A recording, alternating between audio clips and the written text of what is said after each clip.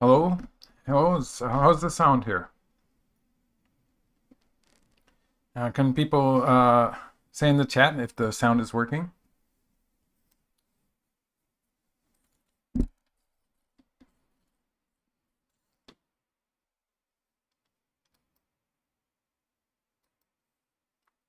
Very good. So hello everyone. I'll be doing a live stream for the um, Mlily Cup. And so here we are. It's a kind of unexpected fight that we had here in the upper right corner. So maybe I'll wait for a bit before I go back to the beginning of the game. It looks like the fight could heat up on the right side of the board.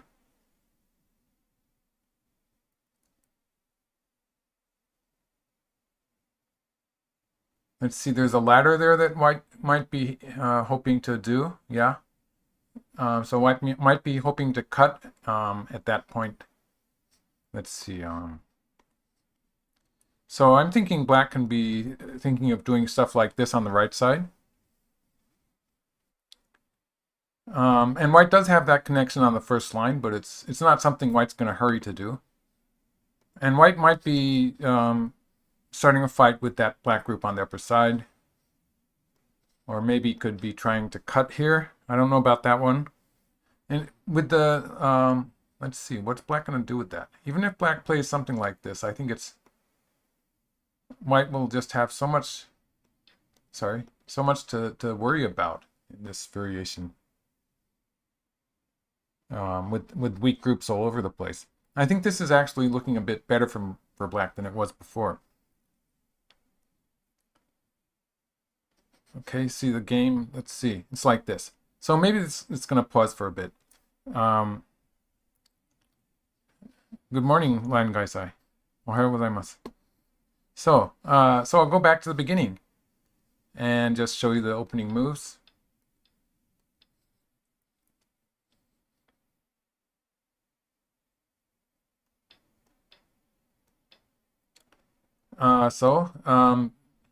This has become normal for Black nowadays, the Shusaku Kosumi thing.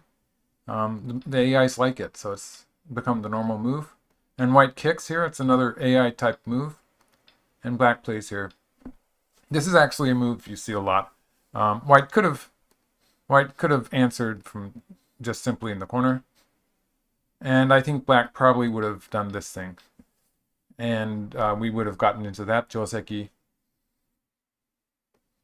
But this is apparently the suggested move, and Black just jumped into the 3-3 point.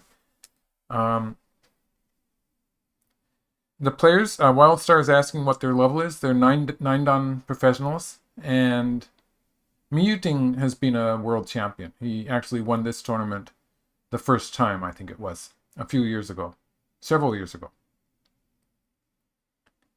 So, yeah, Xie Ke is one of the star players of China too, indeed. That was Rick Rubenstein telling us that. And yes, he's a 9-dan too. Ranks are a bit slippery in China. It's hard to tell sometimes, but they are both 9-dans as far as I know. Yes. Good point by W. Zhang. Saying, I thought the small knight enclosure on Black's top right corner was not popular anymore.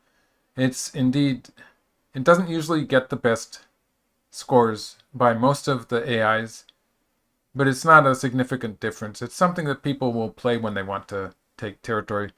It's more common for people to play the AI enclosures, which are big, like the large knight's move or the 2-space high. Yes, AlphaGo did play one in one of the master games. So that was the chess guy saying that, yes. I think Black should usually be a bit more active, so I would have been playing something like this, although I don't know how that's going to turn out. White would play an attachment on one side or the other, and Black would have a choice of jumping into the 3-3 point, or maybe attaching here. So this might be, this is the move I would choose anyway. Jumping into 3-3, it just simplifies things. And with a 7.5 point komi, which is what they have in this game, or even a normal komi. As far as I'm concerned, 6.5 would be what I would call a normal komi. Playing so simply and simplifying the game like this,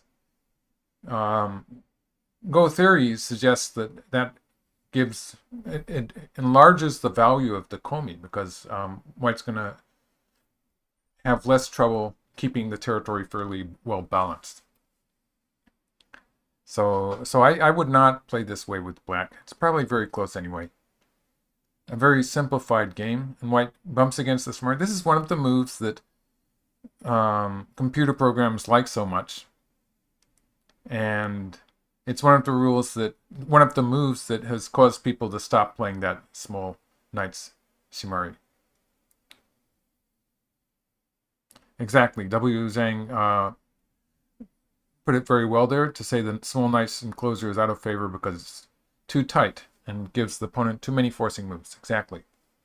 And this is an example of how white might try to force. Black did not answer here. I think it would have been normal for black to answer in the corner.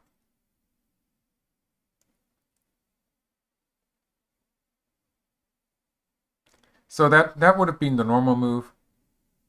In the game, black played here. Oh yeah.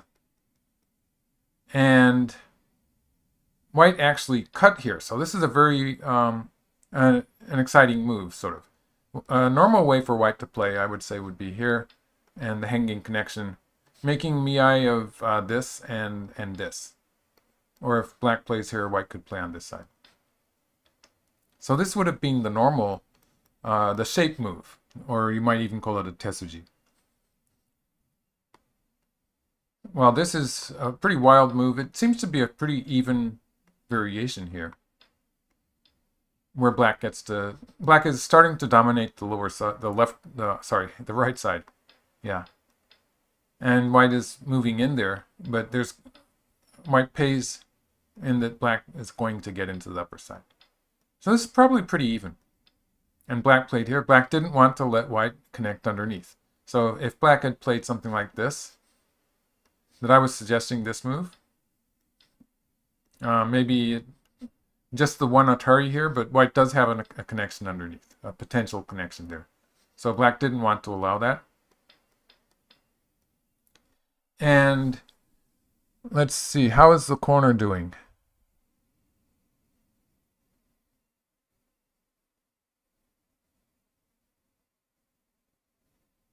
I think the corner is alive as it is, although it does look a bit scary. For the time being, it looks like it's alive.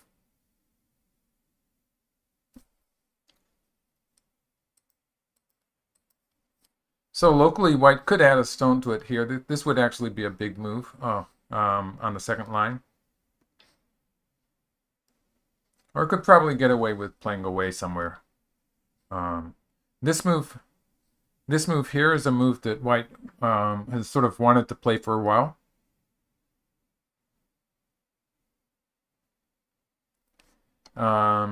And locally, it's very easy for white to live.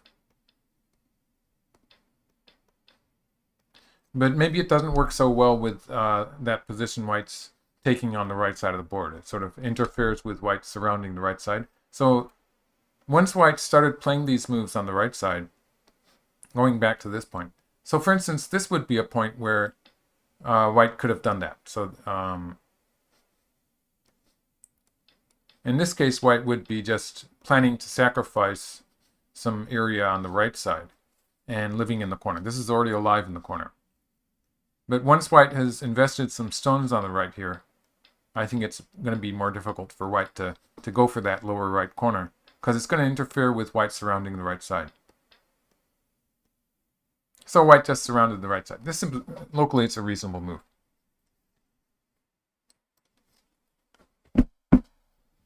Okay, so let's look at the comments.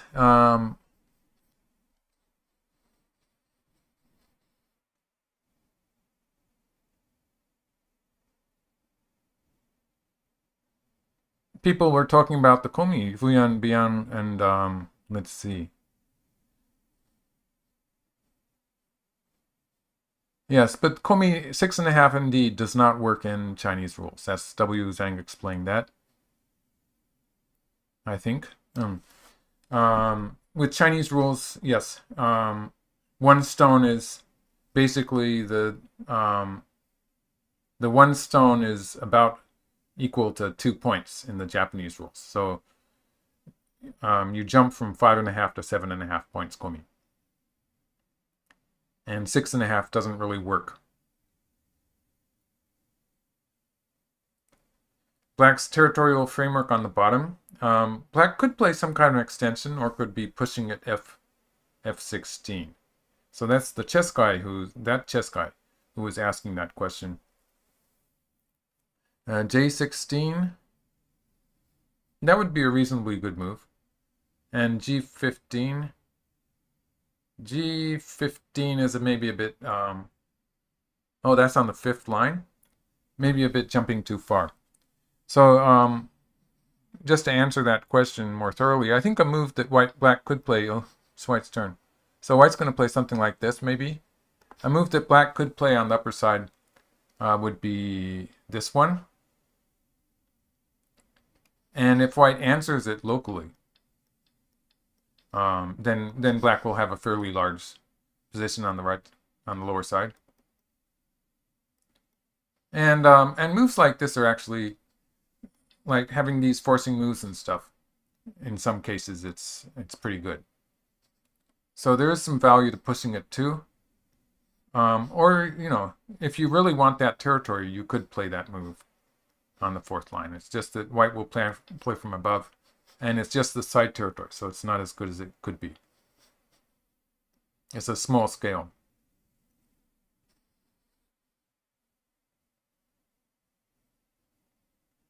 Catbug is still in bed, but looking at the stream. Thank you.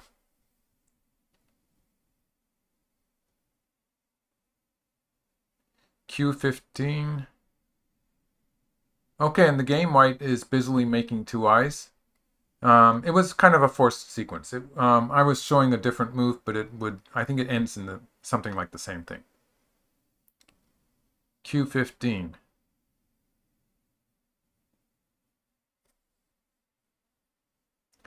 Once White has the right side, is Q15 a threat? Is the question. Okay. It still sort of interferes with White on the right side. White might try a different way. So, for instance, what's being discussed here is this white stone in the lower right corner. White can easily... Okay, it's Black's turn. So let's just have Black play some random move. I'm not sure Black's going to play there. If White plays something like that, it'll be easy for White to live. But still, this is damaging White on the right side. It's still a bit awkward for White to be doing this.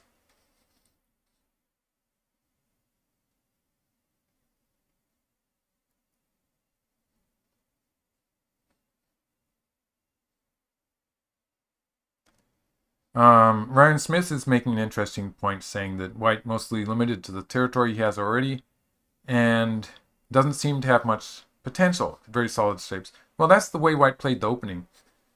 Just taking this strong position in the territory, a very solid territory in the upper left, and a territory in on the left side.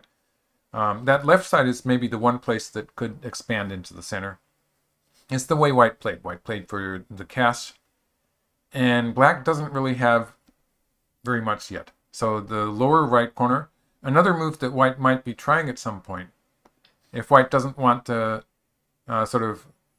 hit his own right side, he could try starting with this, which is not so sure to be alive, but it's a way of trying to make some potential without really damaging the right side as much. So if Black plays something like this, White could play here. White could do this now, and it would be more effective, basically, just because Black's played that move at 3 that Black didn't really want to play that. Or if Black answers on the other side, this is a case where Black could play something like this or like this. White might have trouble living there, but could eventually make some potential with some kind of a race to capture with the outside Black group. I don't know. It's going to be really difficult for me to make a variation that actually works with this one. But there seems to be something there. So in the game, white has just managed to live. Let's just go through those moves again. I was suggesting that white would play here, in which case it's going to turn out something like this anyway. And white needs an extra move to be alive. So in the game, white started with the connection, and black took this anyway, and so white had to add a stone. So it's basically it's the same shape. Black can play here next, and white will answer here, but black's not going to hurry to do that.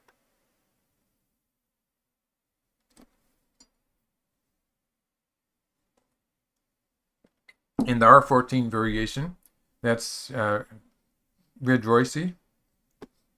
Okay, let's try that one again. So we'll have black play this move again. Cutting before living is probably a bit dangerous. Black could play this way or could play this way, pushing a few times and then killing white in the corner. So, you know, sometimes it works if you have good ideas about how to squeeze from outside or something, or if you really want to play those extra moves in the center of the board. But in most cases, it's pretty big to be captured like this.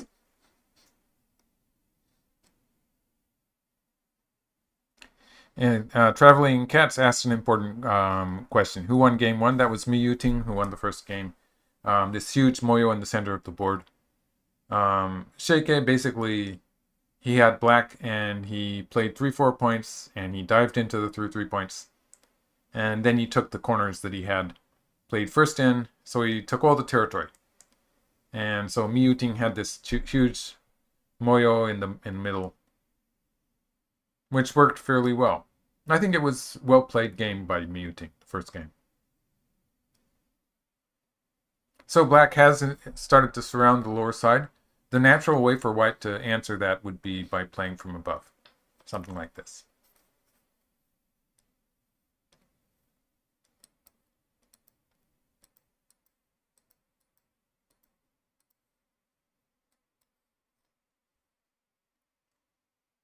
Okay.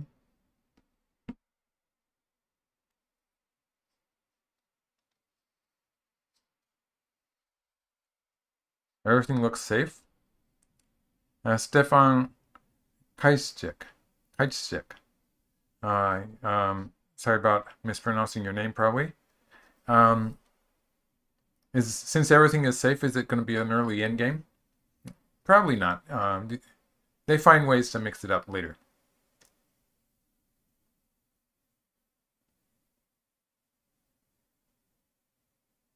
Mm-hmm.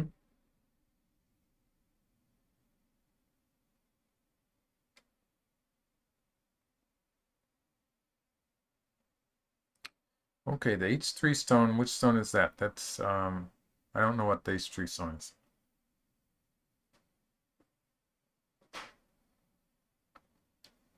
I think it looks okay for black. Okay. Catbug was asking me which color I prefer. Um, I was a bit bothered with black's start here on the left side.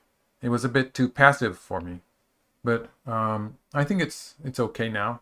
It's looking a bit more exciting for black on the lower side of the board there. White's reducing black's area in the upper right corner. It was just territory, mostly. I think it's going to take some time before white can actually get an attack against that black group on the outside. And white's taking the right side. As I was showing before, it makes it sort of difficult for white to succeed with taking away the lower right corner. So it's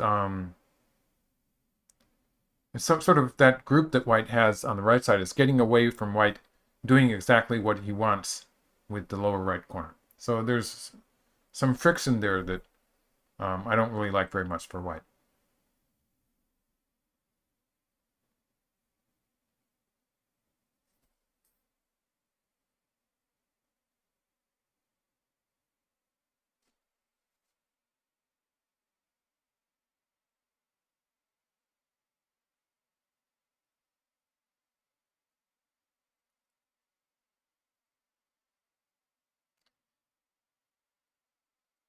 And Rick Rubenstein is suggesting a splitting attack between the left black group and the top right black group. You know, that's not inconceivable. Black does have some beginnings of a living shape there on the left side.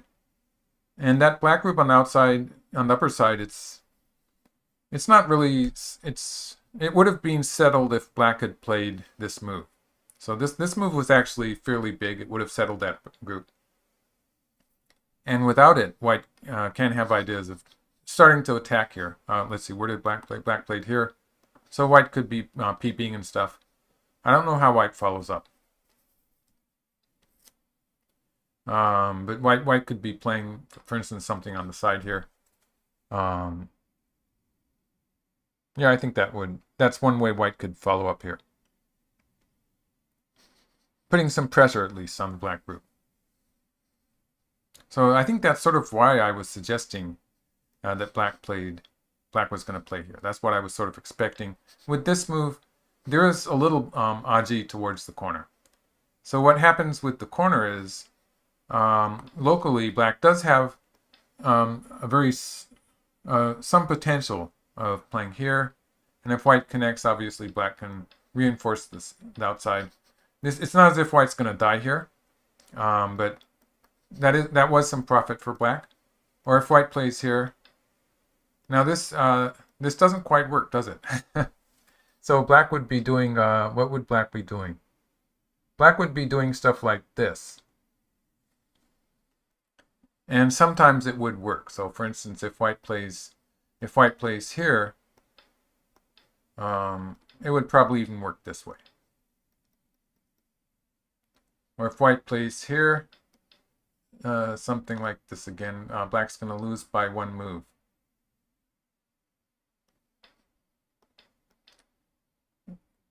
Yeah, at the very least, white can win this way. So maybe it's not working quite as well as I wanted. But there is some aji there. Any black stone in the vicinity would change that equation. Also, white did go after the corner territory. This is a very thin way for white to be playing. It's okay, so we're back to the game position. Probably missing some questions here, so let's see. The game is stopped here. This is white does have one good co-threat at S6, but I don't think white's going to play the ko. No. Okay, let's see what people have been saying.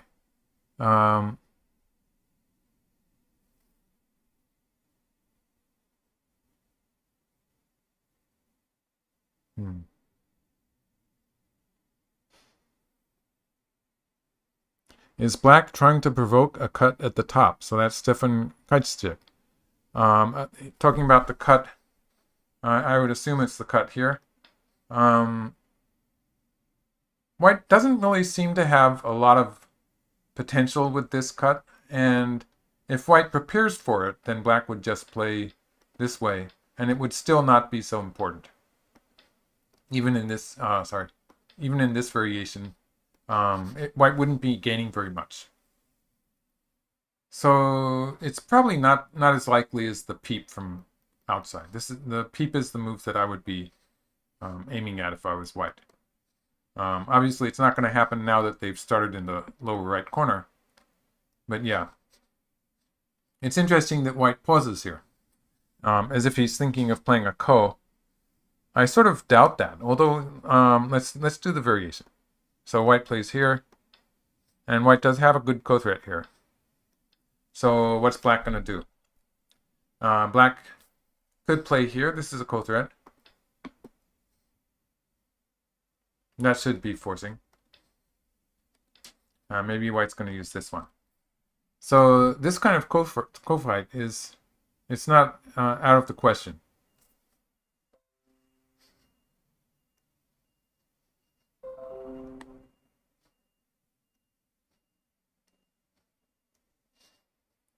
And if black answers, white plays here. So maybe this is what white is thinking of. Black does have some more co-threats here. White might have to try to reduce the number. And I think black's just going to answer these go threats. Black probably has to. At this point, black would maybe play a move like this and make a trade out of it. Or black could continue the call. I guess black could continue the call with this one. So maybe this is something that white is actually seriously considering. I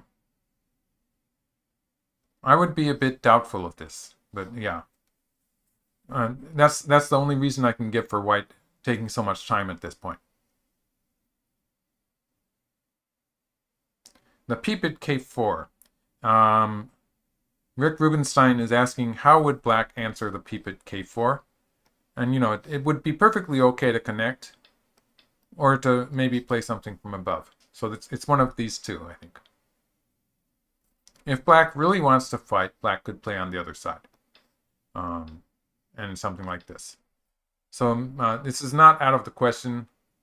Although I think that locally white does seem to have... It's sort of irrelevant at this point because the right side, the lower right area has heated up so more. So that's going to be more important than anything that the players do in the upper side anyway. So it sort of depends on that anyway. But this is another way black could answer. It all depends on the overall position.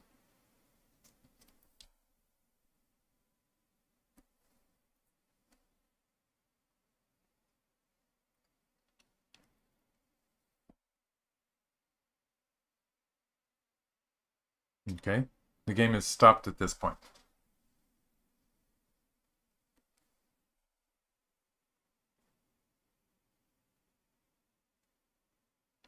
Okay, let's see, who said that?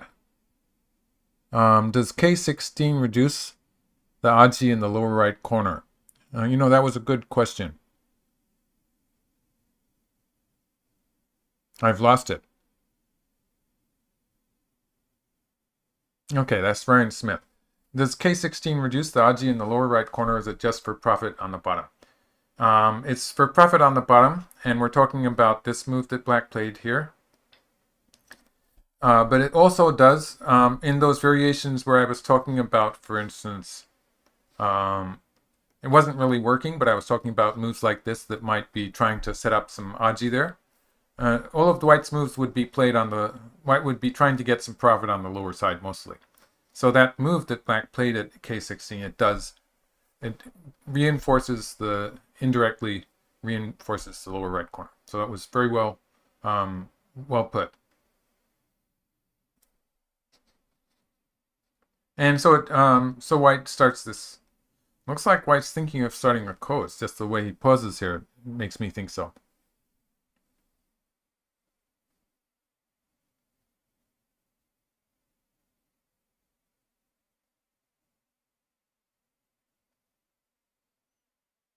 S6 is actually a pretty big ko threat. So that's Ridrio Oisi. Oh, white didn't play the ko after all. Yeah. So I don't think white's really gaining very much here. Because white's weakened that group on the right side. And black has a thick position in the center.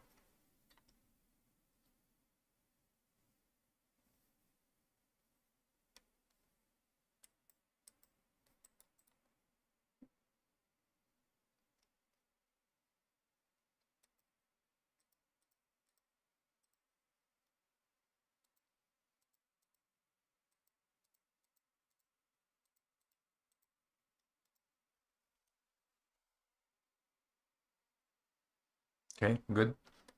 Looks good.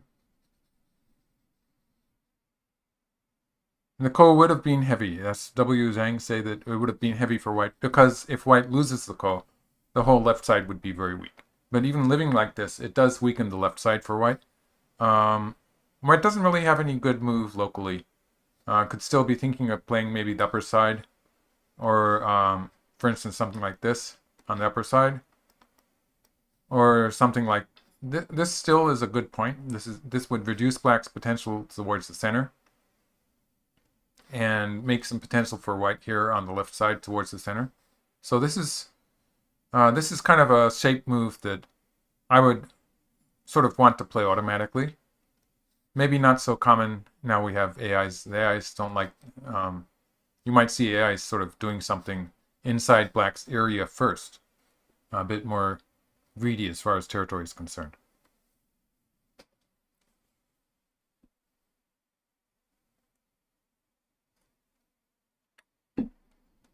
Oh, white added a stone here? Okay.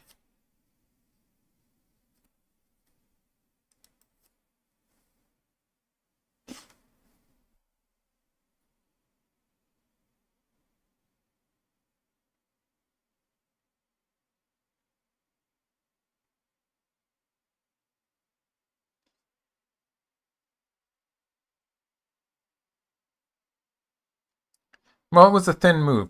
Some players just like the territory so much, and it's really hard to say which is good and which is bad. So that's Fuyan Bian asking, is thickness more important than territory? And counting TLS asking if that living in the lower right corner was not a good use of dodgy. And all I can say is that I didn't really like it, but it's a very subtle difference. So it's hard to say. It's you could say it's a style thing.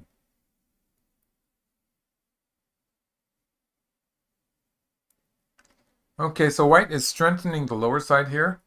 It's probably about time for black to do something about that group in the upper right, which doesn't have any eyes. Oh yeah, so this way. So with this move, black is looking at the cut here, looking at a counterattack.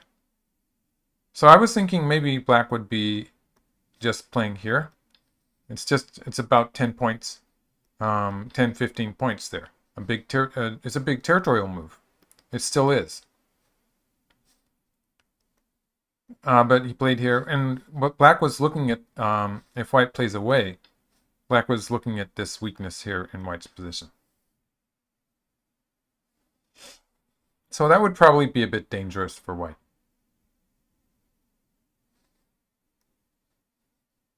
And white answered. So that makes sense.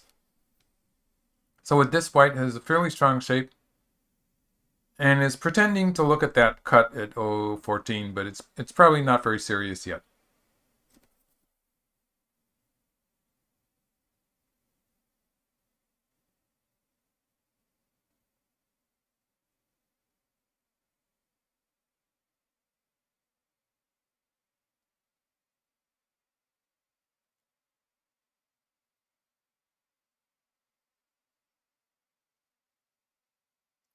Bill Dunn is asking that at some point I must have said that AI says corners are more important than sides.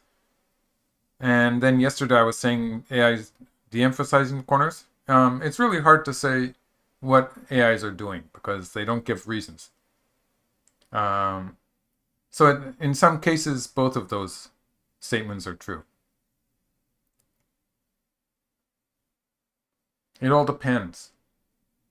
So black played this large move on the upper side. M8, M8? M8, yeah, sort of a free move. It actually strengthened white a little bit, but it does expand the upper side. So I guess it was an okay trade to play. And white dived into the lower side. This is more like the kind of move that an AI would give a good score to, is my feeling here. I think that my idea of my suggestion of just playing here, it might have been just a little bit too weak on territory with black surrounding the side here. So white's going to try to play some forcing moves first. So for instance, just even having this one exchange in would make a big difference there. It would make some extra forcing moves for white. When black did stuff like this, white would just have the extra forcing moves. For instance, with something like this. And yeah, eventually at some point white might even push through and cut in the corner and get the endgame move here. Not yet because it fills white's liberties, but it's something that white will remember. So you can see white's getting a lot of forcing moves here and would have some potential towards the center of the board. So black's not going to do that, but this is basically a kind of hidden theme behind this move where white is invaded here. And wow, that was not expected, but it's going to be, maybe it's going to be a forcing move against white. Okay.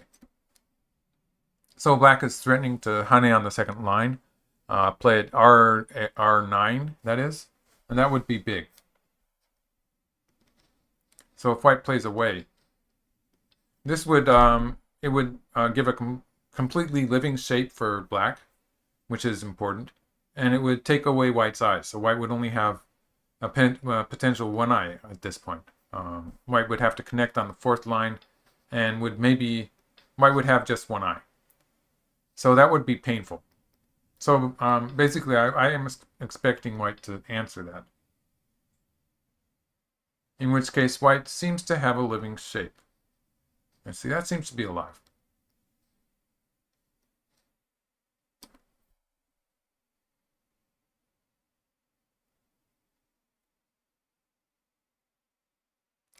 Jonas Piva is asking, when the AI proposes a move, does it have the ability to demonstrate variations if queried?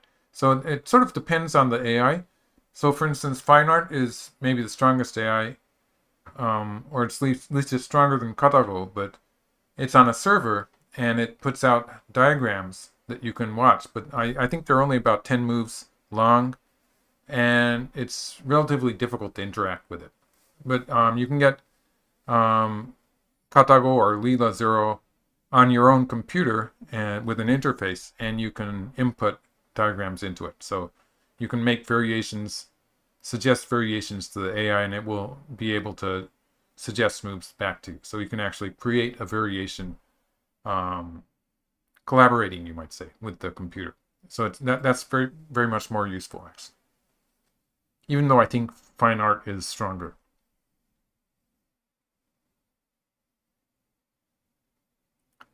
Yes, Bugcat is saying that white's right side shape is interesting. They start so tightly. It's just the way people play the opening nowadays, but then they find ways to make it a bit sharp in the middle game and towards the end. So it's interesting.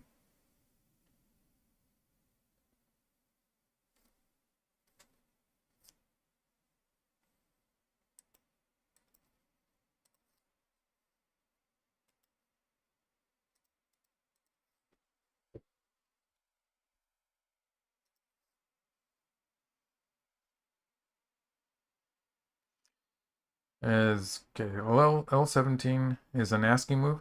Wildstar is asking, is white's invasion, that's I-17 on the lower side, is asking if it was an asking move.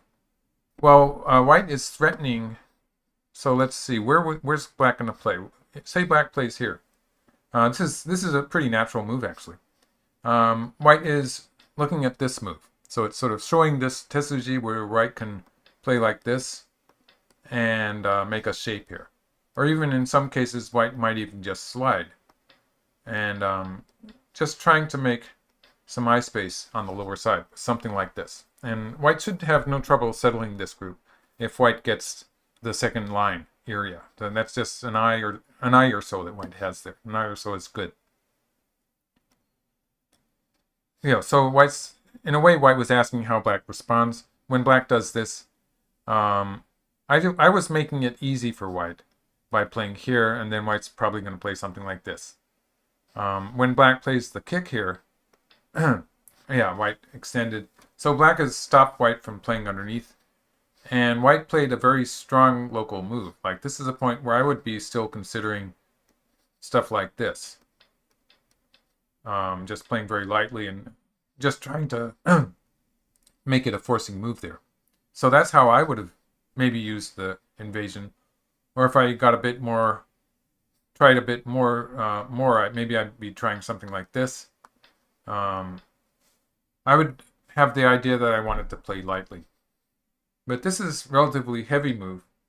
It means that, I would assume it means that white has some ideas that he can still counterattack. The natural follow-up would now be to play here and here. And black could continue with something like this. And then white would try to stop up the center. So white would like to cover up the center with something like this. Black will probably push through. There is that cut at G16. So it could get a bit exciting here.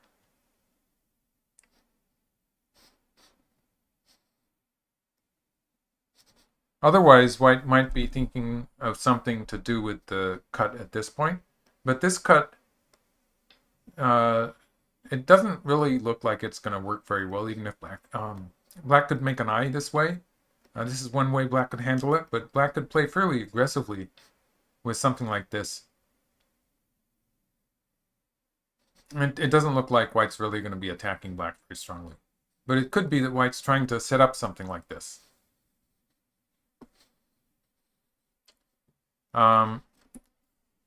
Clayton is asking, would I say that white is making too many groups? Well, white doesn't really have any other weak groups. White does have a lot of groups. Let's see, 1, 2, 3, 4, 5. White has made 6 groups, and that's usually supposed to be too many. But this group on the right side here, it's pretty much got 2 eyes. It's going to be very difficult for black to take away. I think the best black can do is probably a Xie Ke-like shape. Black could probably, if black really had that group surrounded, black could probably make a Xie Ke out of it. That group on the upper side here it's alive. The upper left corner is alive. The lower right corner is alive. They're all very small territories, but they're alive. So it's just this one group that white has on the lower side that white has to deal with. It's not as if white's going to be in great danger here.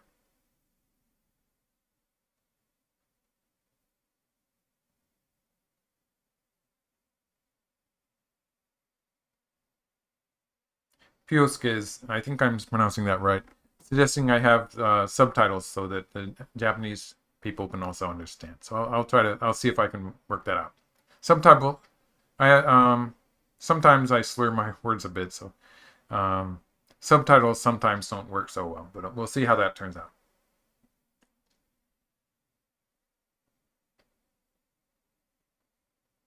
And white ignored the black move. That's interesting. This is completely different from what I was expecting to happen. So, just to go a few moves back, I was saying white might play this attachment, and I was expecting black to play this move here. And white was going to try to stop black from moving out here. This is what I expected. I think black was just trying to play a few forcing moves here on the left. Say white plays here, maybe black's going to continue with this. Something like this. And then maybe come back to this side. And assuming those few moves that black played on the left would make a difference in the center. And it looks like that could be a good idea. So for instance, in this variation, black might even cut here with some ideas, for instance, of this thing. This is just an example of how it could go bad for white. So that's how those stones that black is trying to play could take part in the fight in the center of the board. So white ignored. So this is a big move that white's left behind on the left side, but white also has this invasion on the lower side, which looks pretty important, doesn't it? So I'd say black is going to answer that. Let's go back to the game. Yeah, I'd say that it would be reasonable for black to answer here. After which white will probably come back to this point. It's a completely different game.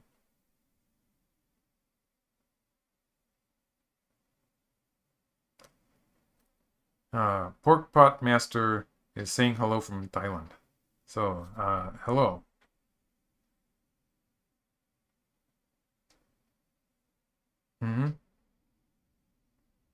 Well, every time they seemingly ignore each other and play away like that, it changes the equation in a way that, like, the opponent had a plan, and sometimes you have to play a way to avoid that.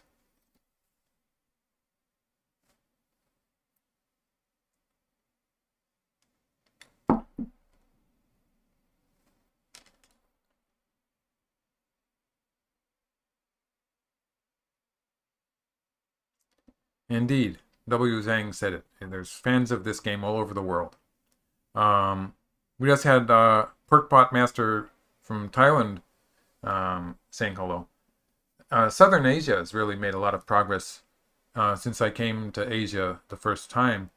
At first, I didn't hear of people in Southern Asia very much playing Go, but they have a very strong Go community now.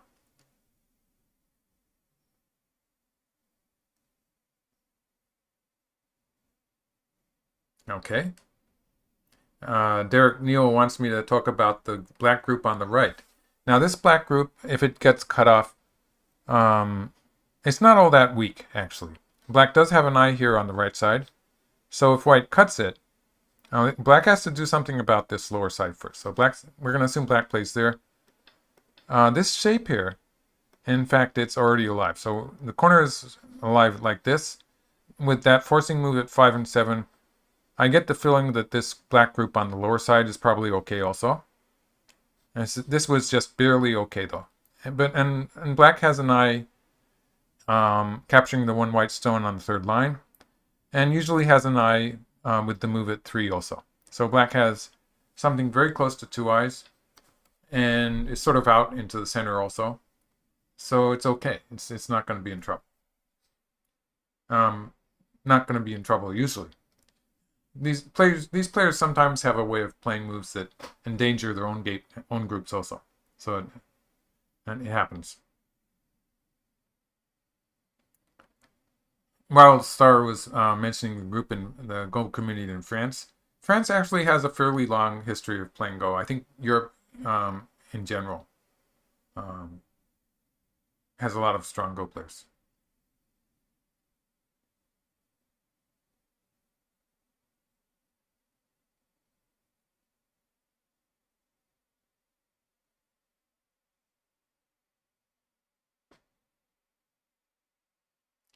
Okay, Bunderba, I wasn't following that, but Karawo gives black a huge lead here. Um, I think it's basically what I was talking about on the right side of the board, where white made this group on the right side and then invaded the lower right side. And I have the feeling that it wasn't really all that consistent, because living in the lower right corner does sort of beat up that group that white had on the right side. And all of the territories that white is getting out of this they're all small. So it's probably good for black. But while Katago might be giving black a huge percentage advantage, it's probably still pretty challenging for human players to take it to the end, though.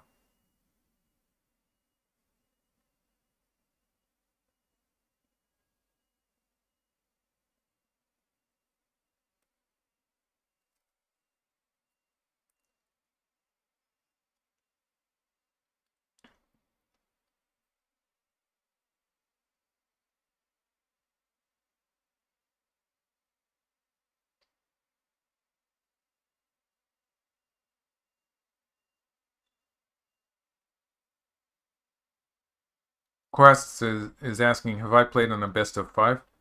Um, I think I've played in best of 3s. That was in some of the younger players' tournaments a while ago. There's only a handful of tournaments that are best of 5. Like there's probably 2 or 3 international tournaments that end in best of 5s. Um, in Japanese domestic tournaments, I think there's 4 tournaments that end in best of 5s. And then there's 3 that end in best of 7 matches.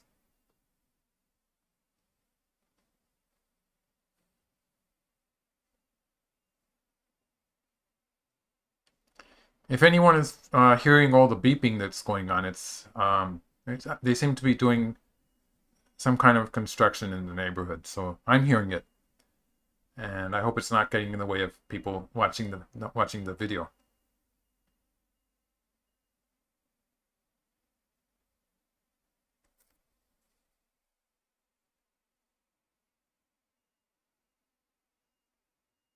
Mm-hmm.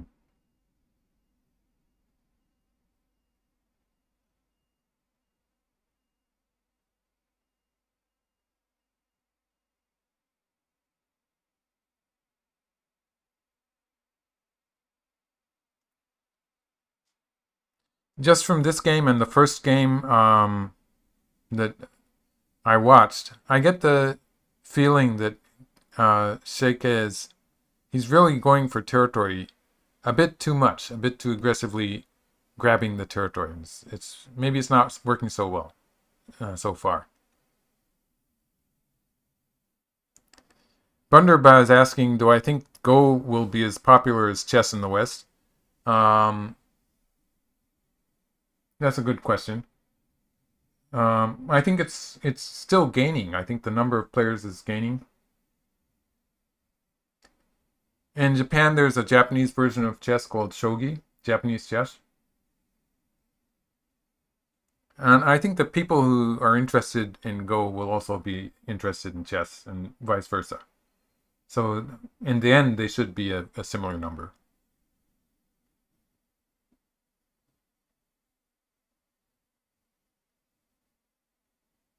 Mm-hmm.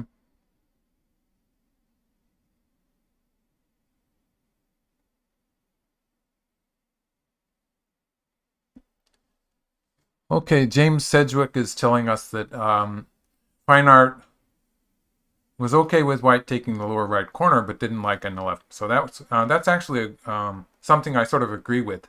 It's this point where white has taken the corner territory, and I would have played the upper side. So this point, or maybe peeping first. So I would have done that and tried to take a more solid lead in territory, with the added value that it's putting some pressure on that black group. So something like this.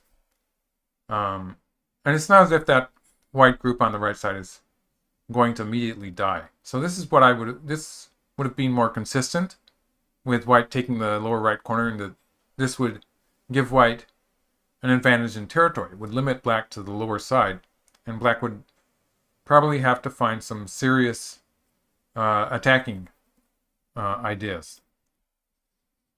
Whereas in the game, when white does this, it gives black the opportunity to have ideas of just building on the upper side also. Black is catching up in territory already.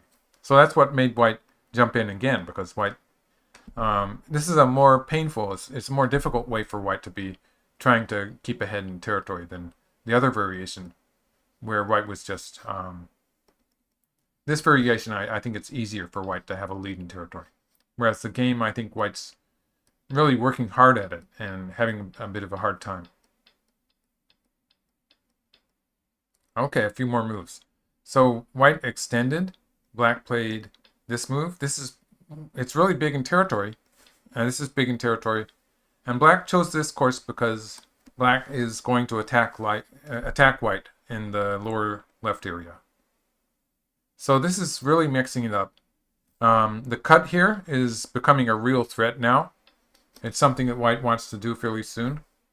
And that white group on the left there, it's not dead yet, but it's in danger.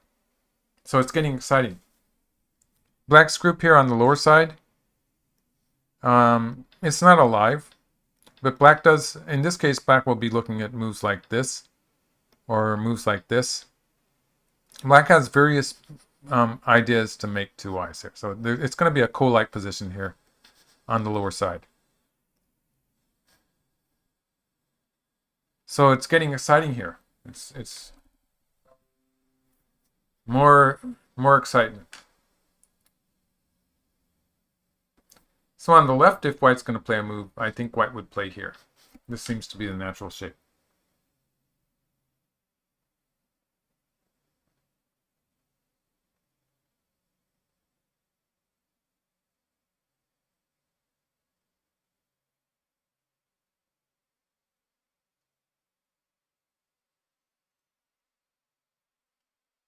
Bugka is giving us the history of Go in the West. The French Go Association formed in 1970, and then BGA, the British Go Association, was formed in 1953, and AGA, that's the American Association, 1934. I didn't realize it was that early. Um,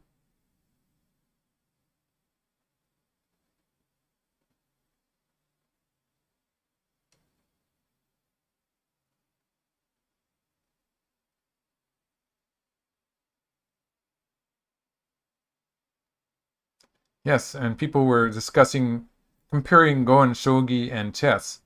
I think they're all, although the Go board is bigger, making it more complicated for computer programs, for instance. Um, it's just the more possibilities makes it relatively difficult to calculate. I think that's why it took longer for Go to become a computer thing than it did for chess. But then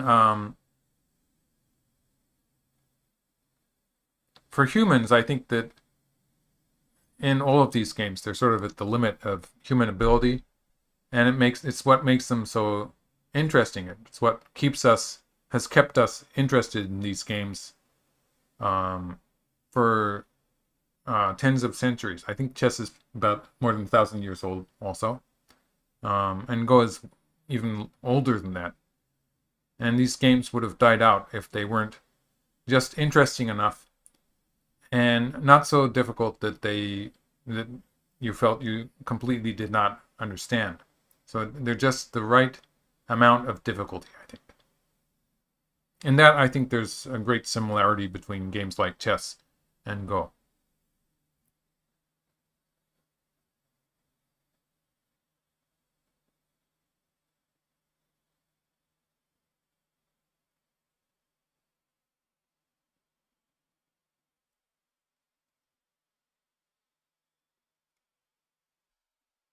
Yeah, I sort of agree with Inquisitor JL. I'd also thought that Go was important to the U.S. Actually, I thought it was during the Second World War because there were a lot of some of the German scientists who escaped from the genocide and they came to America, where actually knew how to play Go. So I thought it was somewhere around there.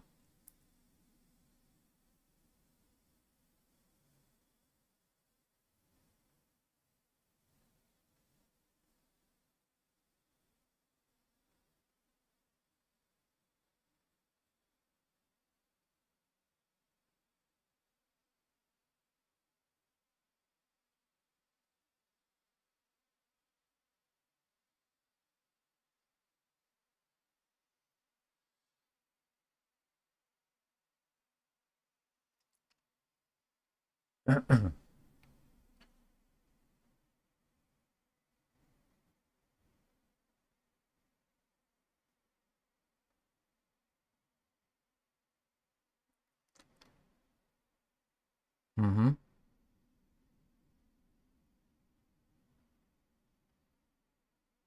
We're still discussing the history of Go in America.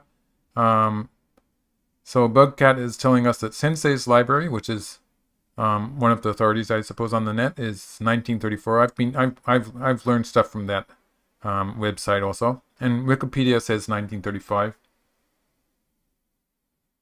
Yes, and yes, that's Lasker. I've heard the story of Edward Lasker. He's a relative of the Grandmaster Emmanuel Lasker, and he was a master or something. He was a good chess player also. Um, sort of a you would call him a professional chess player, but he got interested in Go. I think he was one of the founders of the Go Association.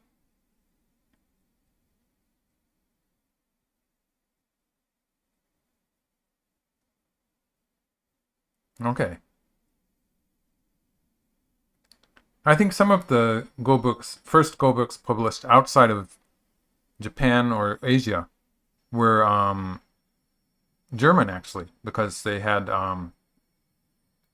Germany was one of the first countries for Go to become popular. The top black group, that cutting point is not going to work for white anymore.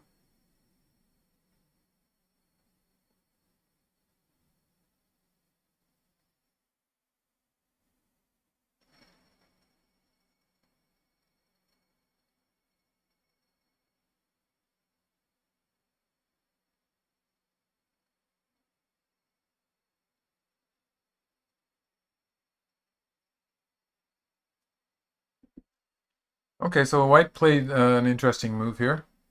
Um,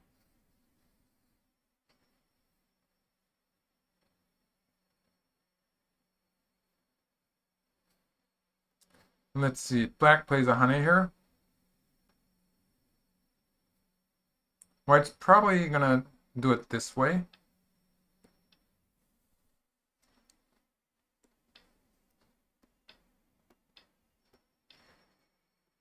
It's not really working for white. Let's see. Maybe white's gonna go this way then.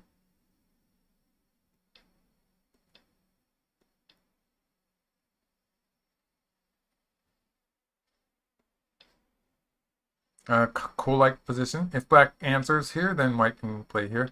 This looks like white's going to get some kind of a trade if it goes this far. It's probably not going to work this well for white, though.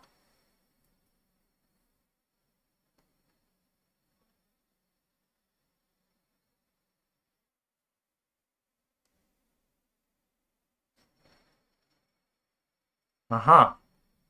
Another unexpected move. So black ignored white's attachment and played here. So locally, this is a move. This is something that that happens. Like this move locally, it's okay. And the timing of it is a bit surprising, I suppose. Okay, let's try to explain what happened here. First of all, black is sort of threatening to connect up on the left.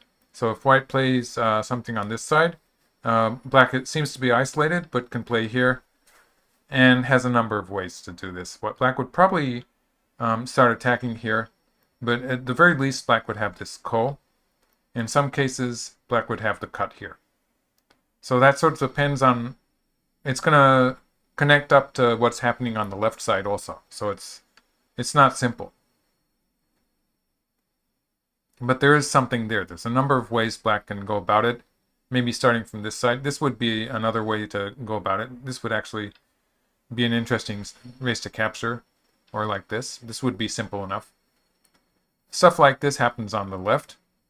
Or, okay, yeah, really exciting. So if white plays on this side, then black would be able to connect up. We have to remember black has this forcing move here. Threatening to attack the corner here. This would actually, it would be another ko with white playing here. But this would be a bit painful for white. So if we assume this, then you can see there's stuff happening on this side. Or maybe another kind of ko. This would be another ko with white playing here.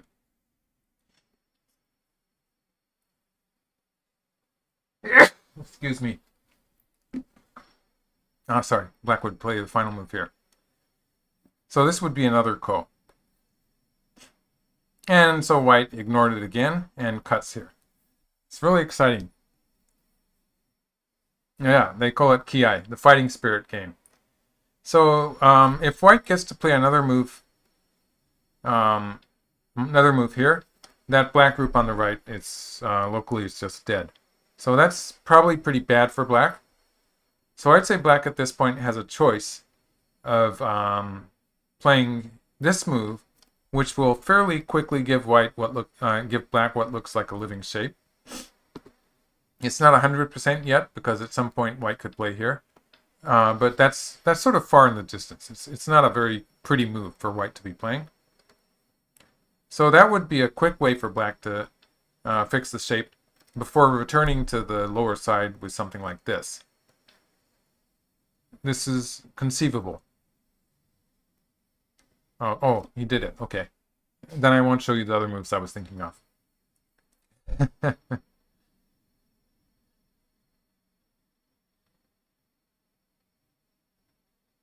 Okay, he pushes once more. So black is going to find a way to live with one of these groups on the lower side, but probably not all of them.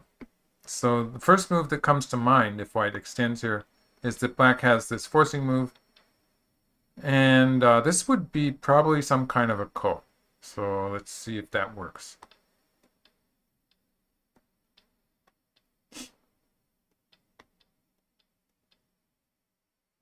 This might actually be, yeah, it's going to be a ko.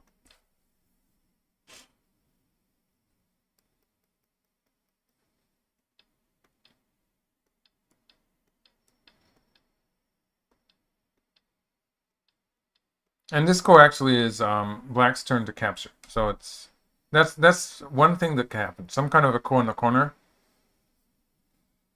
Or if white answers it like this, white will be alive, but black will have this move, in which case black will be alive with the right side pretty much saved, or alive on this side with the left side pretty much saved. So white's probably not going to do it that way. White's probably going to go on the course for some kind of a ko. So this kind of fight could ensue. And it's going to be it's going to be that ko, or maybe white could play here. I think this would be okay for black, actually. Black living in the corner.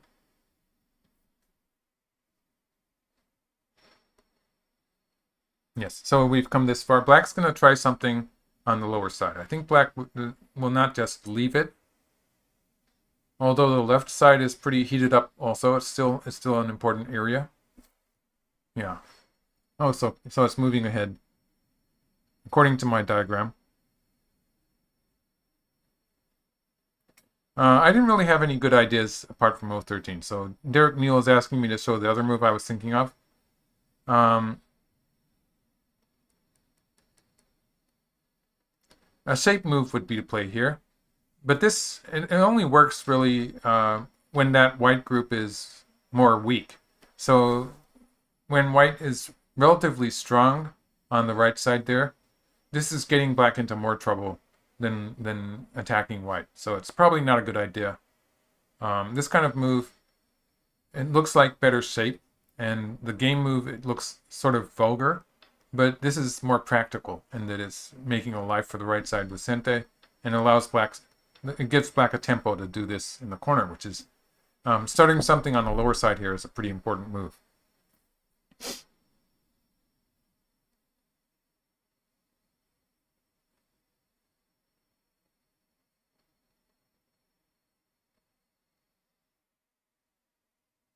Yes.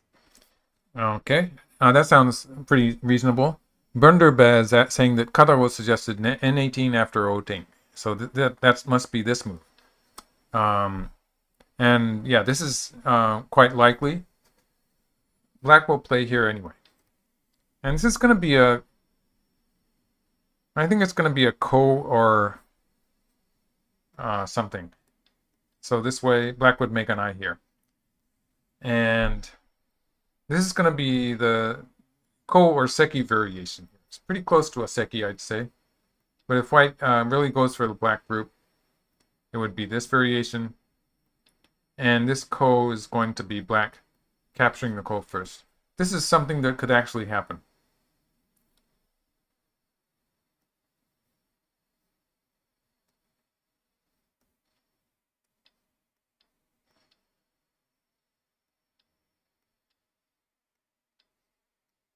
Or this way. This would also be a kind of a ko-like shape.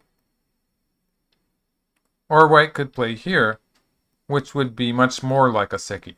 So this would be leaning towards the seki shape. Let's see.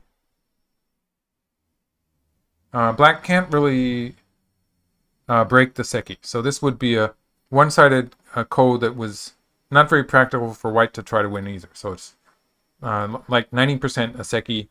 In some rare cases, white will... Let's see what white would do. White would play here and be fighting this ko at 9 forever. And eventually we would get into this kind of shape. And it would be like this. And white would still have to fight that ko on the first line. And eventually would be... When white plays here, the black group would be dead. It would be a double ko, in which white would be able to answer all the ko threats and would have an infinitely winning position. So this would be just winning. But you can see it took a lot of moves for white to do that. So it's pretty much, it's very close to a seki shape here, this one. So this kind of fight is something that could be getting set up here. Playing on this side and allowing black to have fairly good shape here, this would probably not be so satisfying for white.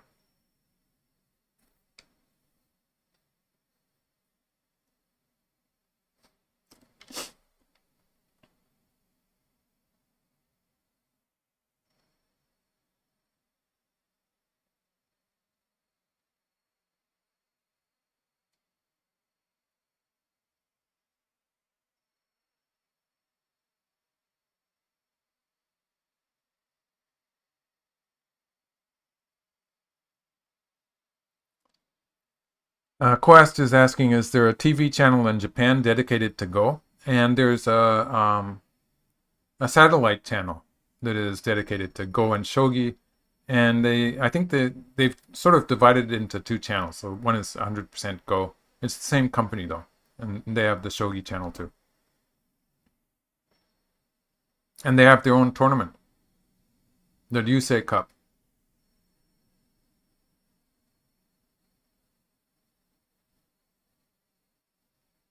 Does white have to play M14? Yes. Yes, black would play M14. It would be painful. Now that was Clayton asking about M14. That was white's move here. Let's show a variation. So when black pushed here, if white had played something like this, that would probably kill black's group on the lower side. But allowing this would just be a bit too painful. Black might start from this side.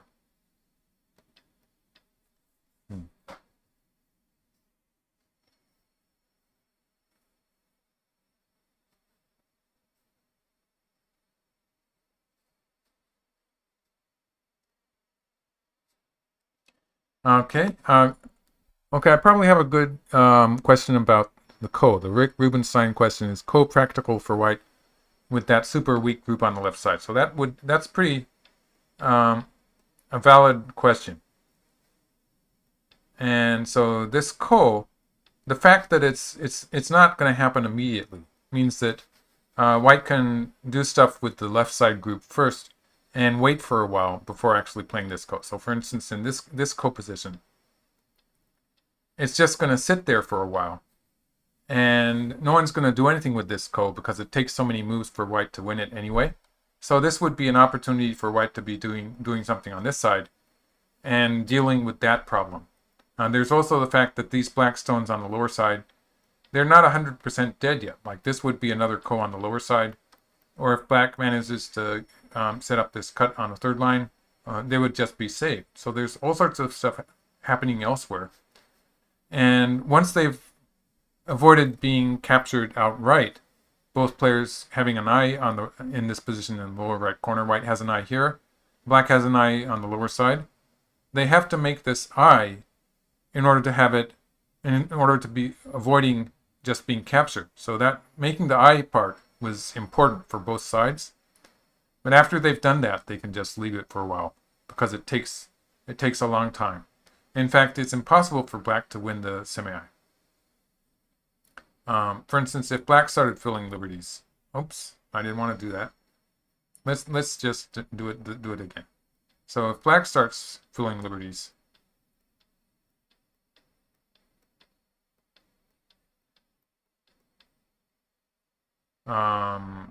in this variation, black doesn't have enough moves to catch. Black's killing himself. So even if black plays on this side,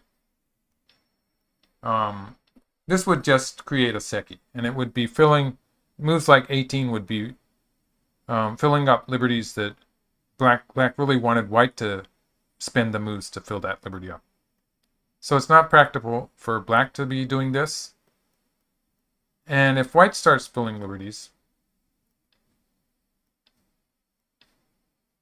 it's going to take forever to win this Ko. At this point,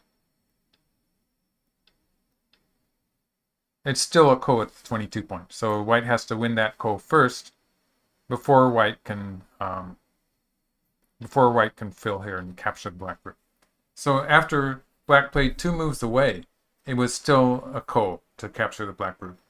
And in the end, that's just something slightly more than 20 points of white territory. So it's just not worth it. So that means that both players, after they've established this position here, up to this point, both players are going to play away for a long time. And the fact that white is really weak on the left side at this moment in the game, it's probably not that relevant. All of that is going to change by the time they decide to play the Ko out. But it was a good question. It spurred me to say all that. So I think it was good. So white's still considering this move.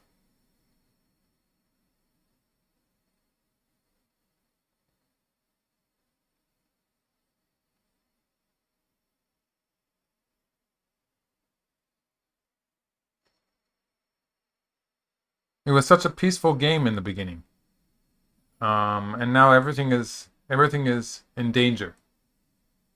There are two groups on the lower side for black that are not alive. That black group on the right, it's probably okay, but it depends on black being able to run out into the center.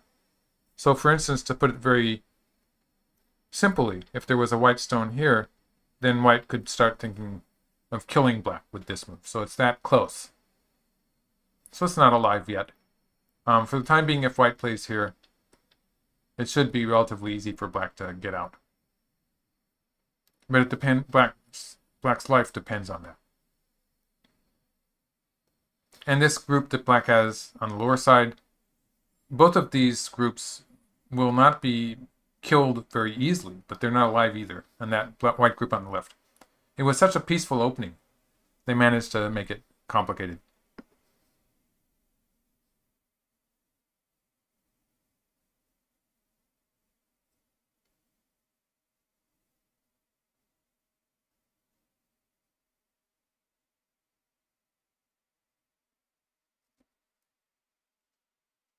Wildstar is asking, am I saying that white can't start to fill black's liberties in the coal? Let's just show that variation again. I'm really in love with this variation, I guess.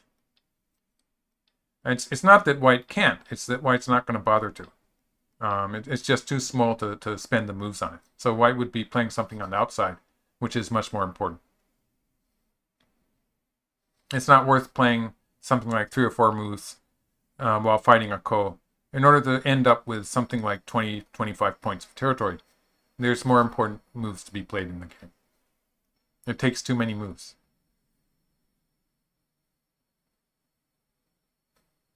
Yes. So this move here, it's actually a feasible move, or this one. This also was a feasible move.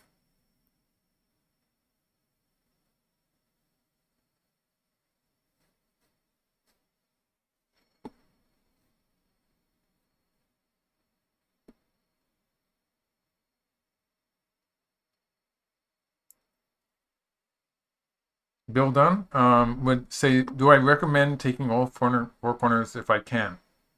It doesn't matter. It's really hard to say that in general. Like it's something that works sometimes.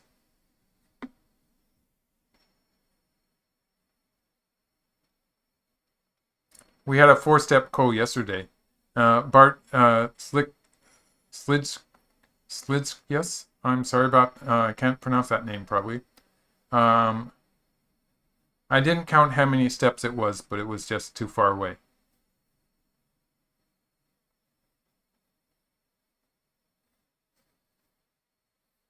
Oh, they've paused.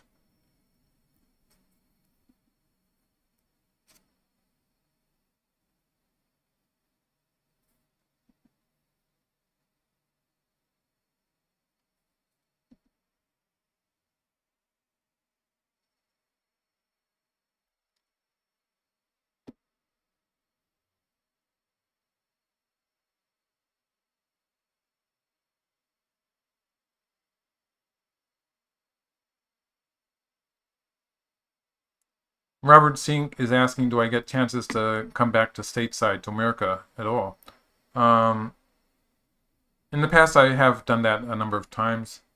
Obviously, in the last couple of years, with the COVID virus, I haven't been traveling at all.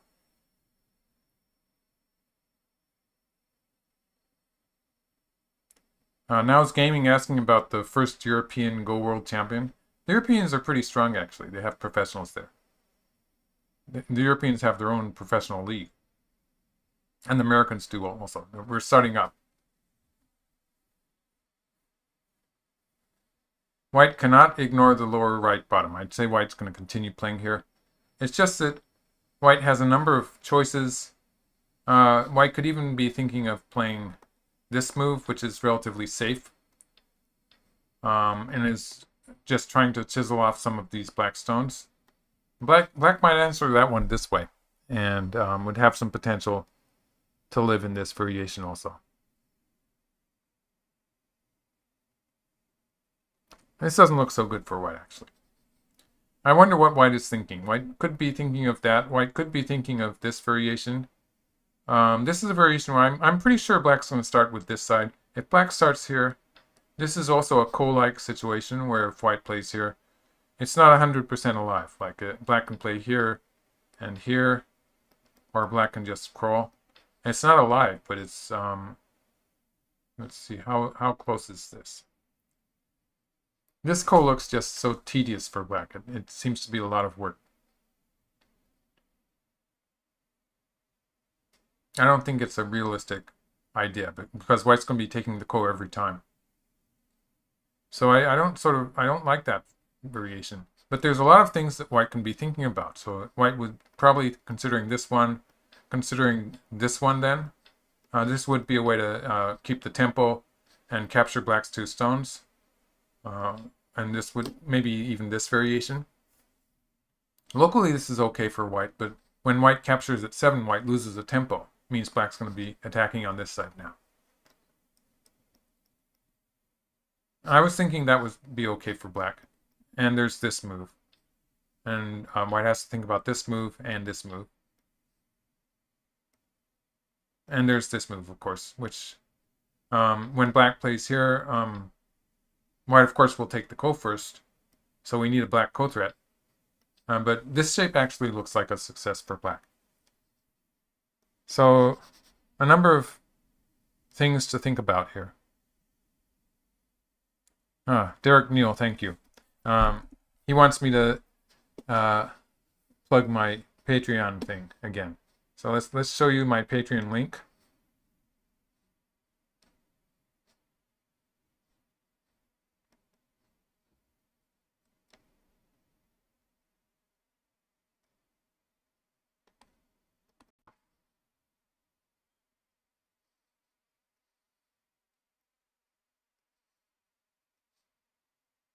Yeah, so anyone who wants to support my Go channel, just go to Patreon and help me out there. There's a tier where you can get teaching games.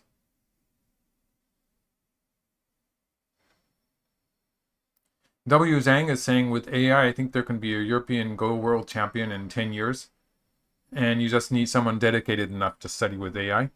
And basically that's correct because in the past, for instance, when I was young, you had to come to Asia and actually mix with the strong players and have rivals and friends and people who would study Go with you in order to get anywhere, even get close to professional strength. But now people can learn directly from an AI, and if you use it in a way that works for yourself, that's something that will actually work, and it can make you very strong very quickly. And so the geography thing isn't so important anymore. It doesn't matter where you're living, provided you have access to the AI, and you can use it intelligently in a way that works for yourself to study Go.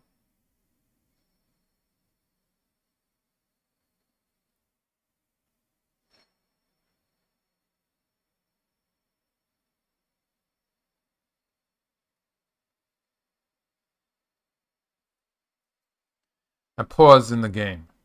And the time, let's see, the time, I think Yuting is black, has used less than an hour, and slightly more than an hour for Xie Ke.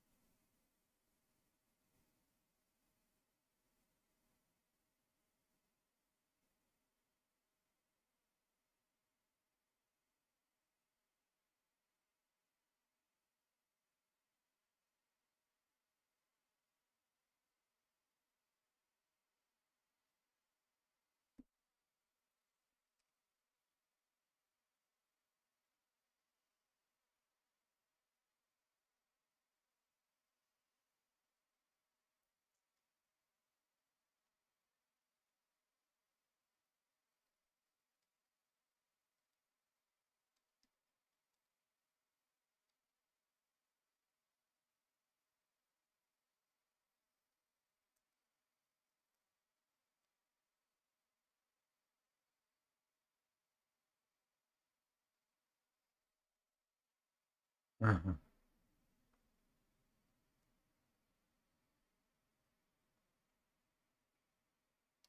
Okay, well, I think it's a good time to pause here, and I'd like to take a break. Um,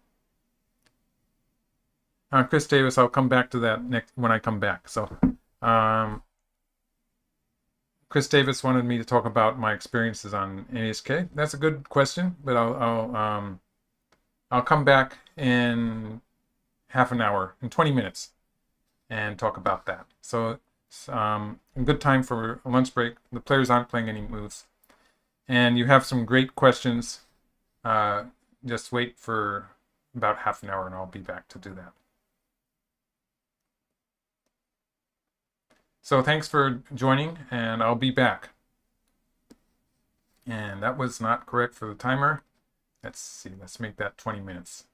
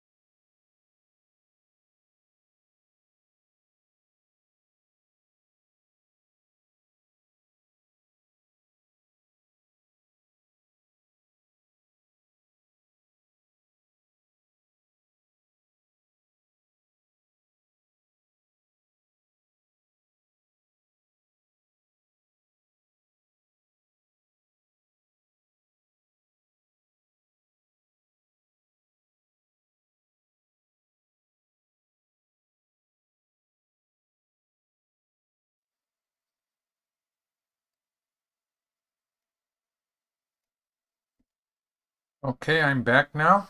Um, how does this look? Everyone hear me? How's the sound?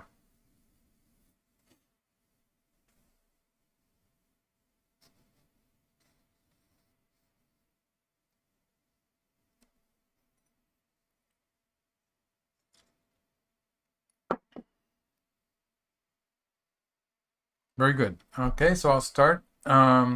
They've played a few moves here, so let's go back and try to catch up with the game afterwards. So yeah. So white actually played the Tari underneath, and black did not play the Ko.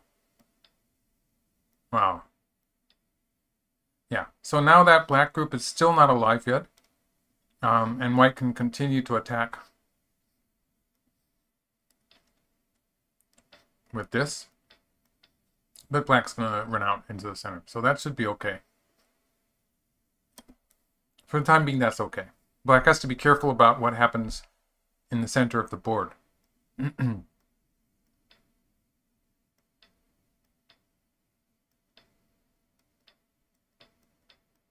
Okay, so white's escaped on the left. And is back to attacking black here. So this is natural move for black. And if white pushes through here, black can squeeze like this, I guess. And it's perfectly alive. Black could connect and it would be alive.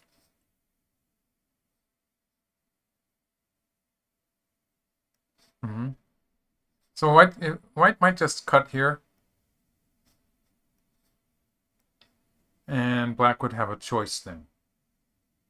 But it would be okay to connect here, I guess. So something like that. It's alive. And so white, now what will white do? White has potential weak group on the lower side and on the left side. And black has a potentially weak group on the right side. So those are the areas that we have to focus on for the time. Oh, white continued immediately. Okay. It's not gonna end in Gote at least.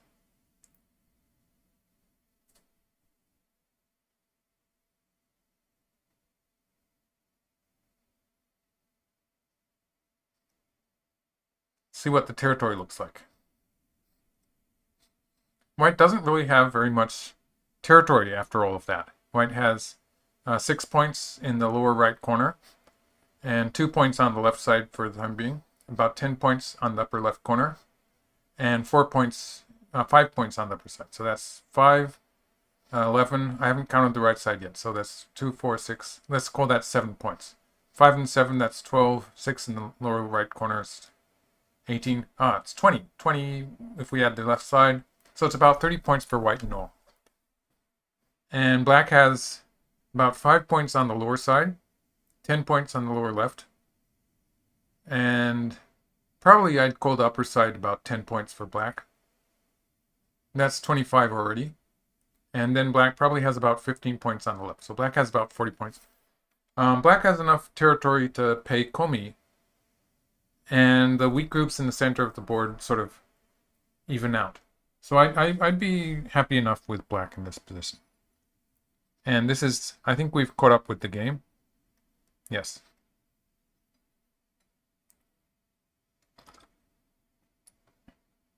White can play at M11. He means, okay, this is Derek Neal asking, can white play in the center? And I believe the indicated move is this one. This looks a bit better. And black will answer it here. White can actually, yeah, this is good. Let's say black answers here and it's like this. White can maybe make some points in the center, but it's going to take some time still. White needs another move somewhere around here. And there's still the weakness of a black move here. On this center area, it's just, there's so many weak shapes in the vicinity that it's not really very much territory. It's not going to be a big territory. And black's potential, for instance, with stuff like this, black's potential on the upper side and the left side, spreading out into the center, it's probably more important than white's potential in the center.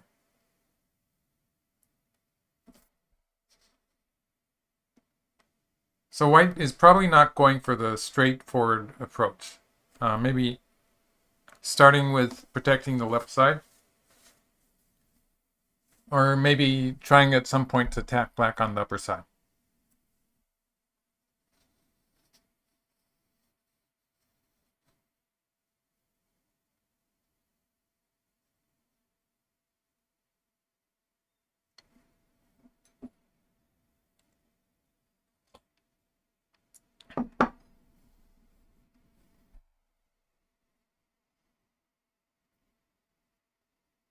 So a slight advantage for Yuting. It's probably not. It's still. If I was playing, I would not be sure of it. It would be still something. Um, it would depend on the rest of the game, obviously. Quest asked if I'm a tea drinker, and I drink tea. I drink tea. And I drink coffee too. So I have coffee after lunch.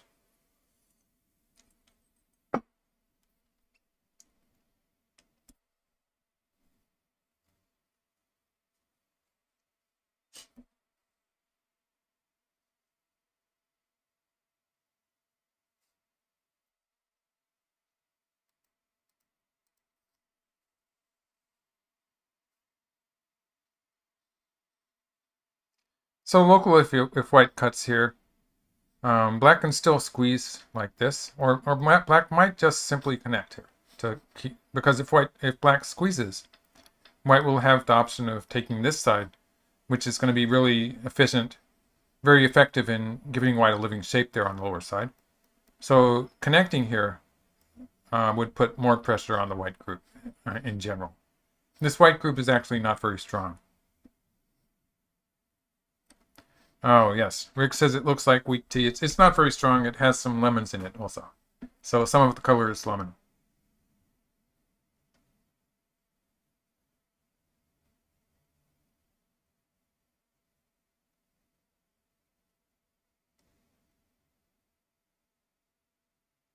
Okay. So they've paused again.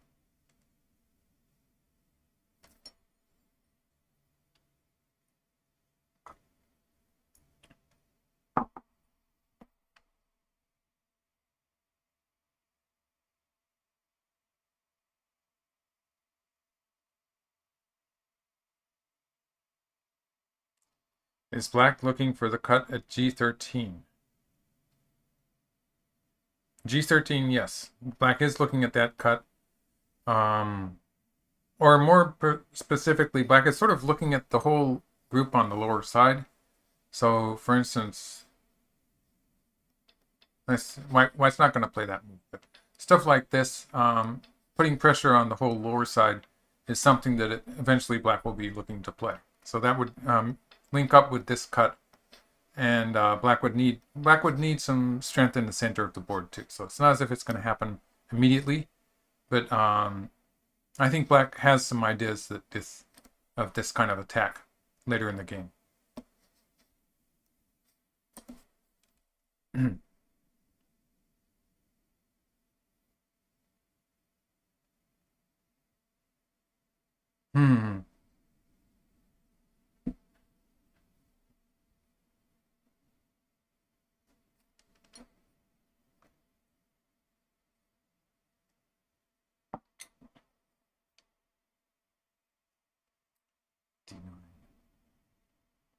The Aji with D9 is something that white could use to a certain extent. So this is Bunderba saying, what about the Aji with D9? So this is this move. And it does create some Aji, but it's sort of, it's just this move, basically. It's just this move that white can play here and here. So white can get some extra forcing moves. But in actual practice, black might be playing a bit more strongly here. And I'm not sure it's going to work. So this would be, locally, white would be losing the race to capture. And would basically need a stone somewhere around here to make it work. So in this case, white would be losing some points first. Or if white played here first and then here, then black would just play underneath. That would be a different story. So the order of moves, to make it very effective, just because white won it's not a forcing move towards anywhere else. It makes it sort of difficult to be that happy about the forcing moves white gets out of here. So it's something that white has in mind, but it's not going to be a big it's not going to be a trump card for white to play at some point.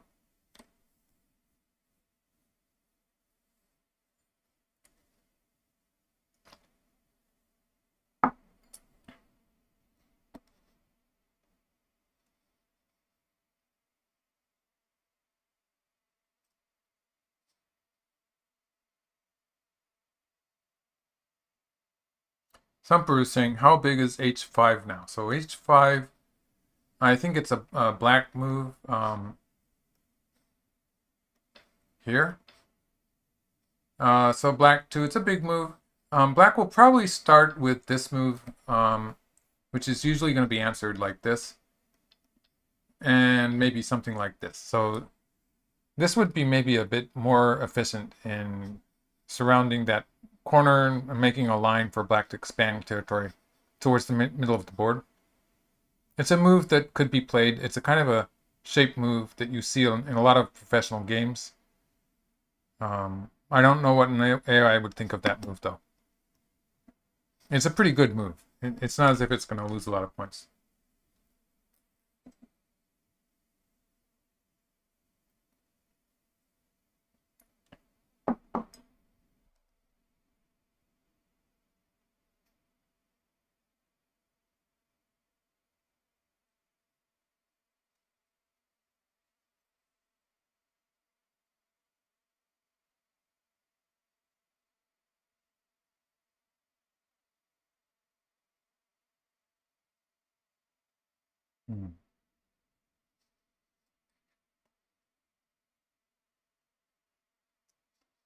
So it's white's turn. Let's see, where would white play? The straightforward move would still be something like this. This would be a straightforward move. I haven't seen so many of those in this game, so probably not. But this would be the straightforward way for white to force black to put a stone in. Maybe this way. And white would then be able to play something towards it. This general idea it sort of works. But in the end, white's going to be trying to reduce black's territory in the center more than making territory for himself. It's just that white doesn't really have a good position to make territory here. So that's why white is probably trying to think of something a bit less direct. I wonder where it might be. So maybe white's still thinking of attacking black in the upper side with something like this. Oh, that's a good idea. Gandhi suggests I show how we got to this position. And it's a good time to sort of go back to the start and show the moves. I'll try to do that relatively quickly so as we don't miss anything important.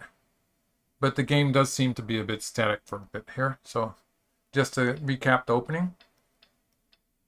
So black played a very tight opening here. I don't play this. I never played this Shimari very much. I always liked the larger Shimaris actually, the large knights Shimari actually.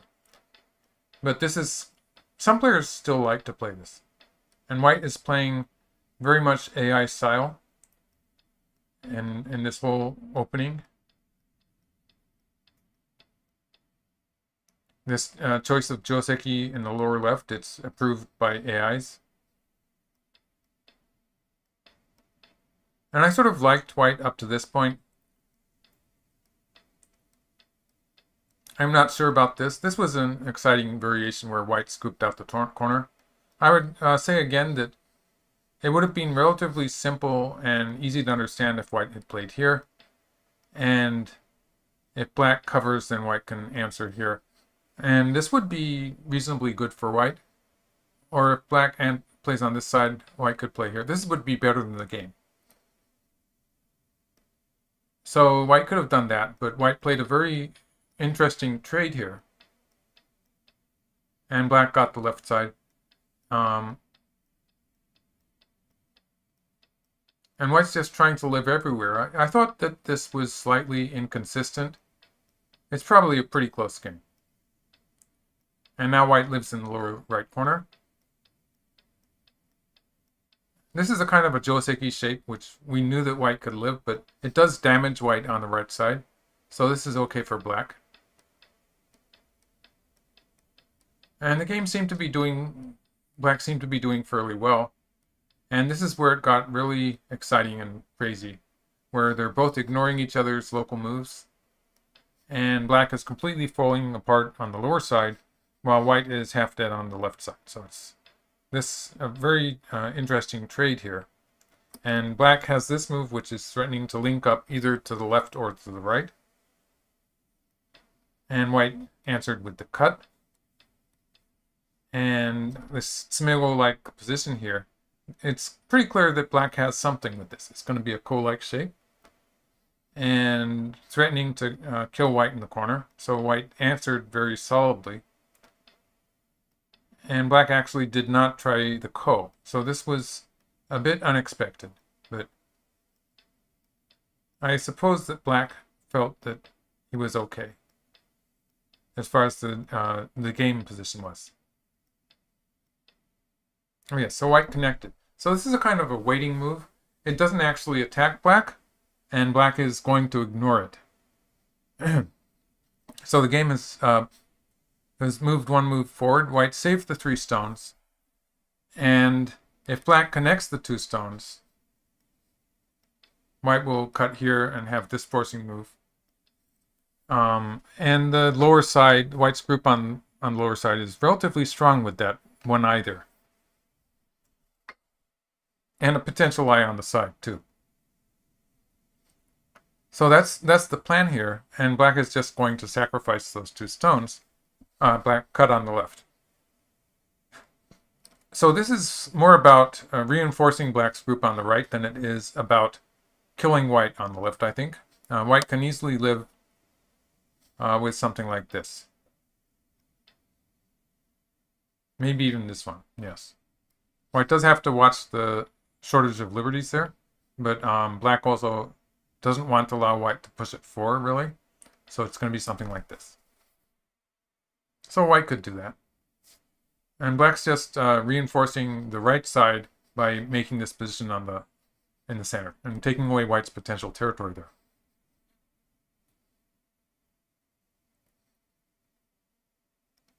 Okay. Lion Gaisai is asking, do I like the white Joseki in the top left?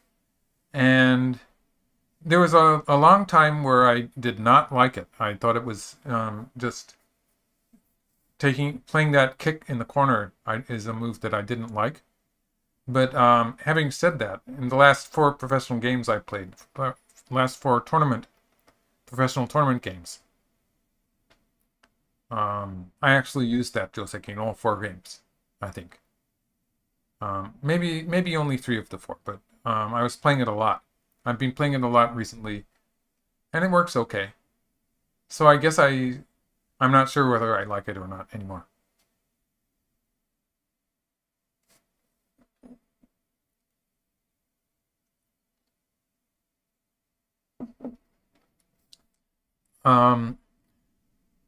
Bugcat is asking if the continuation in the top right was an option before. I've never seen that trade before.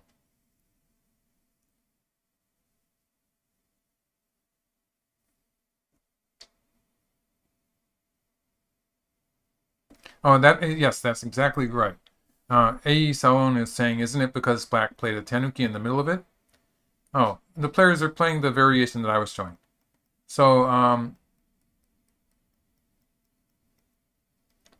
it's pretty unusual for black to play a tanuki at this point. So it's unusual already. And if in the rare cases where we have this position and it's white's turn, I think most people would play here. And so doubly, that makes it unusual, the game variation where white is doing this stuff. So both of the players played a slightly unusual move there. So back to the game. What White did play an Atari and played the Hane.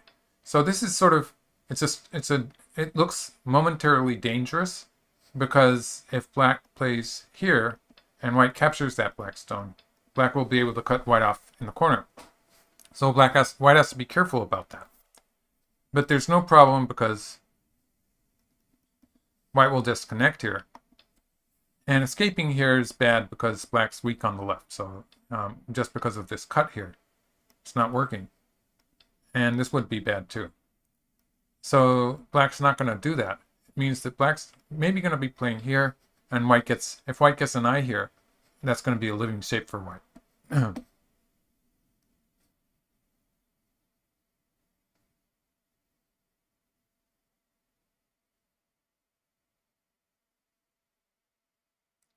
Leonardo da Wagner talking about Black building a moyo in the upper center rather than responding to White in the corners. And I'm not sure which corners Leonardo is talking about.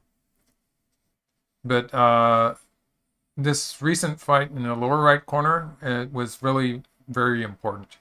So it was an area that both players could not afford to leave alone. And this area in the center of the board, for instance, when Black does something like this, I'm still not sure how much Black's going to get out of that. So I'd say these fights, especially this fight in the lower right corner and the previous fight in the upper right corner, they were both more important than moves like 1 and 3.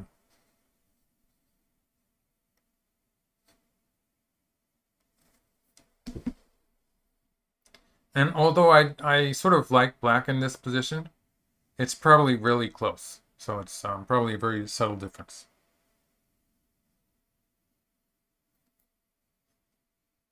Mm-hmm.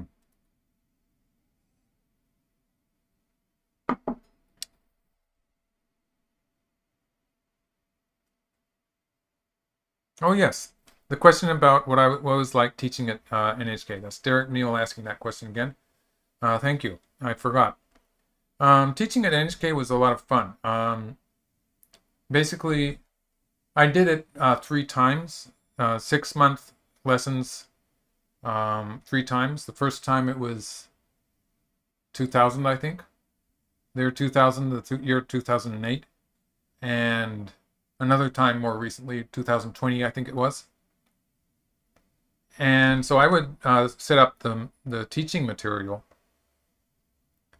and the whole camera crew and everyone, they would all know how to play Go. So they would be interested in what was going on. And they would be taking it, and the director was a fairly strong amateur Dan player, so he had his own opinions and a great interest. And they're very professional. I think that it was a lot of fun dealing with the NHK people. And they had there's an NHK publication that is kind of linked up with them in some of their business, and they were making the magazines that had the same lessons in them.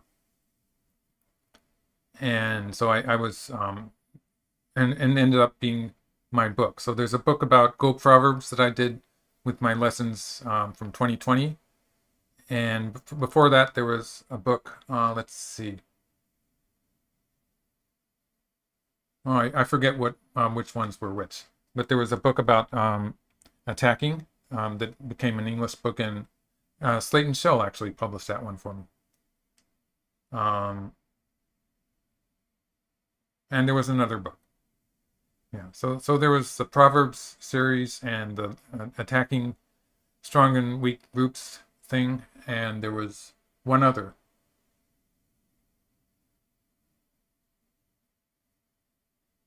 Tatakai no Tetsuji, yes.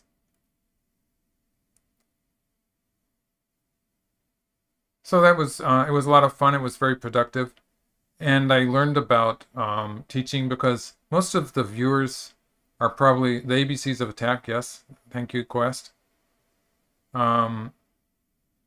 most of the viewers, they were saying they were probably about 5Q. So they tried to teach me to speak in a way that would be understood by Q players, which was something I had trouble doing before. So I think I learned something from that.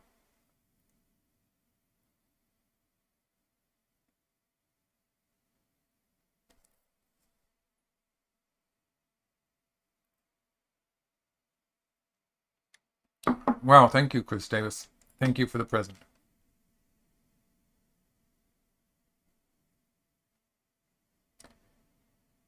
Go Baduk Weichi is saying, do you wish there is an easier to use Go book authoring tool?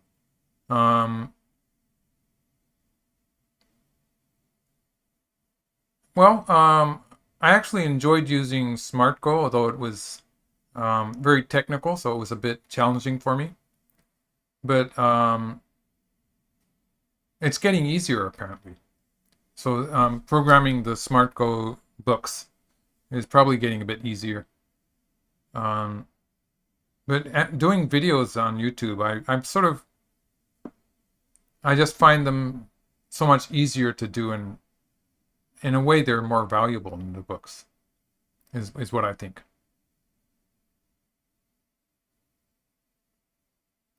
A black Hane at L18, I18. Black Hane at I18. So this is Lion Gai Sai. How big would an Hane at I18 be? It's probably not so big. The problem with that Hane is that in order to save the Hane stone, black would be cutting himself off in the center of the board. Can I explain F12? Okay, so should I do that first? So the idea with this move is that, first of all, if white plays here, black can cut off these white stones, because this comes as an Atari. So, so actually white's going to play here, unless white tries something on the left first. So what I'm saying with that is that maybe white would try cutting here or something like that before playing that move. I'm not sure how that's going to work. It would be normal just to play here. In which case, if black plays here, it's probably not all that successful, even if white just curls around or something. So maybe black's thinking of doing something like this. This would be an eye-taking Tetsuji.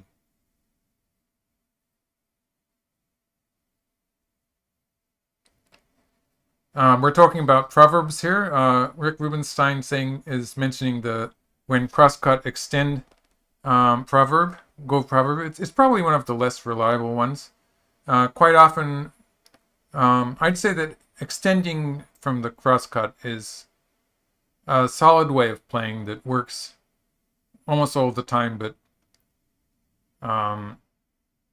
sometimes you want to play an Atari instead. So it's in an even game, you don't really want to use that proverb too much. When you're in a position where you want to play very solidly, like for instance, in a 4-stone game or something more than that, then maybe you want to follow the proverb. So that's an interesting move white played. And this is offering to give black the left side. So if black plays here, black's going to capture 5 white stones on the left. And white's going to play here. And white's sort of looking at that black group on the right side. So if we have something like this happen, maybe white's thinking of attacking here with something like this. So this is the idea that white has here.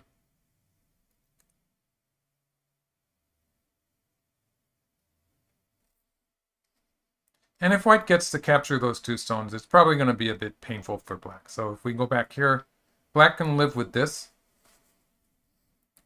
And white will be able to capture the 2 stones. This is probably okay for white. So white would then play something like this. White would get this forcing move in. and would start doing something in the center of the board. Maybe white would attack here, or maybe prepare for that. Maybe prepare for that with something around here.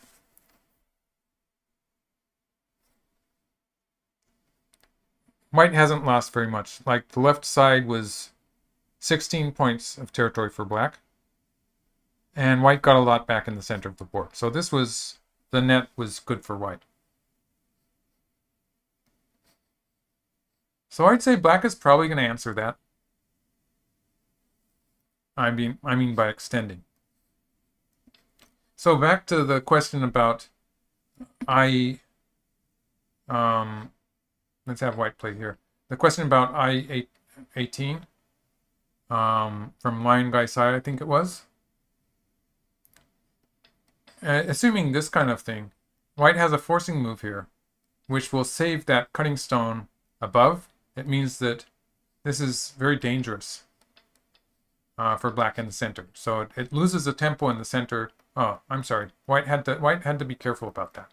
Let's just say white plays here, and here, and here. So there's stuff like this that has to do with what black is trying to do on the lower side, which is bad for black in the center. So it's probably not, that move at 3 is probably not a very urgent move. Even if white plays this move, even if white does that, black can play here, and in this case white doesn't have an eye there. So that would, it's not an eye yet. Or if white plays that exchange, it's still not an eye yet. Black can still take that eye by playing a honey underneath. And so it's still not an eye.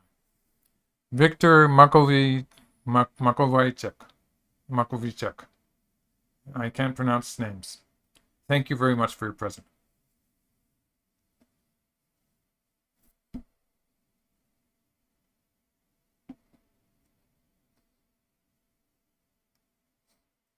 So white pushes. I'm expecting black to extend, or maybe to play an Atari on the one white stone. So it's this is the move that I would play. I can conceive that black might be thinking of playing this move.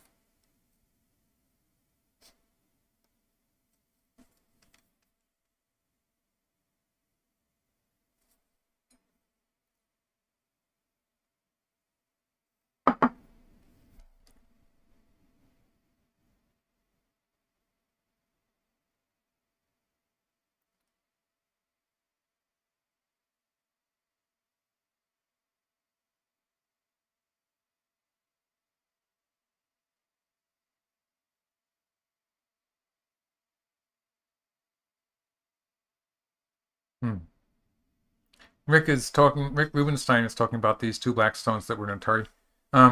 Even though those two black stones are in Atari, the whether white has two eyes or not is a kind of an issue that is interesting, important.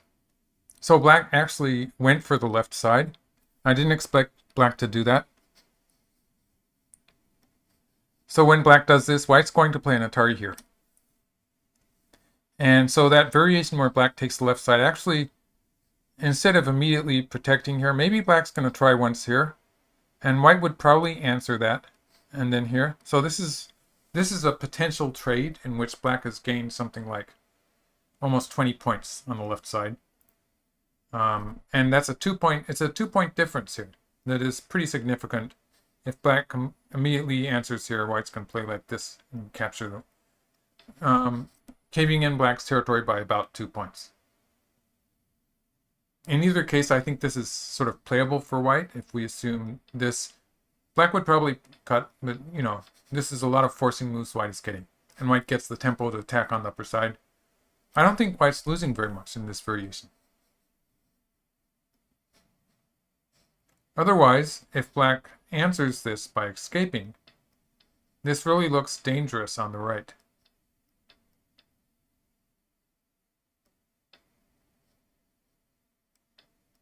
This looks very dangerous. Right. Chris Davis is now talking about the Ponnuki proverb, that the Ponnuki is worth 30 points. And Indeed, it is, as Chris says, it's true in the center of the board usually, especially early in the game.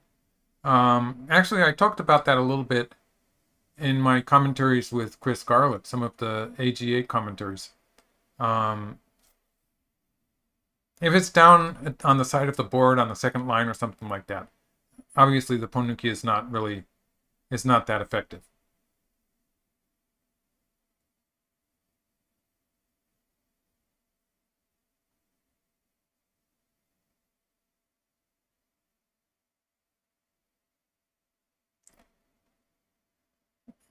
Nino Walker is commenting that Xie Ke really loves the corners. That's true, but he only got 3 this time.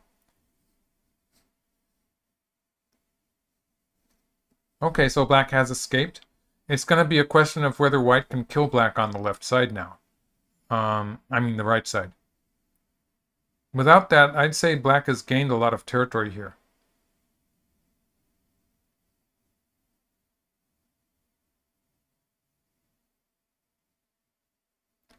So black has something like 60, 70 points in all. Black has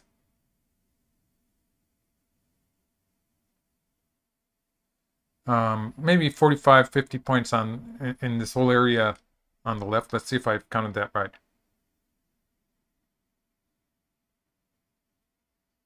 At least 45 points on the left side, about 10 points on the upper side, and 5 points on the lower side. So more than 60 points. More than 60 points, I would say. And white has, let's see, white had 5 points in the upper right corner, 7 points on the right side, and 6 points in the lower right corner. So that's 18 points. Has some more with that group on the lower side, so it's white has only something like 30 points. Okay, so let's go back to that variation I was talking about earlier. If black connects here and tries to save the group, white's going to play here. It looks pretty bad for black. So this is really dangerous for black. And in the game, it looks like black is going for a trade. When black cuts here, if white starts saving stones on the left, obviously that's going to change what happens here in the center. So something like this would just be relatively easy for black to escape. So if we assume white plays from the right here, something like this, white's going to be able to capture these black stones on the right. Even if black plays, let's just add another stone there. Even if black plays here, white can kill it with this variation. So it's just dead. There's no way to save that. So that was, how much was that? That was 10, 22. And that was about 40 points if we count some of the empty space around it. But black is taking a big territory on the left. It could be fairly close.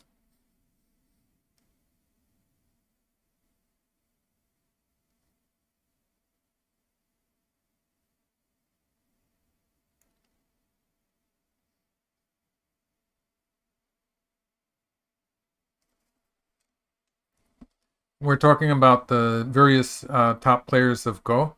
And Xie Ke is sometimes called one of the most promising Chinese players. I don't think he actually has any international titles yet. But think people are expecting him to take one fairly soon, maybe. But of course, Shin Jinso is also a very formidable player.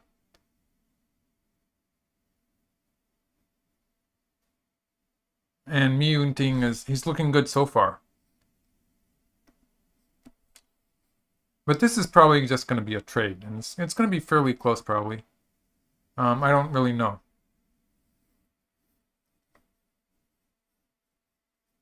Bugcat is worrying that we might only get 3 games. It's a valid question.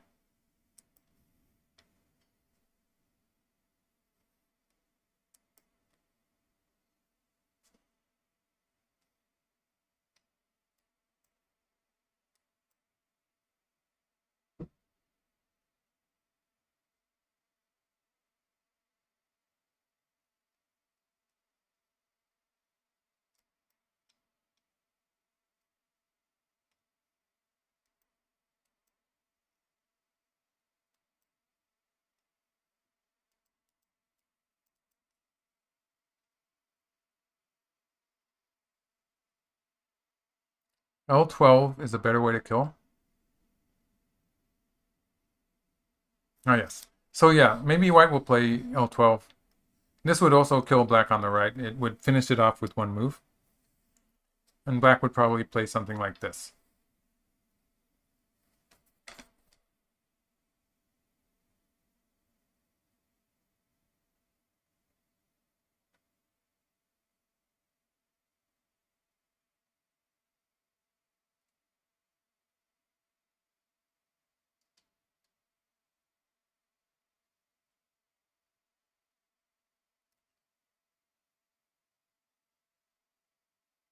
Mugcat is mentioning that Xie Ke is number 11 in China in the ranking. Yeah, the rankings work pretty well.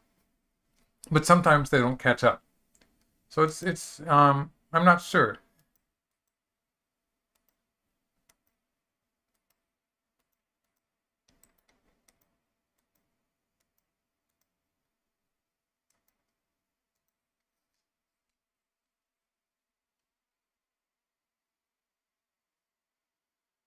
Chris Davis, yes, that's true. I only have, well, I have time for 3 games, and I have a commitment on Monday. So that would be the 4th game.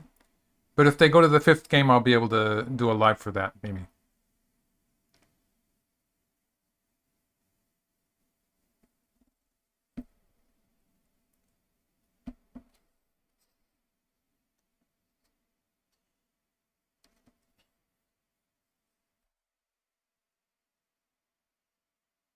The pattern I see in these games, White is probably going to try to save everything, and it's going to get really messy.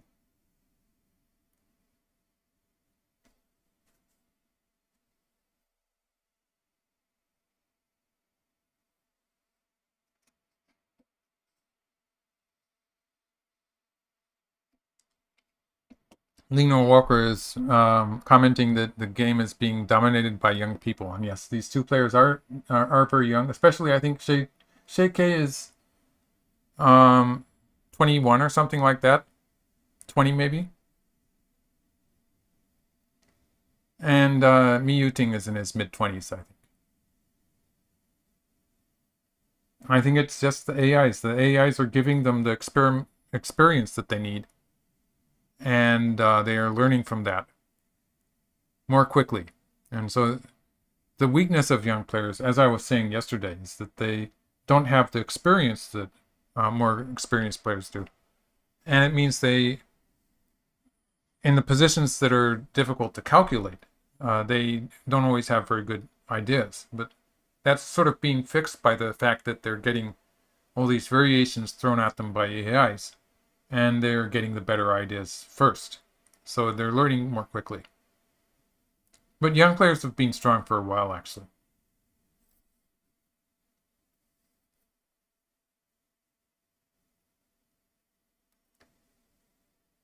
Okay, so it looks like black will be able to save the right side now.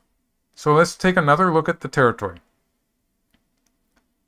If we assume the whole left side becomes black's territory, that's close to 45 points. There's a problem here. Let's just make for instance, we say something like this. Black's not going to play that, maybe. Well, let's have it like this, and say black plays here. In this variation, black should be able to save these stones on the right. And if we say black can do that, then there's a problem with this move. And this is really bad, Aji, if black cuts here. That will mean that any move in the center, like any move that touches this ladder, is going to be forcing. So white can start doing stuff like this and stuff like this. And because of the threatened ladder here, this is not really going to work very well for black. But white will either capture black's group on the right or capture the ladder here. So to go back, if black ends up, if black plays here, then it's going to be a bit more messy because white will have this squeeze here. And again, black's group in the center on the right side is in more danger than it was before. So this is the extra value white gets from sacrificing the left side. White does have this Aji here. So if we, okay, black has played here. So when white plays here, maybe black's going to back off or something. That means that white will have potential to break into the left side. And we're not sure how much territory that is anymore. So if it becomes territory, it's more than 40 points, but maybe white's going to break into it. Black has 5 points on the lower side, and it's going to have about 5 points, a few points on the right side, and something like 10 points on the upper side. So that's another 20 points. So close to 60 points. White doesn't really have very much territory, does he? He has close to 30 points.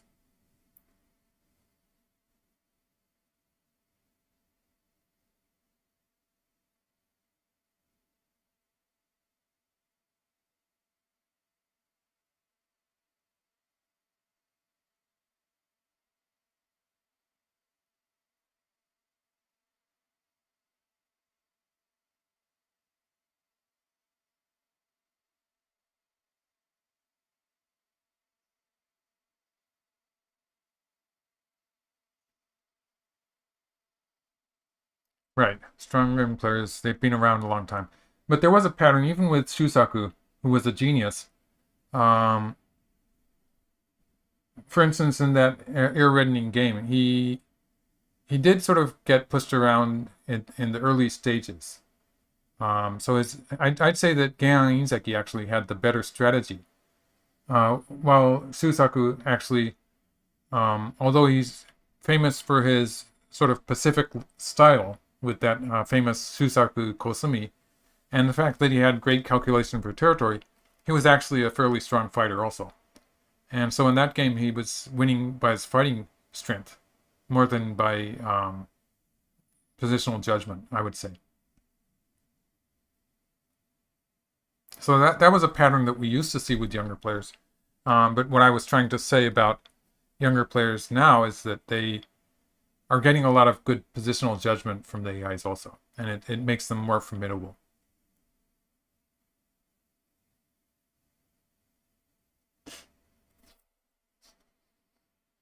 Okay, so white's taken one stone here. It's interesting that white played it without pushing through. White is threatening black here, so if black plays away, white can push through and capture the 2 stones. Black probably doesn't want to give that to white.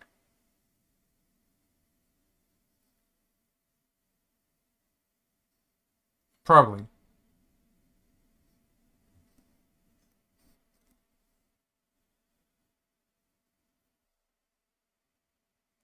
Yes, Inquisitor JL is talking about the air reddening game.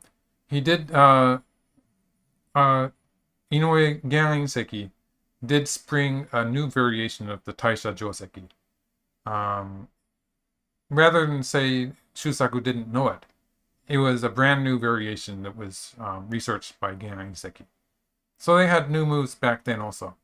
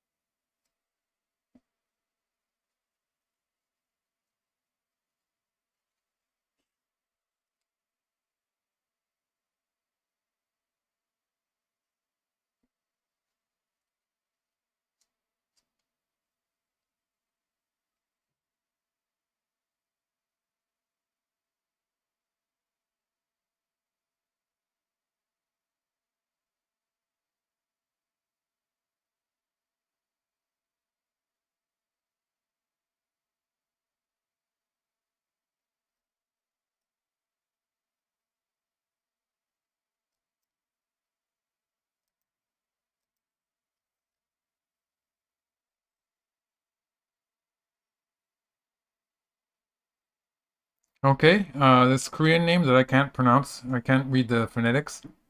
Which is better as a black's first move? The Komoku, that's the 3-4 point, or I think that's the star point there that he's talking about. And I don't know. I've played both, and I still don't know.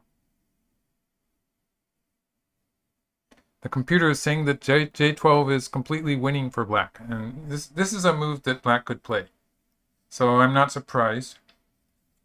If black's going to give up the 2 stones on the left, black can play here. And although white's not going to die on the lower side, for instance, let's have white play here, and black allows that to be forcing, and white plays here.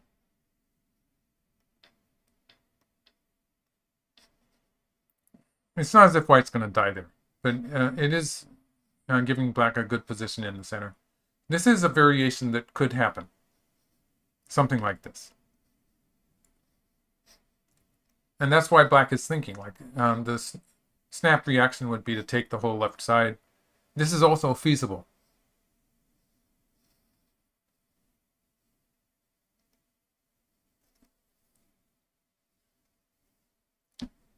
Chris Davis says that Gan must have been annoyed at the kid to spend the price of a new variation on him.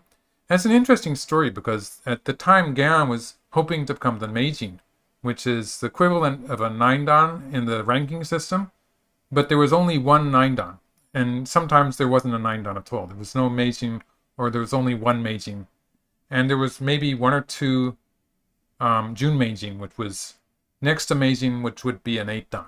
There were maybe only 1 or 2 players who were at that rank. And apart from that, all of the strong players were generally 7-dans. And they were strong, they were heads and shoulders above most of the professionals anyway. So 7-dan was a special thing. If you became the Meijin, then you had a lot of political power, and you would hold the money for, you would be dishing out the money to the 4 schools. So you would be getting directly the money from the government, which supported professional Go players.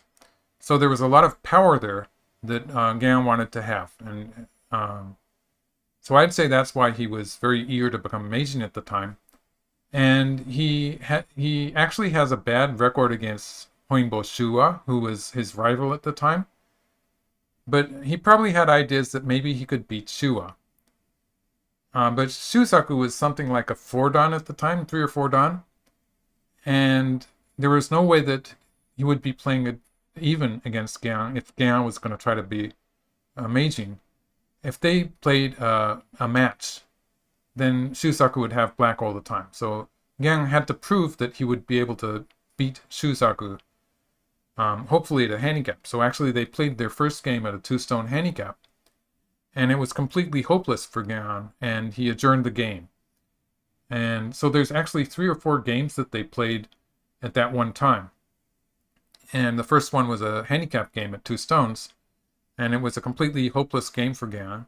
So they played at Sen then. They sort of ignored the rank difference, and he allowed Shusaku to play with black. So that was a special thing already, but he was already acknowledging that Shusaku is very strong to the extent that he used a special move against Shusaku. And Gan was quoted later in one of his books, I think. He did a lot of writing about Go. So in one of his books, I think he said that Shusaku at that time was already a 7-dan level. So that's how strong Shusaku was at the time. And Gan obviously very quickly realized that. He lost badly in all 3 games, actually.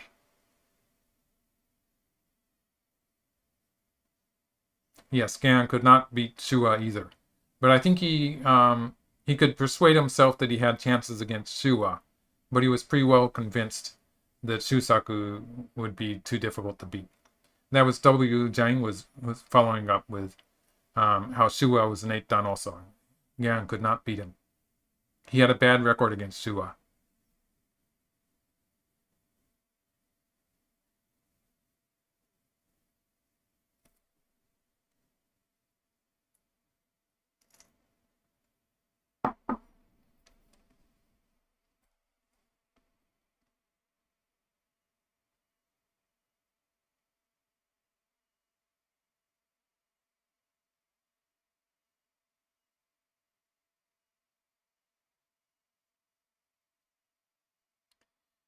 Very good. Bugcat is saying that Gan was trying to win against Joa before that. That was when Gan was a younger player. He couldn't beat Joa either, but he managed to pull him down from Meijin. Joa was the Meijin for a while, um, and um, it was a kind of a political battle in which Gan managed to have the government ask him to step down from Meijin. So Joa actually had to step down from Meijin because of something that Gan did. And I'm not really qualified to give you the full story. I don't really know it that well. Derek Newell asks, have I ever encountered prejudice because I'm the only Western descent? Actually, I was interested. I think the Go community is pretty equal. Um, if we look at the Japanese society as a whole, there's some prejudice for different races. There's some prejudice between the sexes, for instance. Um, I think that's less in the world of Go than in general, in Japan in general. So I think it's pretty good. I didn't feel any problems myself. Um, I think that Go players are pretty accustomed to welcoming foreigners because they have a long history of allowing other players from other countries in Asia to participate in the Japanese Go system. So they have a lot of Koreans, some Chinese, some people from Taipei. Um, and now they have some people from Southern Asia. And Japan has a long history of allowing these people in. And the people I met, professional Go players, they didn't really treat me any differently than the Japanese the Japanese students. So that was good.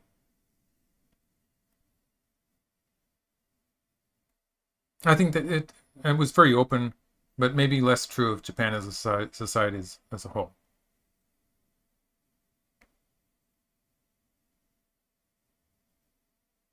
Go Beduk Weichi is talking about Go Seigen now. He was not allowed in some of the official competitions. It was a completely different atmosphere there. I mean, not only the atmosphere, um, the system was different because they didn't have all the tournaments they have now.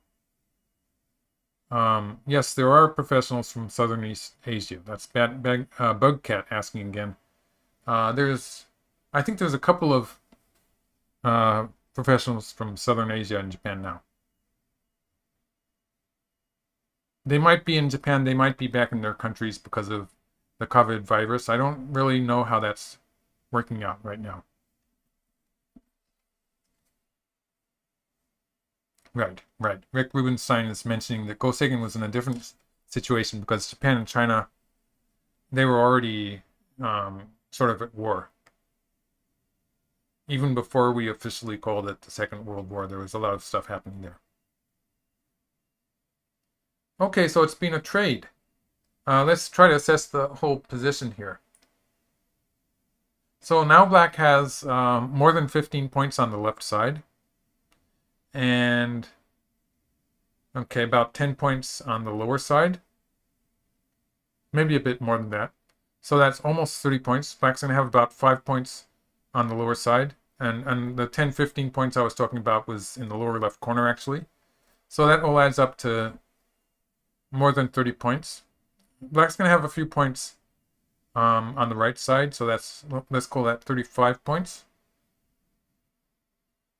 And I'd say something around 10 points on the upper side. So it's 45 points for black. White has a few points with that group on the left there. It's going to be pretty much alive. 7 points on the right side, 5 points in the upper right corner, 6 points in the lower right corner, that's 13, 18, 10 points for the upper left corner, that's 28, 30, 35, less than 40. It's actually pretty close before Komi. I mean, pretty close with Komi.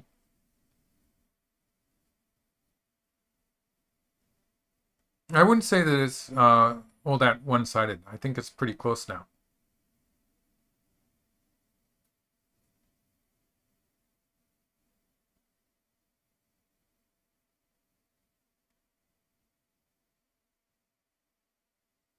Maybe it's okay for black. Okay, let's see what people are saying now. Mm-hmm. It is becoming a global game. Was becoming a global game.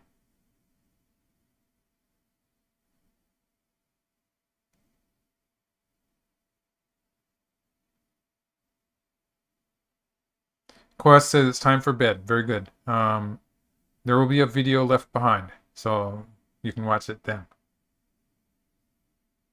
Wildstar is asking about the time settings. The players have 3 hours each, and I think it's probably a 1 minute overtime, five sets of 1 minute or something like that.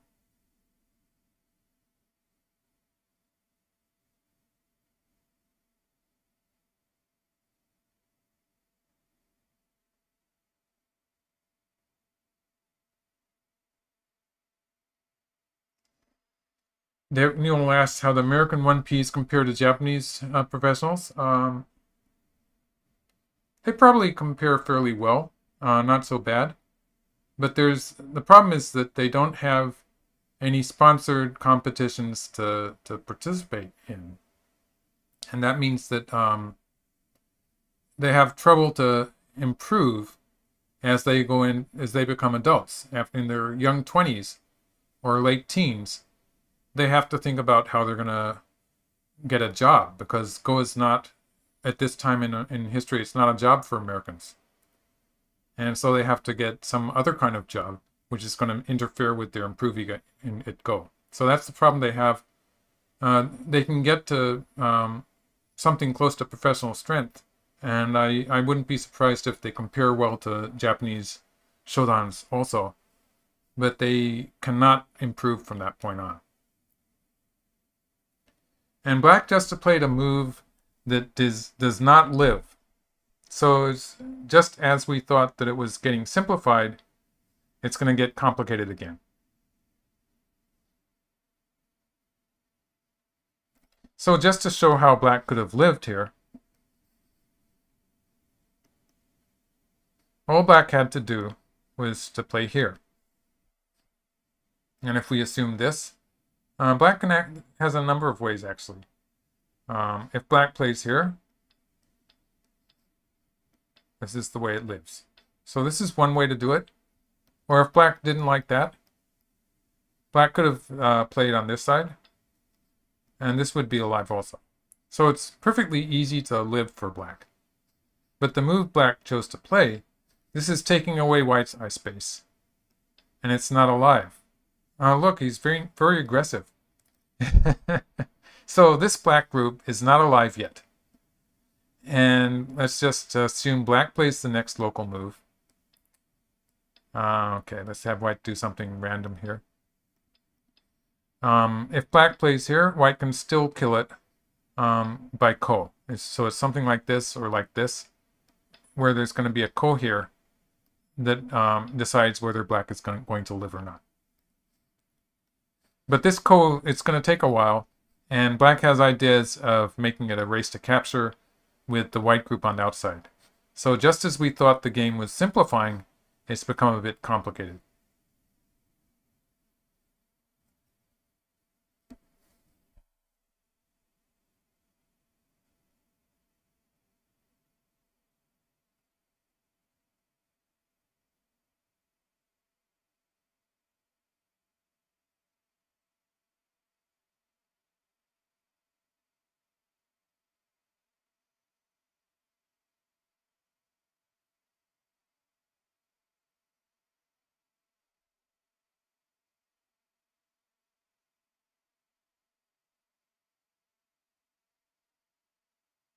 Mm-hmm.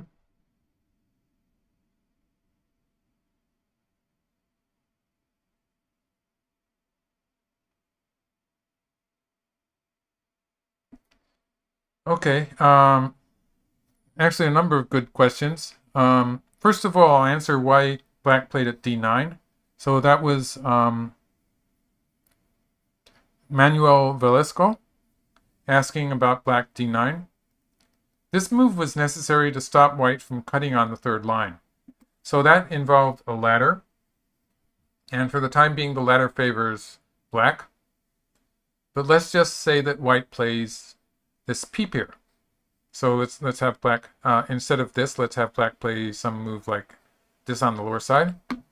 If white peeps here and black connects, then the ladder is going to favor white. So white can play here. And if black plays here, white can capture these stones. If I've calculated correctly, it's going to be a ladder. Let's just... There we go. So that's a ladder. So that worked for white. It means white can capture these 3 stones. Or white can play here, and this would be a ladder too. So this would be a problem for black also. And maybe black would be doing this, but this would be a fight on the left side where white is splitting black. This looks playable for white, looks okay for white also.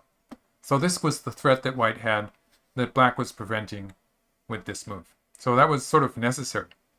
And it does, when you compare it to a move like this, it does have more effect towards the center of the board, because black does have some ideas that at some point black might be playing. I think he actually has ideas that at some point he might be playing here. So this would be a way that black could try to attack the whole white group by taking away his eyes. Black needs some more reinforcements before it's going to work. But it's not out of the question. So black plays this move.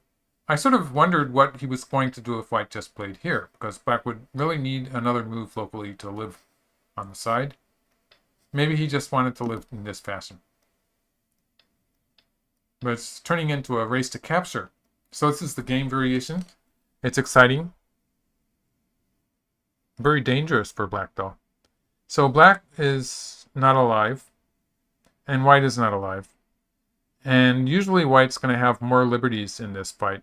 But since black's group is depending on a ko, for the time being it's a ko. So for instance, if white connected here, if white connected here, let's have white connect here. So black's going to play here, and it's going to die. But now there's going to be a ko on this side. So if we fill liberties, let's just fill liberties and see how it turns out. It's probably not going to be very happy for white.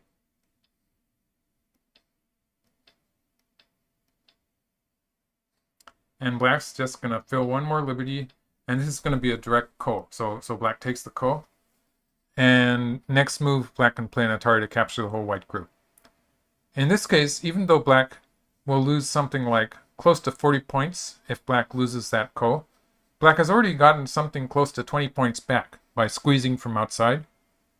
And black has some good ko threats, like any of these ko threats. Let's see, I have to find a white ko threat first. I don't see any good white ko threats, but let's just assume white has one. Black has ko threats all over the place, starting with this local ko threat. But black will also have ko threats at points like, for instance, this would be a ko threat that's worth about 30 points. This would be a big ko threat. And attacking here, or just capturing this group with two moves, of course, this would be probably in danger of dying. So this would be really big also. So black probably has an advantage in ko threats. And that's why black is being so sort of adventurous here. It says that black has this advantage in ko threats. So let's try that again. If white connects there and black plays there. White can play this way also, in which case black takes 2 stones. This is going to be a ko in the corner. So this is a problem for white also, because the corner group is not alive. And if white backs off here, this is that ko or seki shape that I was talking about early in the game. It's going to be really difficult for white to finish off this black group anyway. So if white plays something like this, let's try from the corner here. Now this is dead, but if we assume this shape, now it's going to be this ko. So it's still a ko-like position. So it's not even when we have a ko here. Black has ko threats against white on the left side. Black has ko threats against white on the upper side. Black is using an advantage in ko threats to put a lot of pressure on white. So maybe this is working. Okay, let's look back at the chat.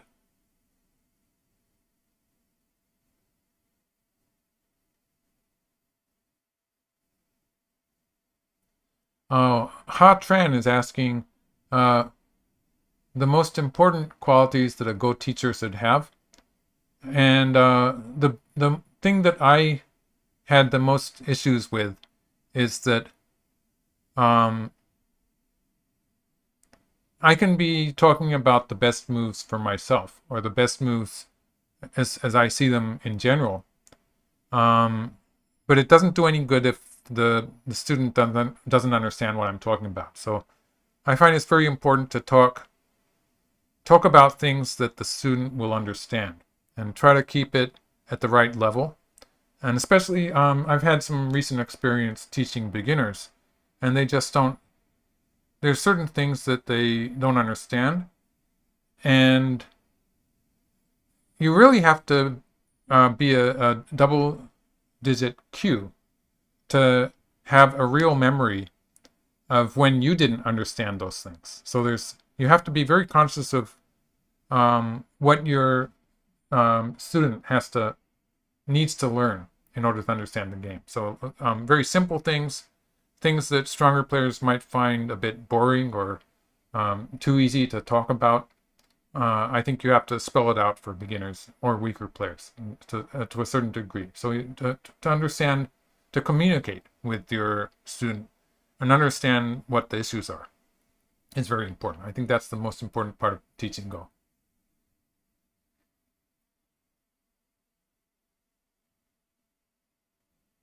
Um, Patrick is still talking about sponsors for Go in the West, and that's I sort of touched on that subject and left it for a while. Um, I think when a lot of people are playing the game, when it gets into popular culture, we are finding it on the internet in English a lot now. But if it gets into music, if it gets into movies, if it gets into culture in the West, then the sponsors will start paying attention, and it will become a more attractive investment to sponsor Go. It just has to be something that people are willing to look at, or willing to spend time watching and watch the commercials too.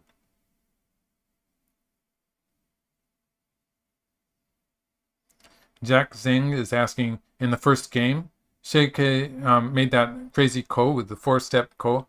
It's pretty hopeless, but um, I can't really blame a player for playing to the end. It's not as if he did anything outside the board that was not proper. Um, Playing moves and trying to make something out of it, I think that's perfectly legitimate.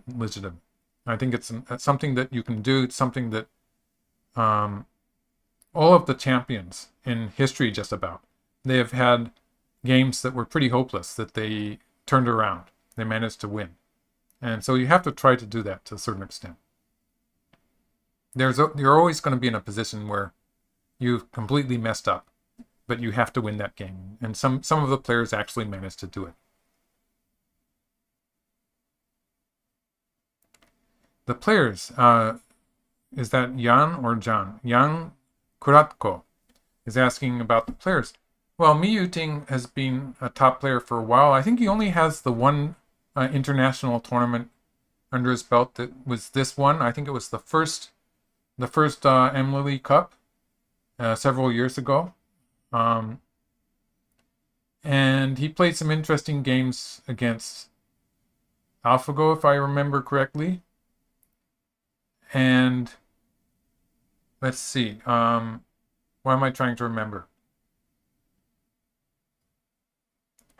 He was famous for a very vicious variation of the 3-3 invasion joseki that he started to play. And Xie Ke is the more recent top player. He's very young. You can see from this game, as well as the previous game, that he really goes for the territory a lot, and he's a strong fighter. Um, and some people are saying that he's the most promising Chinese player. It's probably not clearer yet at this point, but he is a very strong player.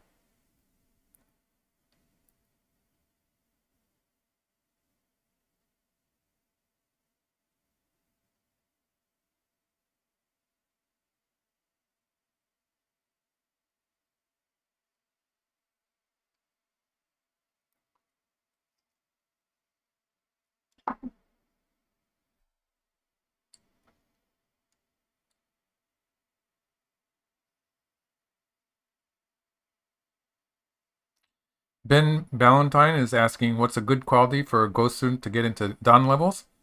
I think you have to play a lot of games to start with. If you enjoy watching strong players play, watching a lot of strong players' games is a way to do it. There's a story about one of the top amateurs in Japan who's passed away a long time ago, actually. He was the person who gave me the Hoinbo Shusaku collection of games the first time, actually. Um, and he said that his father had bad eyesight, and he was just playing out games for him, professional games. And in the process of doing that, after 100 games or so, he suddenly started to understand the game. And so he just became a Dom player by playing out games. So that's one way to do it. I think that if you're an amateur player, you should do the stuff that you enjoy and do a lot of it. And the more you, anything you do that has to do with Go is going to improve your game.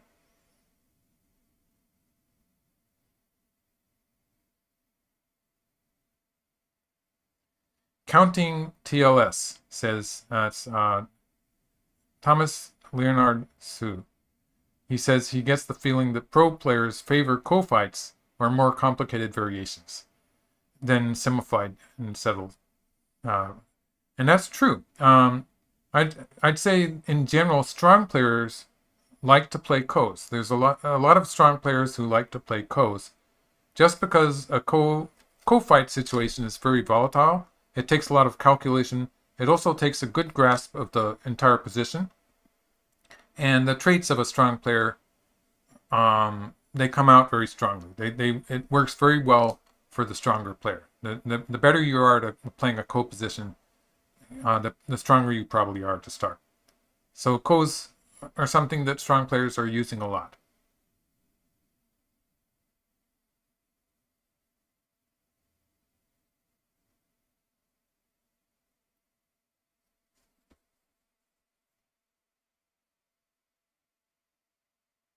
Yes. So everyone's very happy that I said that you should just study what you like. That said, it is good to do Life and Death and Tesuji. So just find a way that you can do them without putting too much stress on yourself. So some people just do Go problems before they go to bed, and it puts them to sleep, and that works. That's a good thing. If you get good night's sleep, it's a good thing also. Or you can study them with my videos. Some people will enjoy that with the music, or you can study them from a book. I think different people will have different ways to be able to enjoy Go problems, but it is important to do them to a certain extent. They're like it's like building muscles. You have to be able to read in order to win games.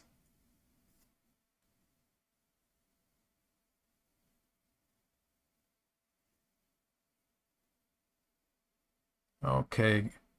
Anything I missed? Right. Can a co-fight settle a one game? Yes. Sometimes the winning player, the player who's ahead, will go for the co-fight and try to win that way. That's another thing that works. And that's sort of what Black is doing here. I think Black seemed to have an advantage to start with, but is making it into this huge ko, which is dangerous, but maybe it's a way for Black to finish the game. Benkyo Tutoring says, hi, Michael. Hello, Benkyo.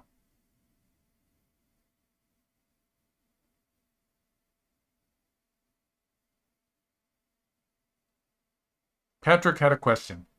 Okay, Derek, Neal, and Patrick are trying to help me get my Patreon Patreon's thing working. So I'll make the copy again. Maybe I already have it copied onto my. Let's see. Yeah, this is it. So I have a Patreon account here, and anyone who wants to support me can go to Patreon and look at it, or you can go to the $50 tier and get a monthly teaching game as a reward. So that's something you can do if you want to get a teaching game from a 9-dan, a professional 9-dan. And thanks for helping me out, Patrick and Chris.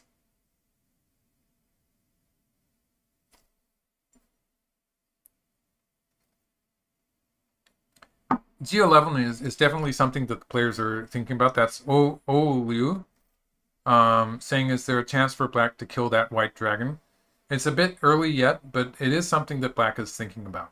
It is something that black is wanting to do, and so it's this move here, which at this time it would be completely out of the question, but it's something that black is thinking of. So for the time being, black is going to play here, and the next move is sort of tough.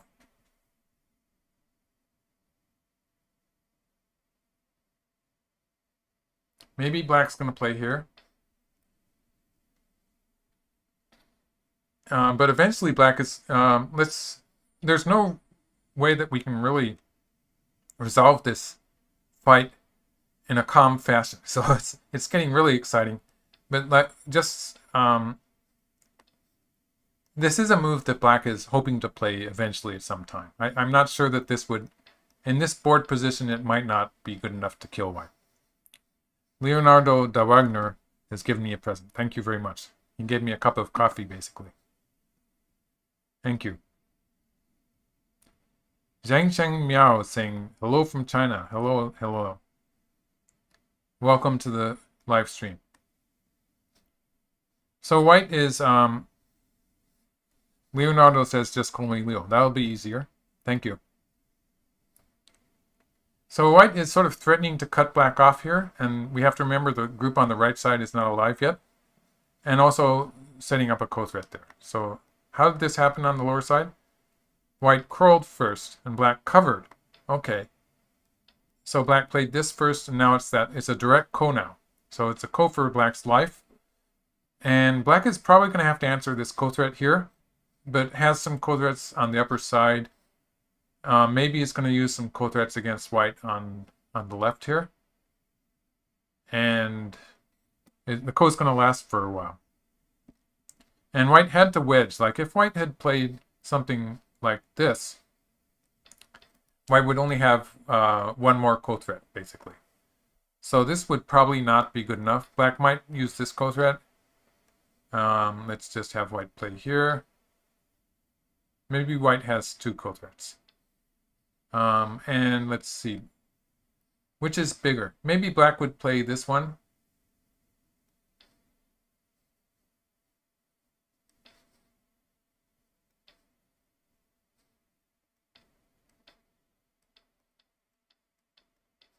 And that's alive.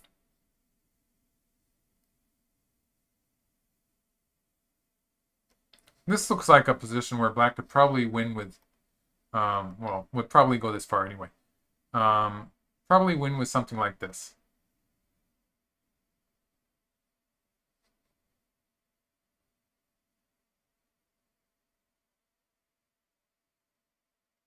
Yes, this would probably be good enough for black. Black getting something like 20 points back on the upper side and a great deal on the upper side. Maybe good enough. Something like this.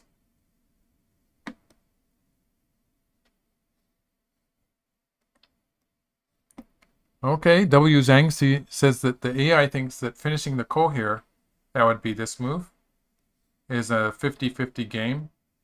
White would pull back here. Maybe white would play here. I'm not sure, actually. I guess this would be undecided. Black would push through here. White would need to play another move, something like this. Maybe this way.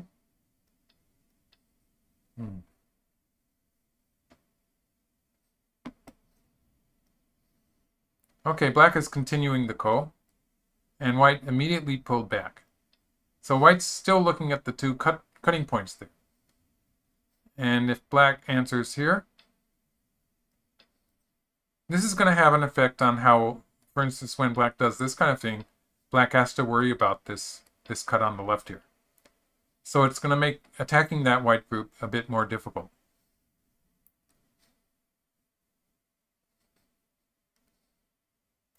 That said, black has to answer somehow. And black could push once here.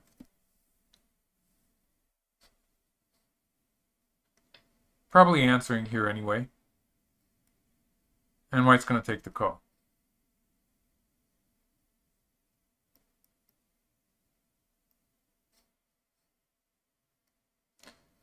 And Rick Rubenstein is asking, do I think this was a good way for black to do it? And my answer to that is, I don't know.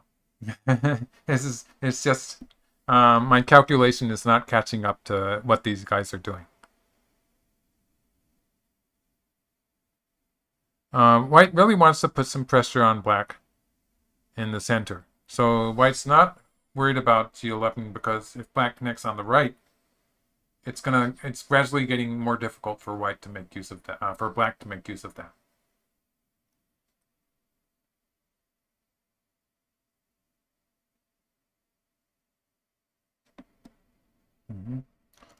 Claudio Gonzalez saying hello from Buenos Aires. Hello. Yes, but the lower part here, the race to capture here, since black actually went into the process of making two eyes, and this shape here, it means that when white wins the ko, there's no way that it's going to be a semi-eye. Or if black wins the ko, it's going to be live. So it's not as if it's a race to capture anymore. It's just a simple ko. And so the number of liberties and stuff like that is not relevant anymore.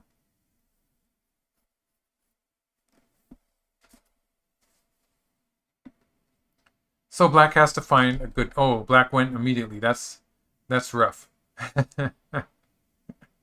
Okay, black's taking away white's eye. And when white pushes, if white pushes here, black's probably going to answer something like this. One of these two moves. Saving the two stones. And pretty soon white's going to have to play here. So it looks like black is going to try to actually go after this white group in the center. It might be one big fight in the end here.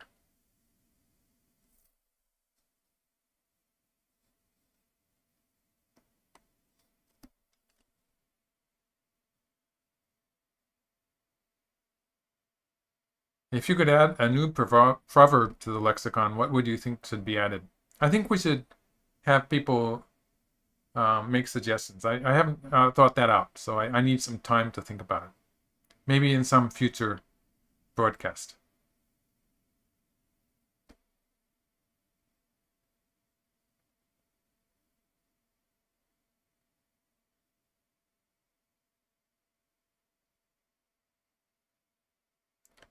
So white cannot be answering this indefinitely because the ko on the lower side is so important. But really, white does need to push once. So if white plays here, Gary Berg gave me a present. Thank you very much, $5. So this would be, this looks pretty grim for white. This looks pretty grim for white. This is going to die. And white does not have very much in the way of liberties either. So in this variation, white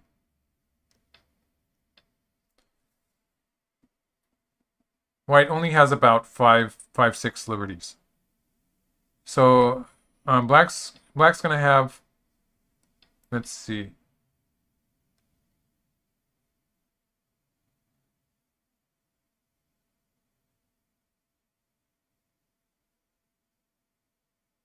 Black probably has an advantage of about 2 moves here. So this is going to be a win for black. And that just means that I don't know what white's thinking about, but white just has to push here. I think that's pretty much forced. And black will take the ko. Or black might actually play this one first.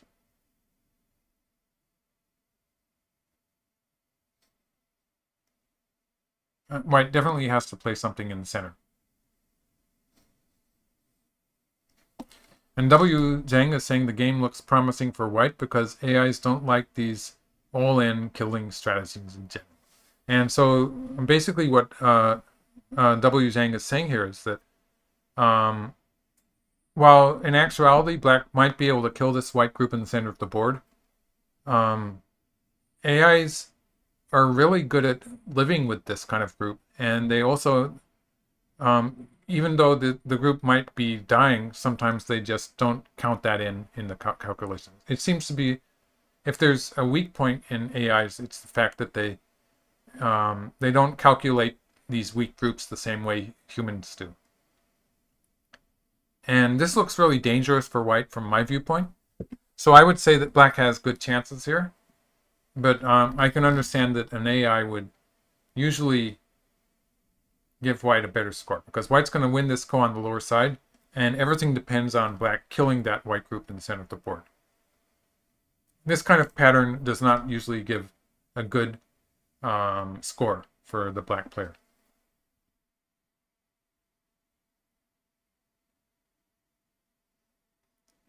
Yeah, I like Patrick's 4-character idiom, play fast, lose fast. And it sounds like it could be worked into 4 characters in Japanese.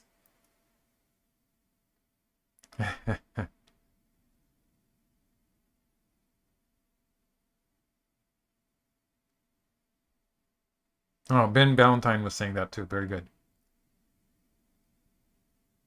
Okay, so it's about time for white to go back to the ko on the lower side. If white does play in the center, let's do that variation too. If white does play in the center, white does have a few more ko threats, so there would be this one.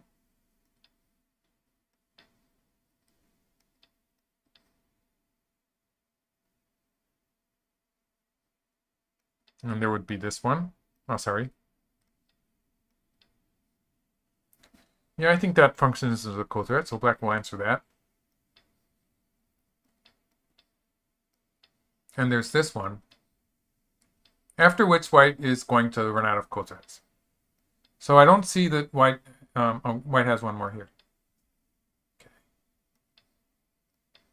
But, you know, this is not working for white. It's not making any progress. So I don't really see white continuing to play in the center of the board. Oh, but white did? Wow. So what's this? Black's going to take the ko. As I was showing, white has about 4 local ko threats.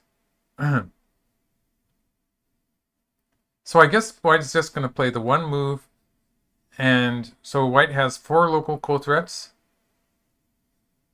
Black's going to start by taking the ko. So white has 4 local ko threats. And is going to find a time. So for instance, if black plays this move, this would be an example of how white could... and at this point, pushing through here is pretty... It's getting to be irrelevant. It's not big enough. So in this case, we would see that white has enough ko threats. So this is an example of how white could have enough ko threats. And it would switch maybe to this ko, which is maybe less serious for white. Oh, but black... Oh, yeah. Well, this ko, yeah. Maybe less serious for white, but let's see. Yeah, so this kind of thing, probably not so good for black in general, on the whole. So that would be the idea. Or, let's try again. Black takes the ko, white plays here. And so if we have black play a softer move, instead of this one, which was super dangerous, maybe this move. Maybe the idea for white is just to play this exchange of the marked white stone for black 5, and then finish the ko. So using the ko threats that white has in the center, white had a few ko threats, can play this one exchange. Maybe it's helping the white group. Sort of hard to say, but maybe it's helping white. Well, in this variation, I don't see white saving it. But maybe white's going to try something. It looks just so dangerous for white. But if white ends up adding another stone here, there is a limit to white's ko threats. So black would be playing something like this maybe.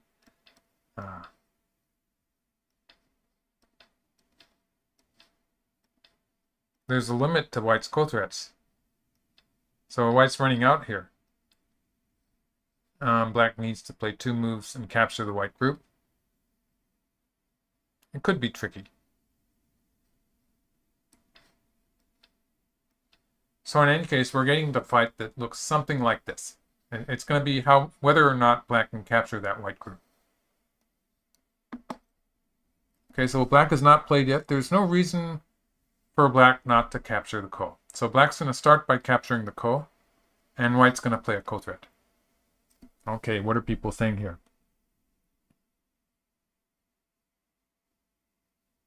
How often, this is Derek Neal asking about triple kos. When you have a triple ko, it's a ko where you take one of the kos and your opponent takes a different ko and you take a third ko and it rotates. So that's what some people call a super ko. And I think in America they have a special rule for that, but in Japan it becomes it's a special situation that becomes a draw or an adjourned game.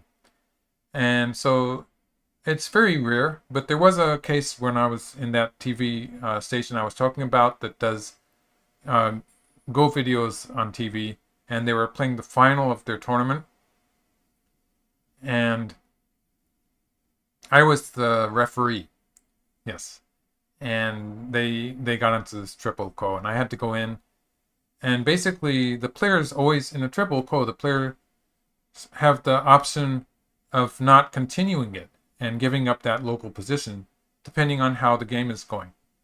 It's interesting that black played here instead of continuing the ko. That's sort of weird. But it's interesting, yeah. So black immediately is going after this white group. And I had to go in and ask the players if they were going to continue playing the triple ko or not. And so they agreed to have a draw there, and they had to replay the game. And since it was a TV game, they had a broadcast schedule, so they had to play they had to play on the same day. They had to continue playing.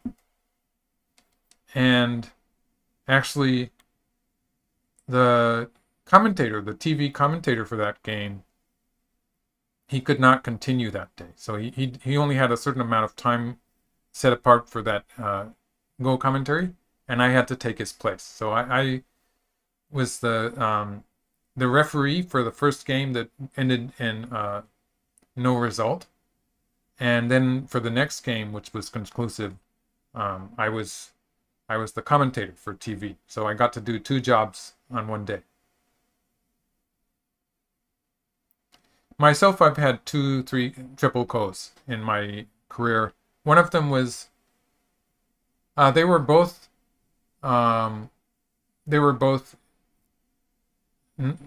neither of them were in tournament games, so they were both in casual games.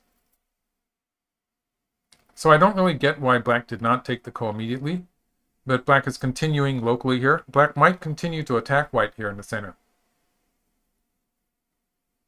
There's no reason for black not to take the ko once, though.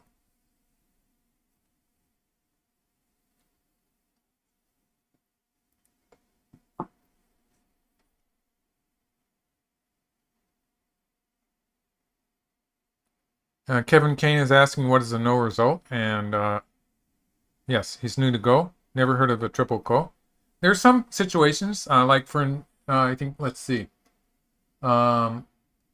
Sort of, you could compare it to a stalemate in chess. It's a situation that is actually not covered by the rules, and they don't have a way to resolve it. It's just a situation that is not covered by the ko rule, very similar to ko. In America, I think they have a super ko rule that covers that, but it's not covered by the ko rule in Asia, and it goes on forever, repeats itself. And so they can't finish the game. And so that becomes a no game. There's some public databases. WildStar is asking about database of reviewable pro games.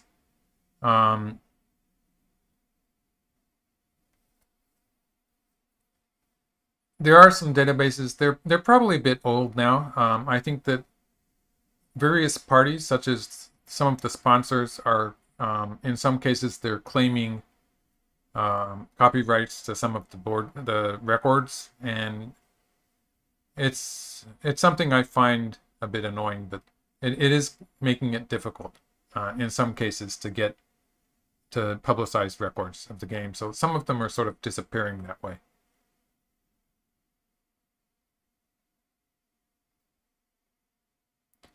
Yes, Kevin Kane, it does happen, but it's extremely rare. So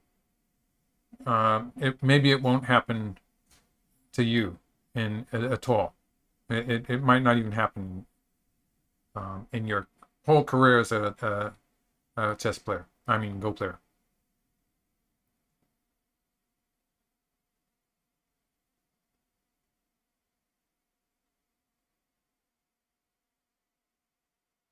Mhm.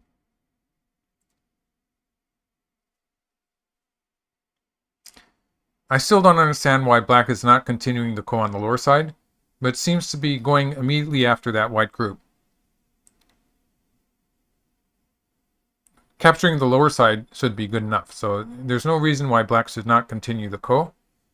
And white did not have two eyes yet there. So it wasn't as if white could play away and have two eyes.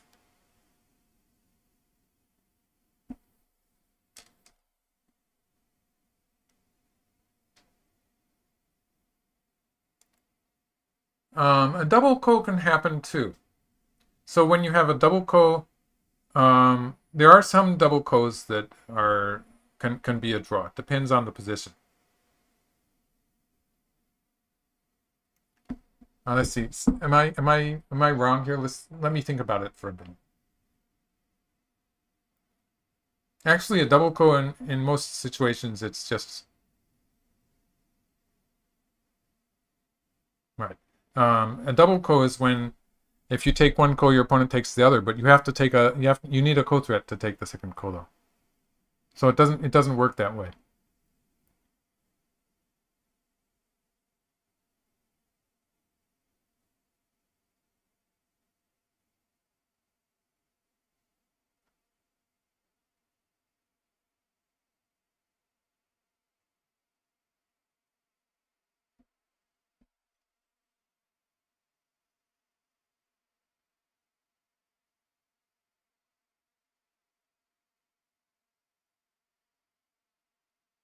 I don't think Thumper is asking is Yuting sure of victory. I don't think yet. I think he's just going to play some forcing moves before going back to the ko. For instance, in this position, winning the ko would kill white on the lower side. But maybe black sort of needed that stone at 2 to make it 100% sure. So what I'm talking about here is when white jumps here and black plays here. There's an issue that this move is sort of forcing. And if black plays on this side, white can make an eye here. So we're going to have black play here. And without that stone at 2, black would have to worry about the crawling move here. So in this case, it's just dead. So whichever way white plays. And maybe black just wanted to get that Atari at 2 in before doing this, just to be sure of capturing this group on the lower side.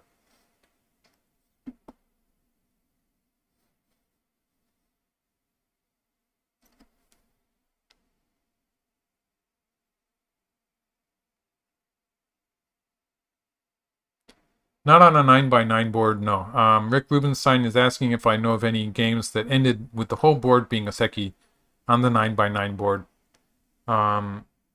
Stuff like that can happen on smaller boards. So like if you go down to something like the 4x4 smaller boards, Cho Wu, for instance, was a player who made a lot of problems for those boards. And they were sort of really interesting, surprisingly difficult. But there are some of those positions which end in a Xie Ke. You have to get really small. It's really difficult to manage to create such a situation, even on a 9x9 board. It's too big. Exactly. Alan Xie 1 is black's strategy to try and kill the center group, and if that fails, to use the remaining moves as co-threats. Black is trying to. Black should be taking the ko as soon as possible. I think what black is trying to do is just make sure that the white group on the lower side will die when black wins the ko. So black is trying to set that up.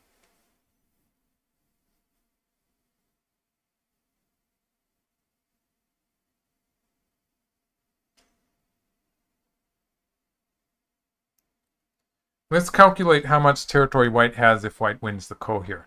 So white has 6 points in the corner, 20, 32, 4. Oh, white finished the ko. Okay.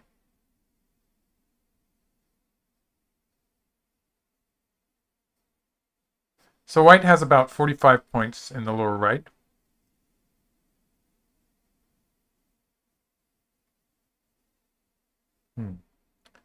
And 7 points, 5 points there, 57, 67, less than 70 points. So it's more than 65 points for white in all. Black has 10 points in the corner. Assuming black captures 5 stones on the left, that's 22, 4, 6, 30, 45. About 45 on the left side, then maybe about 10 on the upper side, a few points on the right. It's not enough to win the game. So black actually has to kill the whole white group.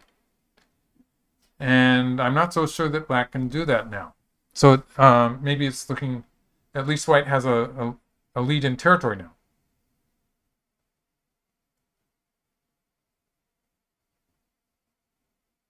So what I'm saying is that if black plays here or here to capture white on the left, so that would have a black territory here on the left, which was about the same size as white's territory in the lower right. And then white has a territory in the upper left, which is similar in size to black's territory on the upper side.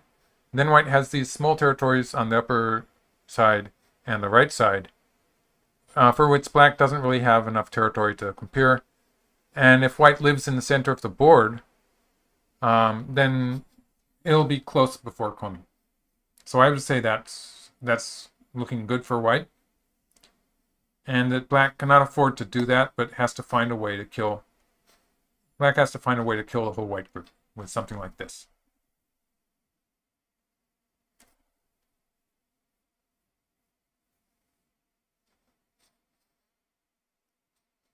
So Ben Ballantyne is saying it looks comfortable for white now. I don't know if I would feel comfortable, but it's starting to look better than it did before. It looks like white has some good chances.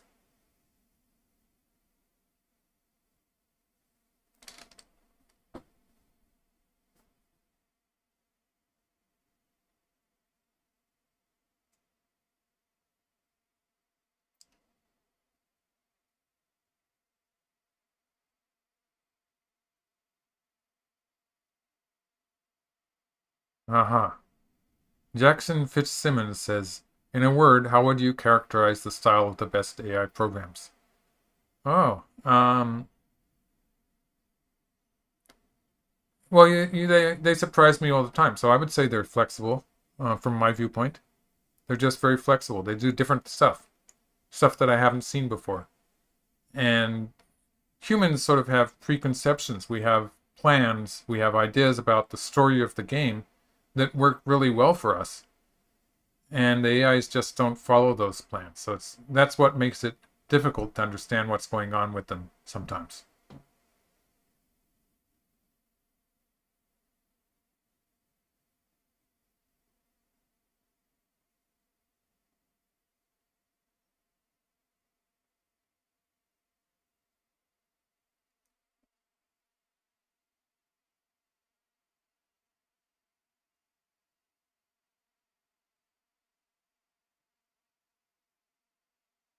Killing big groups is a lot of fun, but it can be a bit difficult. So yeah, gambling on killing is dangerous. In this position, white's 2 moves here in the center of the board are fairly well placed. It's going to be difficult for black to capture this group.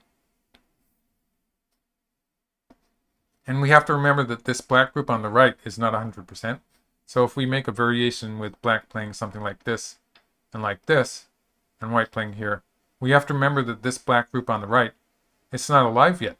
So if black continues playing moves like this, and white plays here, suddenly we have to worry about that black group. So it's like this. Black only has one eye there.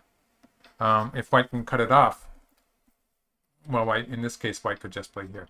But this is going to be trouble for black. And this one works too. So it's troublesome.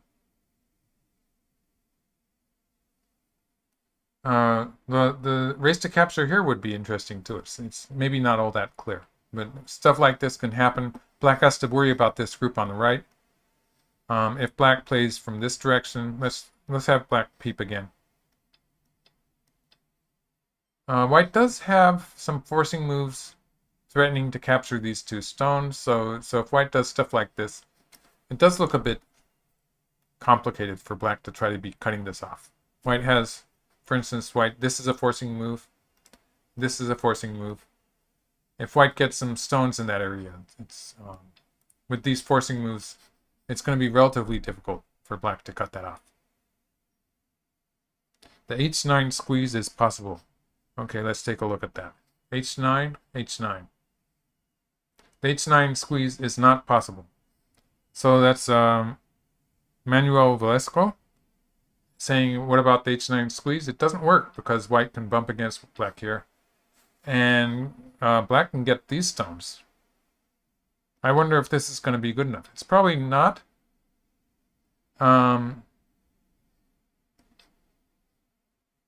In fact, black might be in trouble on the right.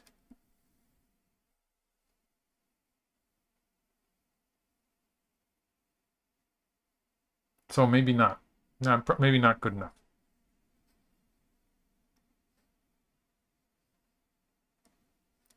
Okay, the clock here says that Yuting has slightly more than 1 hour.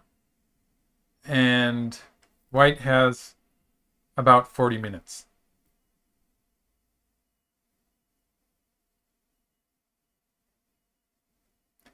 Katya Oliveira is saying, is Mu 0? I'm not sure I know that one.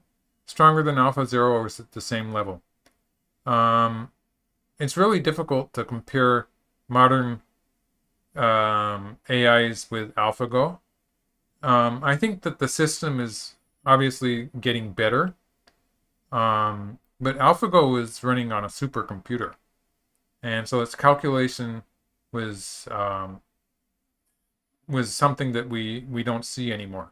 The level of calculation, I'm pretty sure. I'm not a computer engineer, so I don't really know, but that's what my understanding. The calculation was using a supercomputer, making a lot of playbacks and stuff.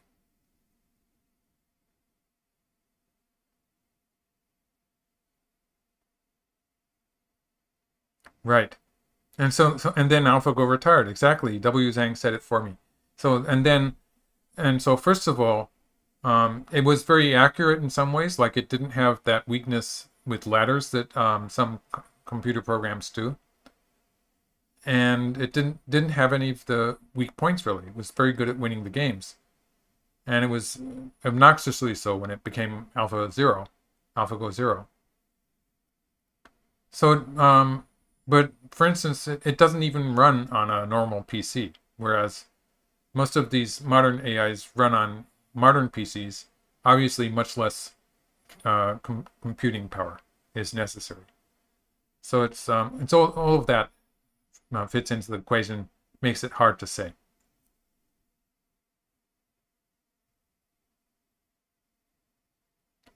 Black really needs to kill this white group, or to get some significant profit. I would say black is going to be behind before Komi, unless black gets some significant profit. So it's a lot of points that black has to catch up here. Even assuming black gets those 5 white stones on the left side. So if we just have black playing a move like this to capture the left side, and not getting anything special out of it, then it's just going to be that territory on the left, which is comparable to white's territory in the lower right. And then it's the upper side, and that compares to white's upper left corner, and white has extra territories in the upper right corner and the right side. compared to that tiny territory that black has on the right side. So it's not good enough for black. It's not going to be good enough. So black needs to get some very significant profit here. Or black needs to, in most cases, black will need to kill the white group.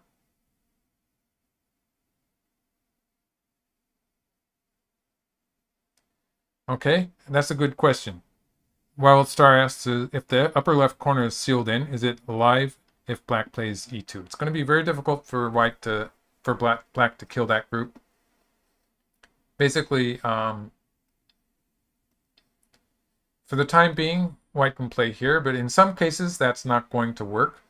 If we have white do something like, let's see, white plays here. If we have black connecting underneath, this is a living shape. Just to finish it off, it would be like this. Actually, white has the honey here, but even if white plays here and here, that's alive. Or this is alive. So it's alive. And so the only chance would be to play here. Usually this is not going to work so well. So white plays here. Black does have this move, but in a pinch, white can just capture these stones. And play here. So it's not gonna die. So you need some special conditions to actually kill it.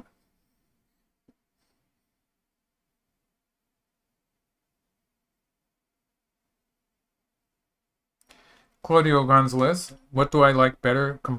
Complicated fighting games or elegant calm games in which there's no decisive? Fighting games are more fun, I think. When you're a professional, you have to just take what naturally happens sometimes. So this was an interesting way for white to play. White played here, and then played the push. So basically, the move white has to worry about is this one.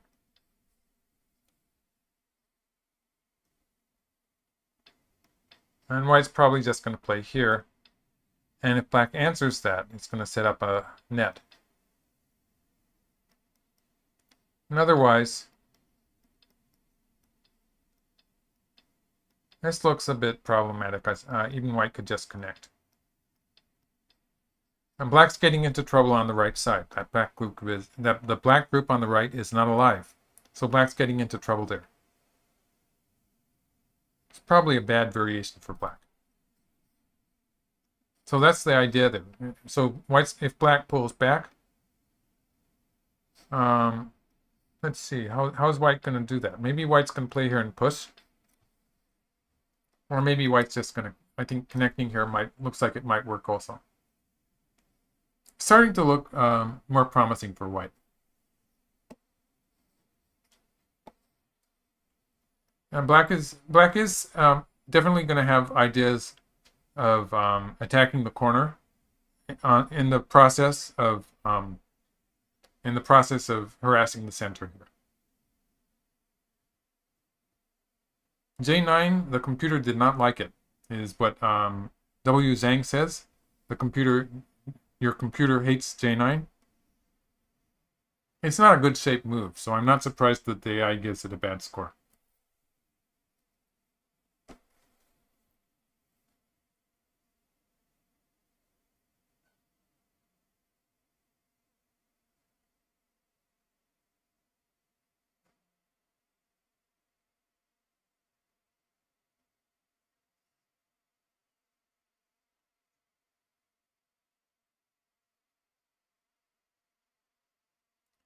Don Slayer, no, who was it?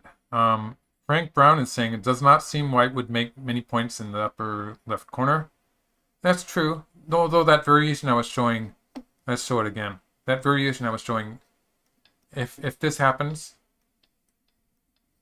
this is actually, oh,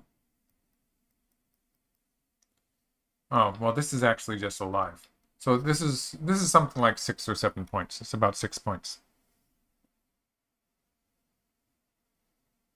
Frank Brown was told that the tiger mouse shape is bad and you should not use it. That depends. That depends on a lot of things. All proverbs have exceptions.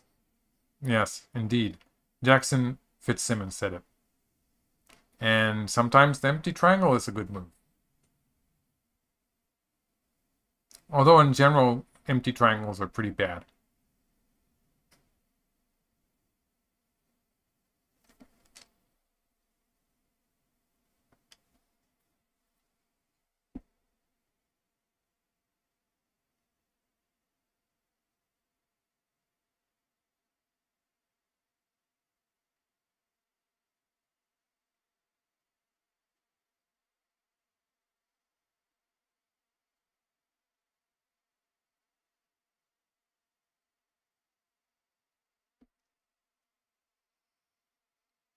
Oh.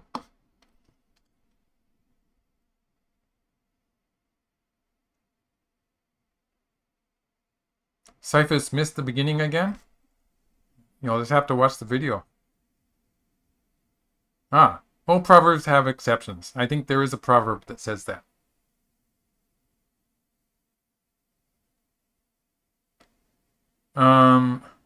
Katya Oliveira asks, do I think that the Japanese players will ever be the best in the world again, or will the dominance of Korea and China persist?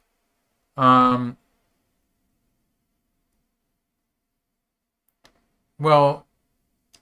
a lot of the top Go players are very talented people, great minds, I would say. But I think the fact that the economy of the general country and Go in particular, and the fact that Go is a very attractive profession in China and not to the same degree in Japan, that makes a difference. Like if you're very highly intelligent and you know that being a professional Go player will be a lucrative profession, will give you good chances for the rest of your life, it's a thing you want to do. But if you're not so sure about that, you're going to do something, you're going to be a lawyer or something, get a real job.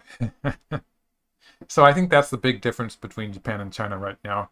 The fact the status of Go players is higher and more lucrative in China. That's the bottom line, I think.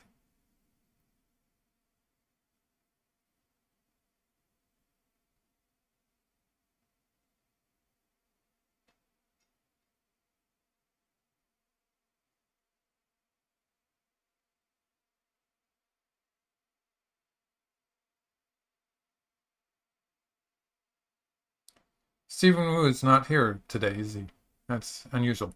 He must be busy with something.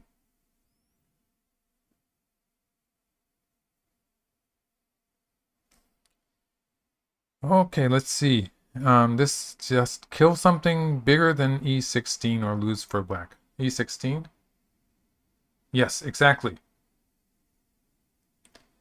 Black cannot win by just taking the 5 stones on the left. Black has to kill the whole white group or get a lot of profit out of it.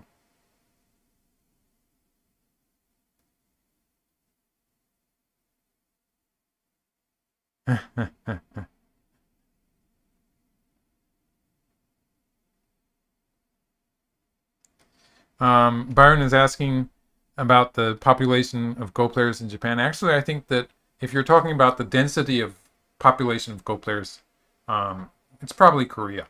Like, there's a lot of Go players in China, but they have a lot of people in China. But in Korea, I think they have a very high density of Go players. And they won't say they play Go unless they're pretty strong.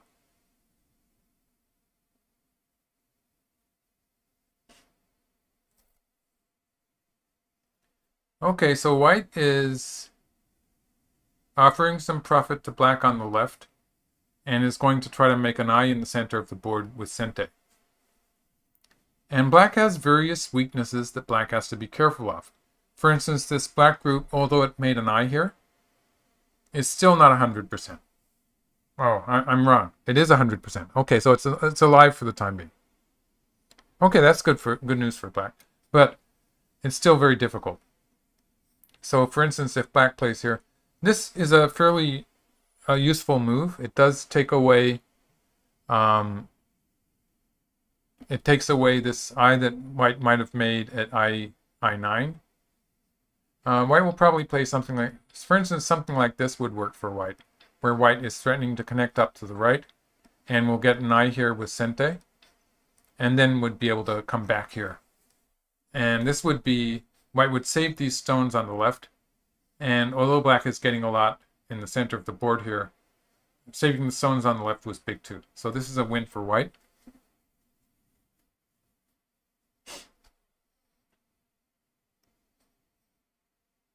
And something along those lines. And black will have to try to find a way to capture these stones, these two stones here, as well as the stones on the left. And that could be relatively close. Unless black can find a way to kill the whole group. So that would be a move, for instance, like this would be the strongest move. And let's just simplify it, which is not going to happen in the real game, but something like this, something like this. And then white would be able to play this in exchange for that, but would have to find a way to get the second eye. So this might be the strongest move for black. Something like this.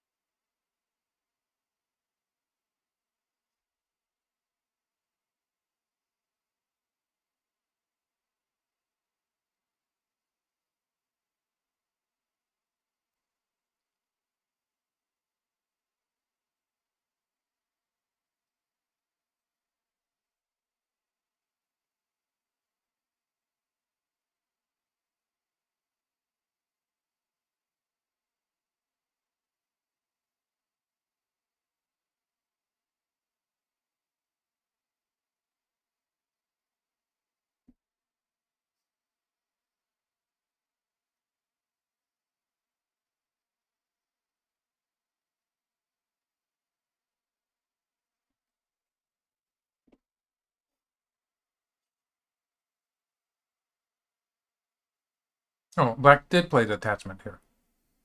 So this is actually the strongest variation in which black is trying to kill white. And white will probably play like this, and black will probably pull back. Another option would be to play the Tari here. And this is more like a Ko. I would make it this way.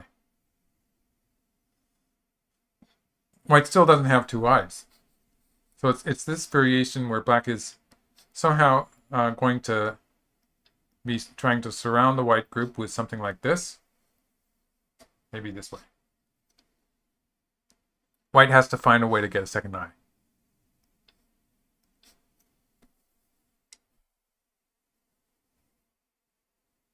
It's pretty tricky. It's pretty tricky here.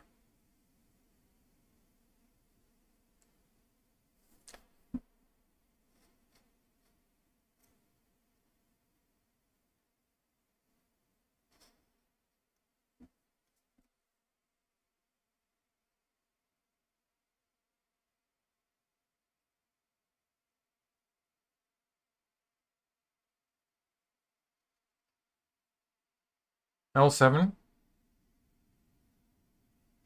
L7 is definitely a Tetsuji.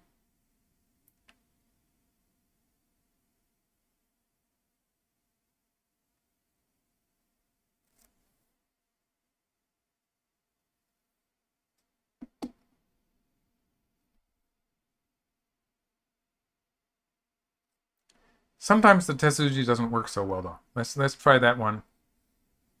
So it's a Tetsuji-like move, but if white connects at 3, then white's not really accomplishing too much. So this kind of thing would be pretty bad for white. This would be a losing course.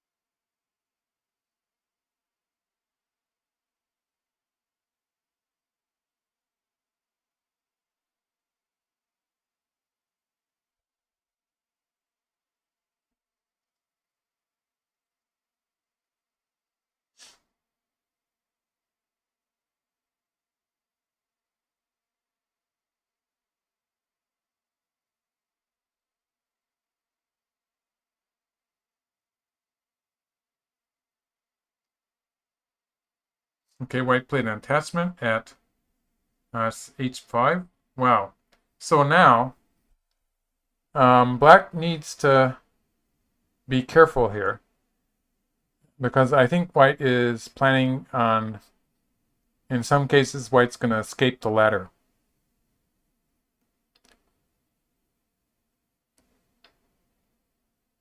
So if black plays here,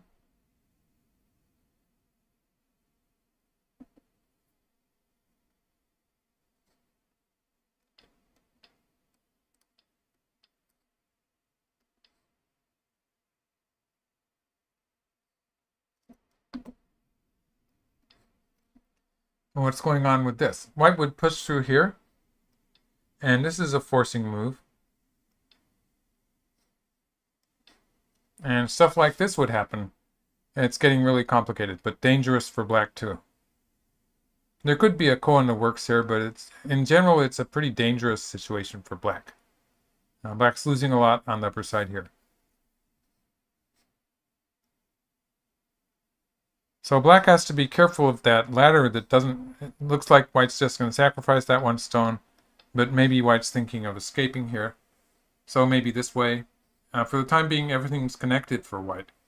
So white can be thinking of doing stuff like this and like this to break into the upper side.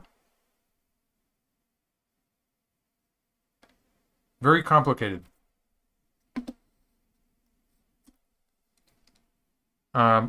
Pushing through immediately is also an option. This would be a better shape move than before.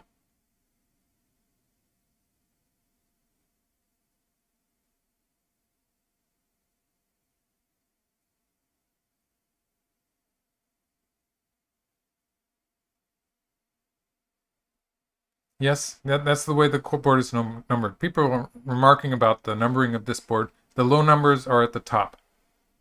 Top left is A1.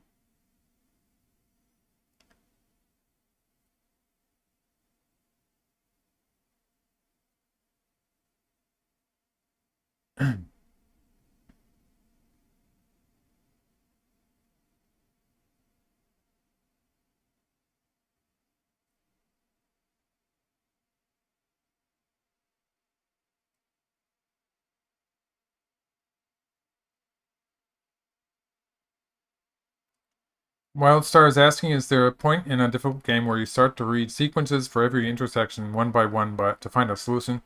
Sometimes you do a lot of reading. In a game like this, obviously, you have to do a great deal of reading to figure it out. In some games, you just don't need to read at all. It's just stuff that you sort of know pretty much without thinking about it. And the size of territory is more important. In this game, for the time being, the players don't really have to worry about territory. There's not so many scenarios where black catches up in territory.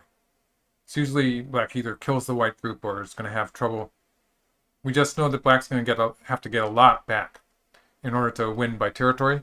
So if we start seeing variations where black is potentially going to capture these two white stones in this vicinity, and then all of the white stones on the left side, then maybe we would have to calculate the score too, which would make it one more level of complication. But for the time being, it's just whether it lives or dies. It's a lot of calculating, a lot of reading, you might say. The computer still likes L7. L7, yeah.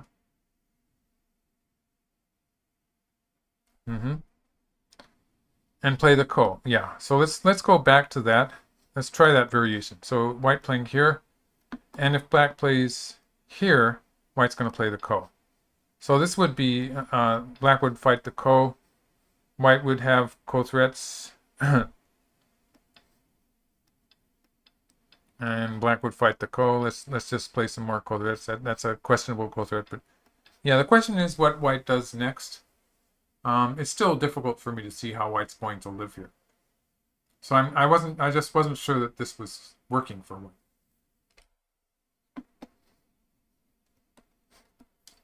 Oh, sorry. Let's get back to the game. So it's just one move. The clock I see has me Yuting at 47 minutes, 47 minutes, and Xie Ke has 36.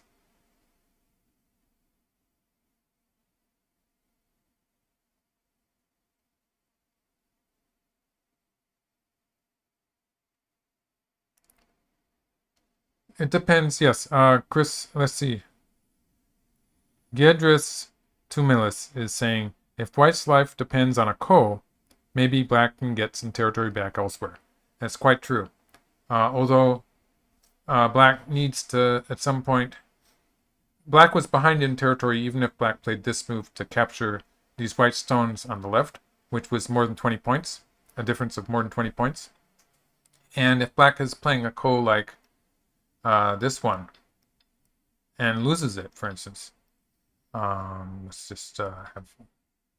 Then Black is going to be losing a lot of points in the center of the board and is going to be really weak when White does stuff like this. So there's some problems attached with the code. So there's going to be a local loss that Black incurs when losing the Ko, and the fact that Black has not captured the white stones on the left.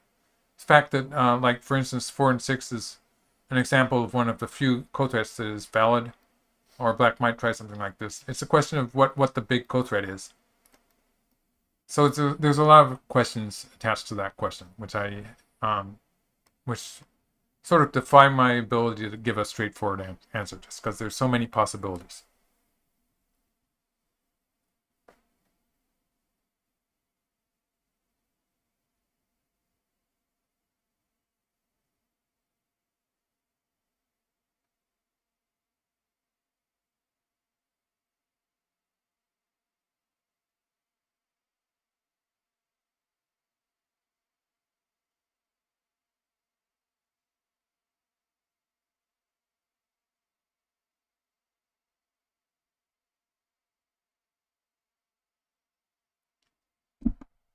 Yes, Rick Rubenstein is saying that since Black is alive on the right, maybe there's a variation where Black can win by capturing White's left tail. So let's just recap on my assessment of the score. I'll say that if Black plays at some point somewhere like this or like this to capture the whole left side, it's going to be comparable to White's territory in the lower right. So we'll just say that that's close enough that we'll call it the same. White has some points on the upper side, and Black has some points on the upper side. So White's upper left corner and Black's upper side are comparable. And then White has a territory in the upper right corner, which is about 5 points, and a territory on the right side, which is about 7 points, or a bit bigger, actually. And Black's little territories adjacent to those, in themselves, they're not nearly enough. So just capturing these white stones on the left and having a living shape on the right, in itself, it's not going to be good enough. So Black needs something extra, like capturing 2 white stones in the center, or getting a big territory there in the remaining parts of the center, or scooping out most of the upper left corner. Something like that happens, it's going to, in some cases, it's going to be good enough for Black. There's so many variables that change it that it's really hard to say A or B. It depends on all sorts of things.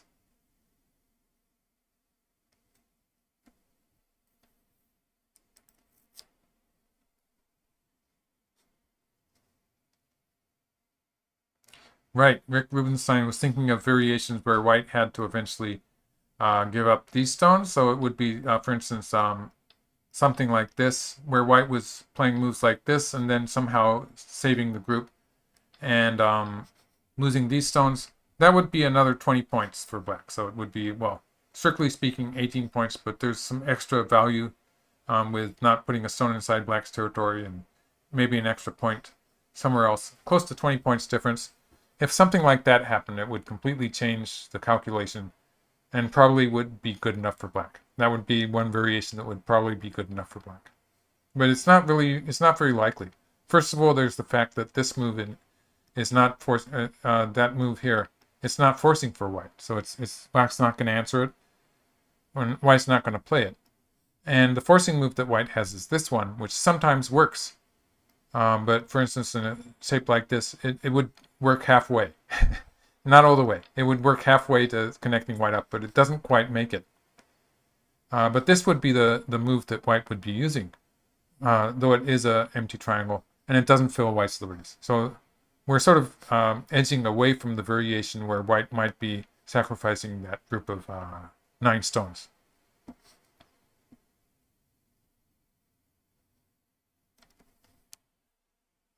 So black really, I think black has to push through. That was what I was going to say. Black has to push through.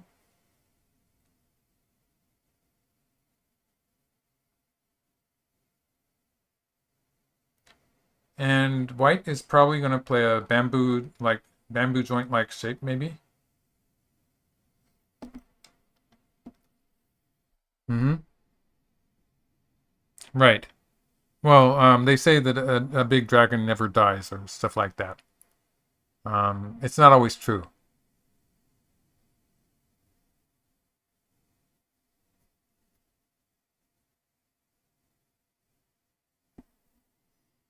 Okay. W. Zhang is still saying that his computer thinks that white should play here and play the ko. So this is a ko that white could play. And as I was saying, I'm not really sure where it's going to go.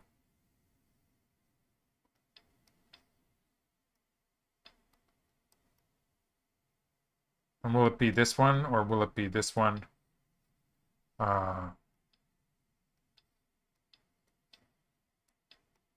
Something like this. White would still have to move out in this direction, maybe there, and something like this. I guess this looks like it could be working for white.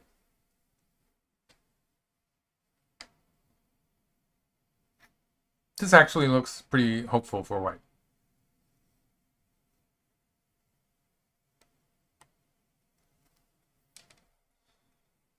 There are some players, some human players, I mean, who are just so good at handling these weak groups that they would have no trouble. I'm not really that type of player, but yes, I can see that maybe this is one variation that could potentially work when white plays a ko here.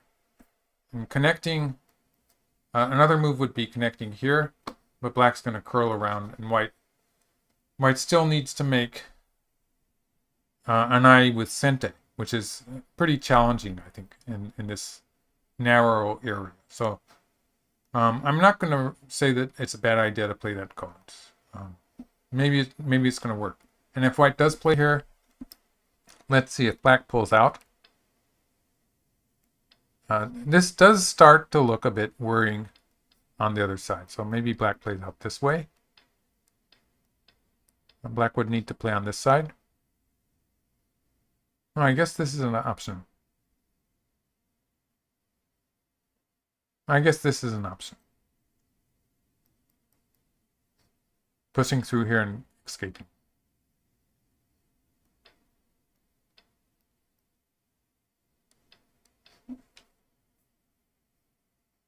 I'll just go with this one.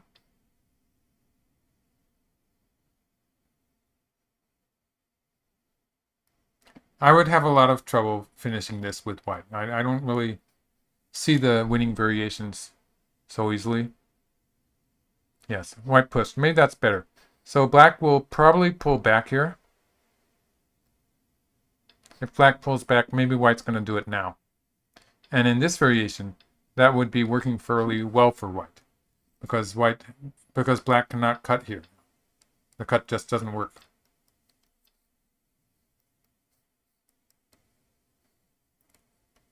So that would be working fairly well for black and for white, and black would be having trouble cutting that off. So that worked. So if black plays here, white plays the ko. This looks like it's the plan basically, and if white can force to this point, looks like white's gonna be okay.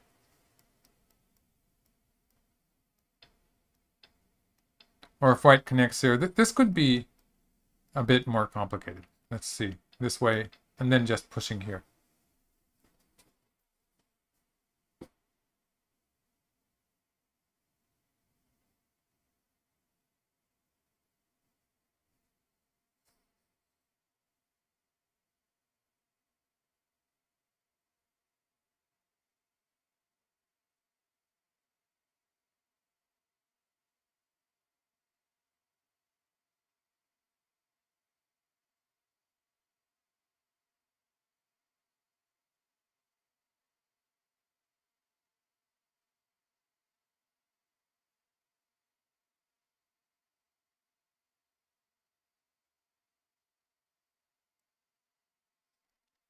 Okay, so I guess that's the plan for white.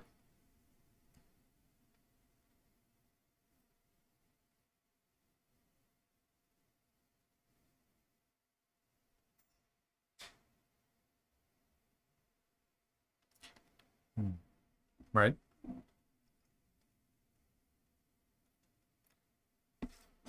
Yes, that's right. Rick Rubenstein has it right. And the covariation, let's just go into that one once more. When something like this happens, and we assume something like this, um, black is actually losing a lot of territory on the upper side. So it's probably not an issue anymore. The fact that, let's just say something like this happens. And this is sort of sente, it's a ko there.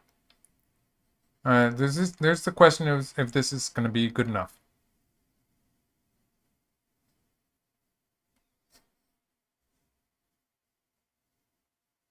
This would probably be an end game. It would probably be an end game where they counted it to the end. It's sufficiently close, I think.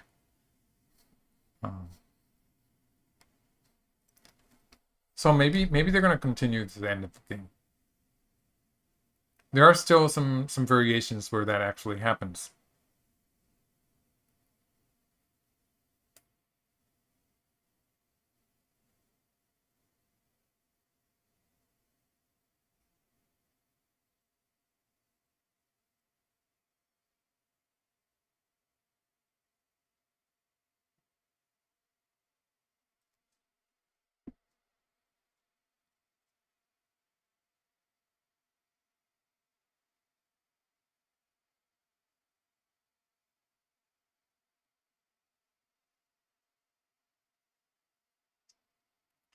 Katia Oliveira, do I watch the videos on Yushkun's Go channel? And he plays these lightning games. He plays against AIs.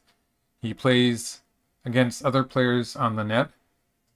And it's really exciting. He plays live games and tries to comment on them as he's playing. And he gets engrossed in the games because he's playing other professional players. And then he does an after review after the game. So it's actually really good. Very intense though. The J6 stone. The J6 stone. Oh, cutting off the J6 stone. Let's try that variation. So cutting off this stone is something black can do here. And white plays here, I suppose. And black has to connect here. And white has to connect here. Or will white push through once? We could do it that way too.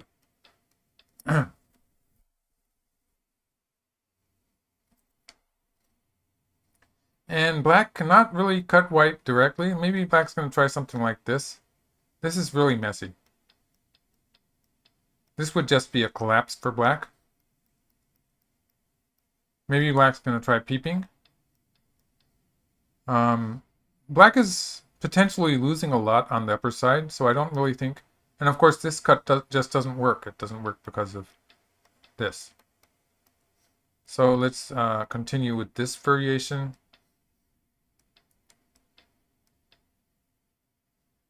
This actually looks a bit dangerous for black.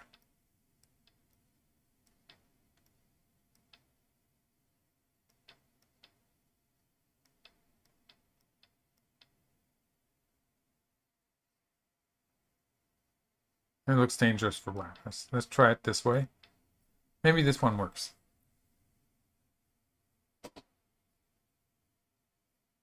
This is a win for black.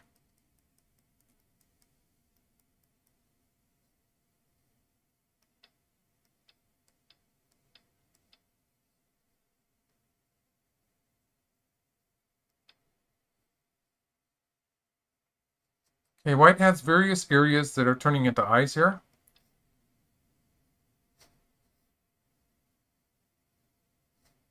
This looks like it's going to be okay for white. So at the very least, white can force with this move and have an eye here, or here, or here. and that makes two eyes.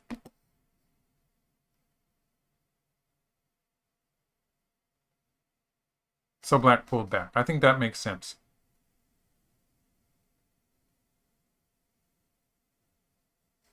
We were talking about Yushkun's channel. That was IG2D who was asking about what channel I was talking about. That was Yushkun's channel. That's a professional Go player in Japan. He's Korean of origin.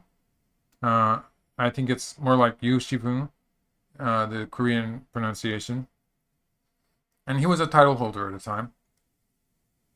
And he does a lot of videos about games that he plays on the net. But it's all in Japanese.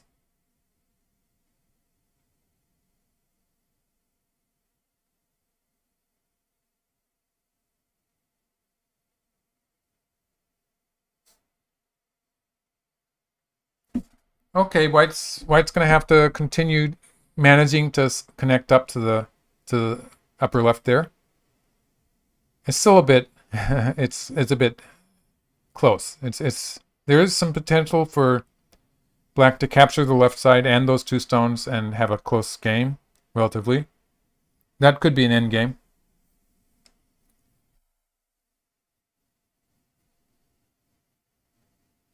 It depends on what happens to black on the upper side in the meantime.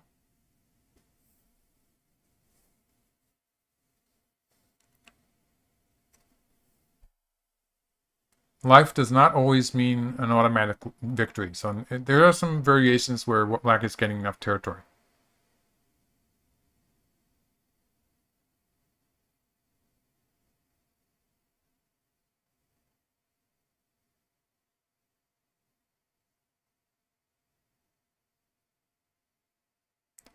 Okay, the clock says that white has about half an hour and black has 36 minutes. So they're both down to their last 30 minutes. They're probably going to use it all up. It's going to be another hour at least.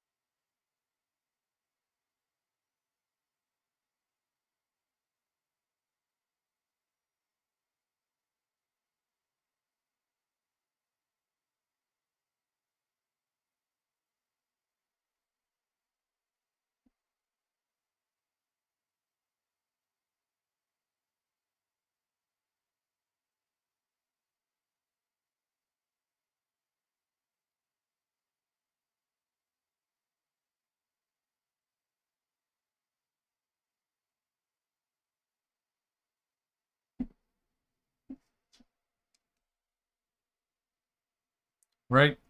Stephen Kreitzchick said it. Xie Ke turned it into please kill me again. And he looks like he's going to live this time. I'm willing to bet that he's going to live this time. But it could be a close game anyway.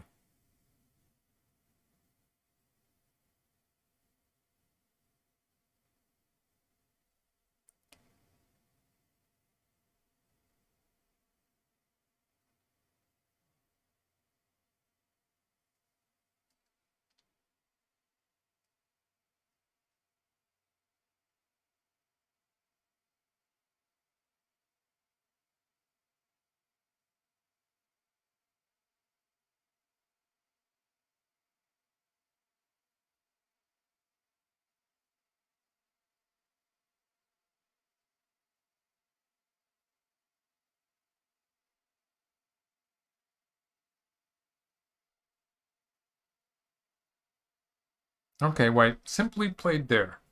So what's happening with this is if black pulls back,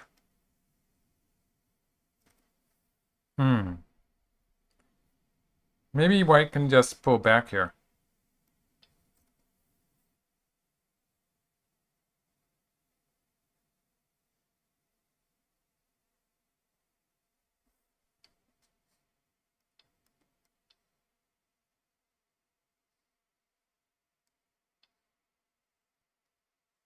More complications. But it looks playable for white. White does have some potential to make eyes still. And black has some cutting points. So it's tough. Tough to read it out.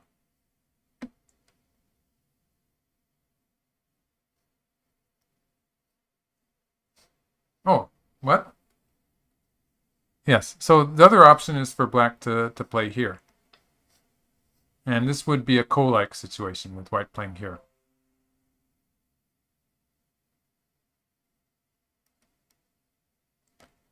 D15, D15. That's probably too dangerous.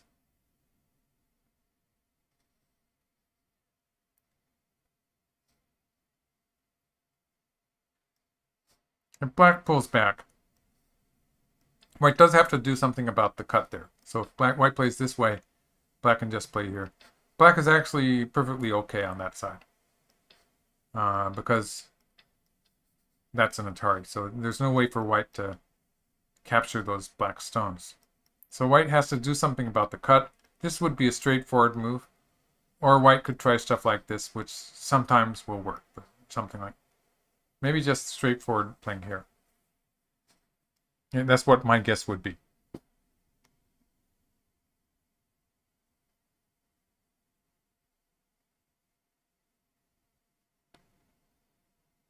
What if black doesn't protect the stone? Okay, so if black plays on this side, that's something I should look at.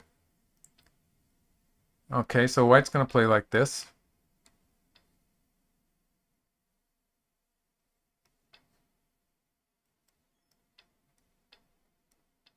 Something like this.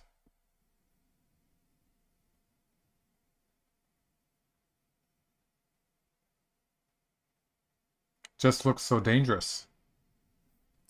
And if black pulls out on this side, then white can cut here. This is a double threat with the threat of the threat on this side, threatening to cut on the third line, and the threat to cut here. So that's just six liberties.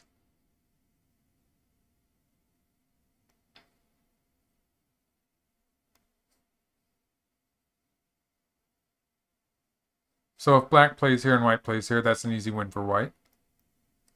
Black plays here and white plays here.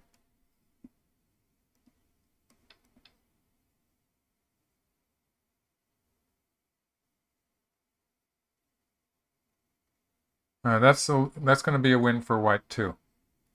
So that's white has enough liberties to win, to capture black in the upper right. So it looks dangerous. I think black has to play something on the left. I mean on the right.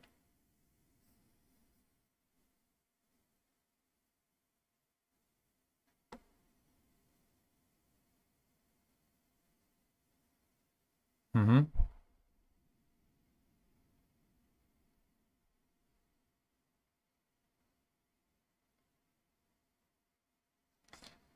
You know, Walker is asking, was it worth it for black to lose the ko on the lower side? It all depends on how bad white's trouble is in the center of the board. So it is this variation which is happening here.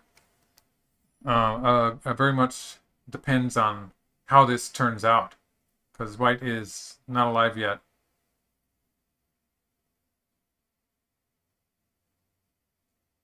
The time limit is, okay, that's Karakai Takagi-san to Nishioka-kun. That's a Japanese name there, asking about the time limit. And it's 3 hours apiece. So they're both running out of time. They're both at, actually white has 27 minutes, 28 minutes. And black has 31 or 2 minutes. And I think the clocks that I'm looking at are pretty accurate. And it seems to be working. Yesterday, it seemed to be working fairly well.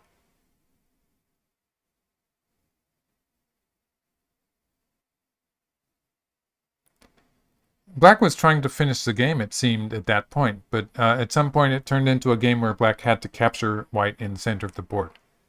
So maybe that didn't work exactly as black was trying to make it. So that was a question by Lion Gaisai, who was asking whether black really needed to do that ko on the lower side. And my answer to that is I don't really know. Wow.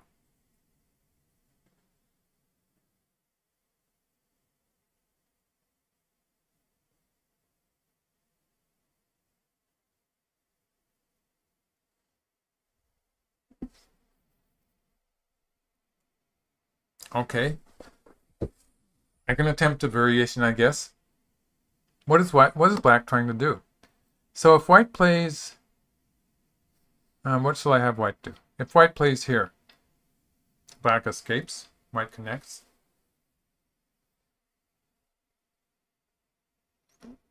And one move forward is already difficult. So maybe black's going to play here, in which case white cuts here, and the black group here is not alive. So let's just have white do it this way.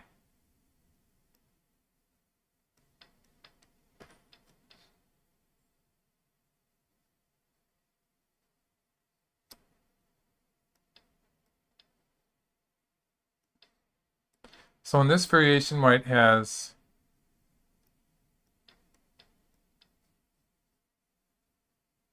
a lot of liberties, but yeah, it looks bad for black.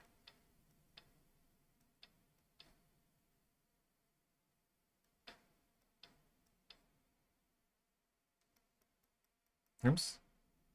So this way.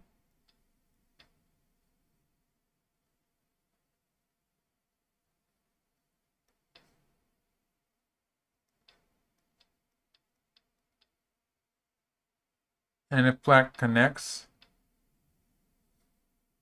oh, black's winning by one move. Oh no, white's winning by one move. So that's a one move difference. Obviously, that was a bit sloppy, so let's go back. Oops, not that far. Let's see. Looks like it's turning into a very close fight here in the center. So let's have black connect once. Now this way white can play here. And white has to be careful not to lose that group on the right. So let's have white do it this way. And black can play here and here. White has only one eye on the side. Now white would save this group now.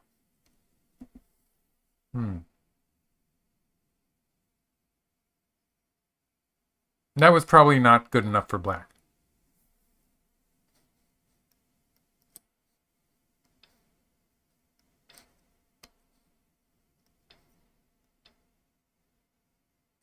So how are white's eyes doing now? I guess white can, if black tries to kill white, then white would be able to use this to have a living shape. To cut black. So that doesn't work. So, so we're saying that maybe white's going to play here and here. And this way white could play here to connect up.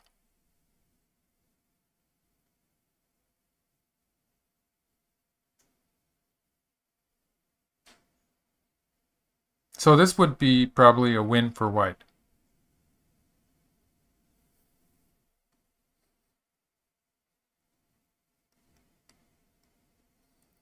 So if black plays here, white plays here, and it's this race to capture.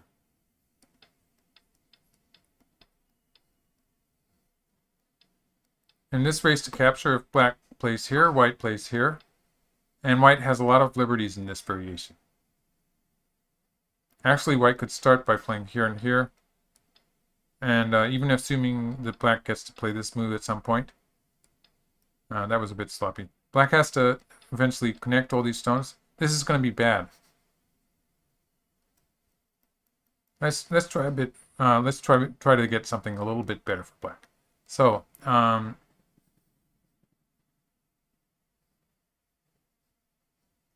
let's have black play here. That's bad already. Let's have black get this exchange. I'm not even sure if that black has time to play that, but let's have black getting that exchange.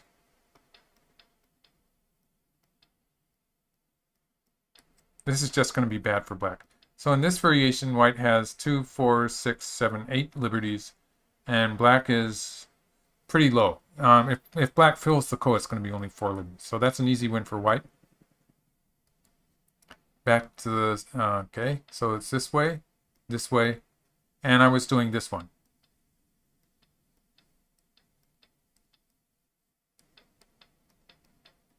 So instead, if black plays on this side, okay, again, black, this is so troublesome, the damism right here.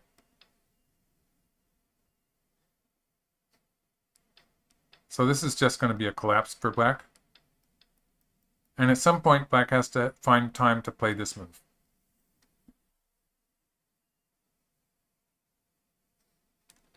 So let's just assume white's going to answer that. And this way. So this way, black can connect all these liberties.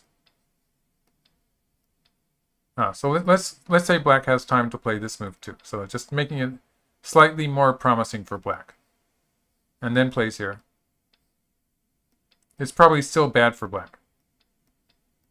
So now in this variation, white has eight liberties, and black's still really short. Or if black plays on this side, let's do this again just to keep it relatively simple.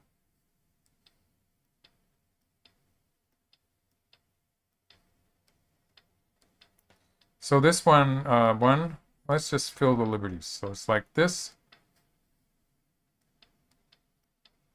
And if black connects, black is down to the last 3 liberties. And you can see that white has extended liberties there, so white's winning by 2 moves. So it's going to be that ko at 44. So that was a 50-move variation that was maybe right, maybe not. It's just looking bad for black anyway. So going back to this variation where black connects here, white can play here and connect, okay, like this maybe, connect up to this group. The shape is sort of painful there, but white is connected up. Black gets to capture these stones, white gets to save these stones. And it looks like it should be a win for white. Black plays here, and white will save these stones like this, and it's alive. Maybe you should calculate the score.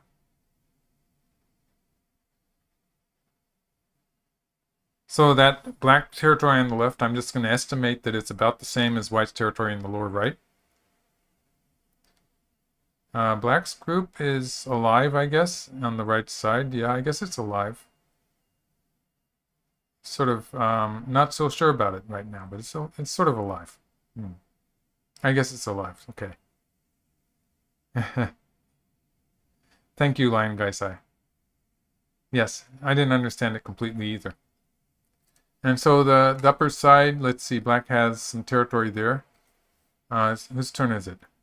So it's going to be like this. And like, let's... Actually, at some point, white is going to play that exchange. At some point, white is probably going to get this exchange in. And so that's about 10... More than 10 points on the upper side. White has a similar territory on the upper left. On the left side, black territory is similar to white in the lower right. And the rest of the territory is all small. So I'd say white seems to have a slight advantage here.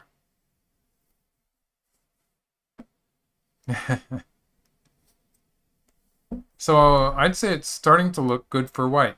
If black just plays... if white just plays that variation where white plays here. It seems to be an only move anyway.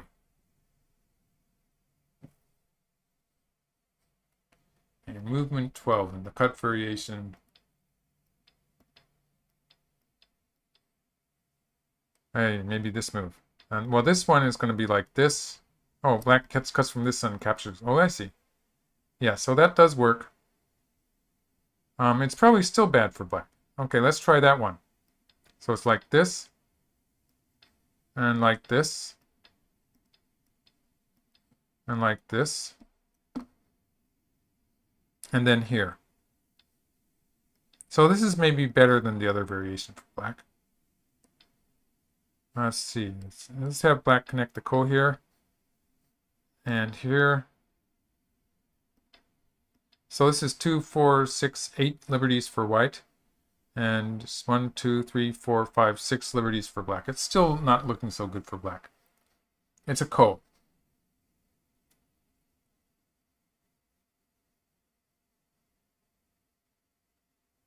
I didn't make it to 50 moves that time. It's looking good for white.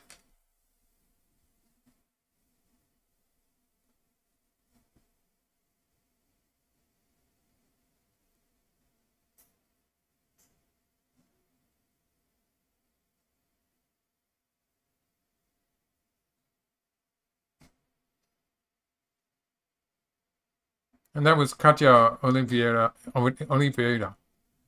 showing me that variation where black played a different move with 12. So thank you. It just looks like that's not working for black in general, that whole variation.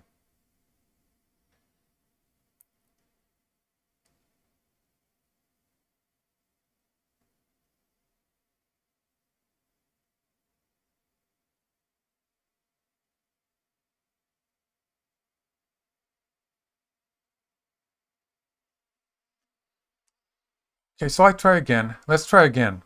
Another variation I've come up with. Okay, so white plays here. And we're playing this one. And I said white should play here. What if black plays here first?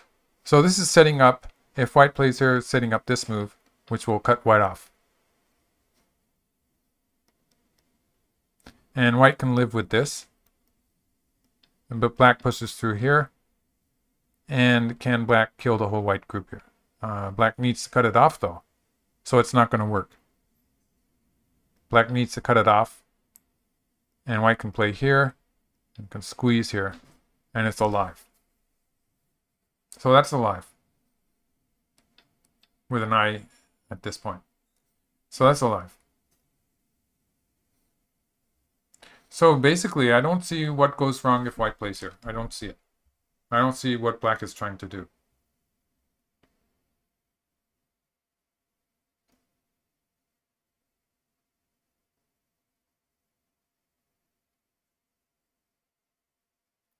This was a very challenging game to do a commentary for, actually. It's very, very sharp towards the end.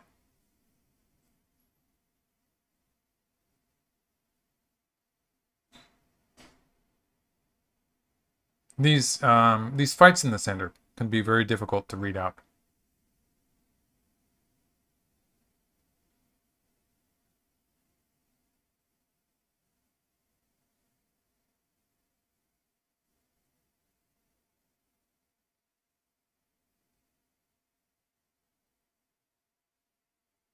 Okay, so the clock I'm seeing says that white has 14 minutes. White's on the last 14 minutes, and black has still half an hour.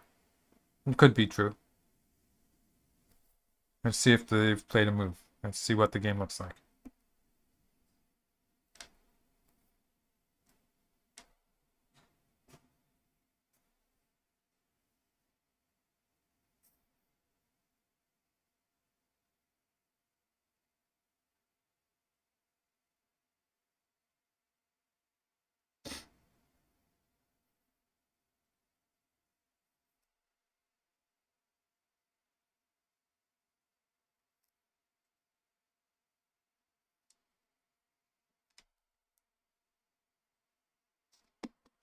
Let's just run through that variation once more.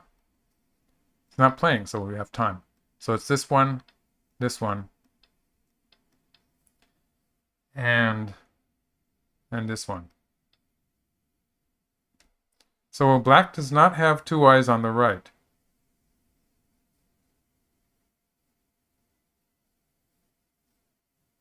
So yeah, maybe this one.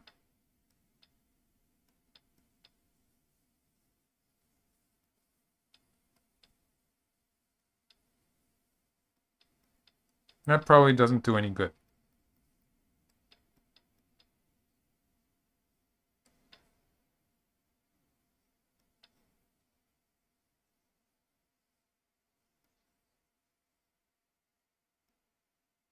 Oh, I forgot to play that exchange. So white has to White has to play this exchange.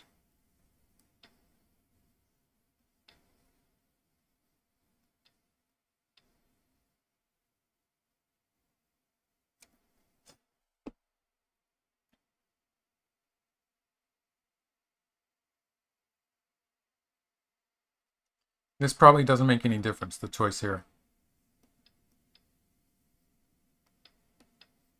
And 2, 4, 6, 8 liberties to 1,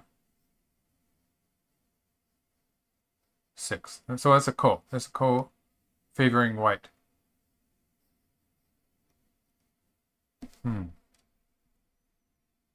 He's on his last 12 minutes.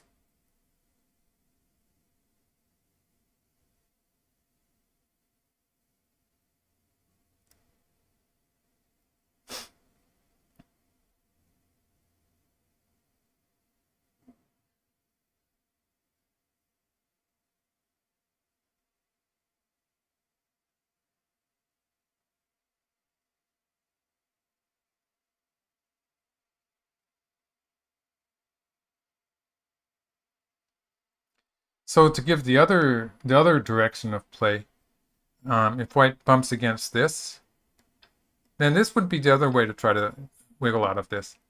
In this case, black gets to play here, and the right side is perfectly okay now. In this case, black can just play here and squeeze first, and then play some move on the right side to make a living shape. So that's easy for black. That's not doing anything for white. And this way, it's probably not that big of a problem. There's a little cut there, some problem with the cut there. So white can, let's see, white can push through maybe? I'm not sure how black would answer that. Maybe white's just going to play something like this. And this would not be simple. It would not be simple at all. Something like that. Maybe it's going to work for white this way.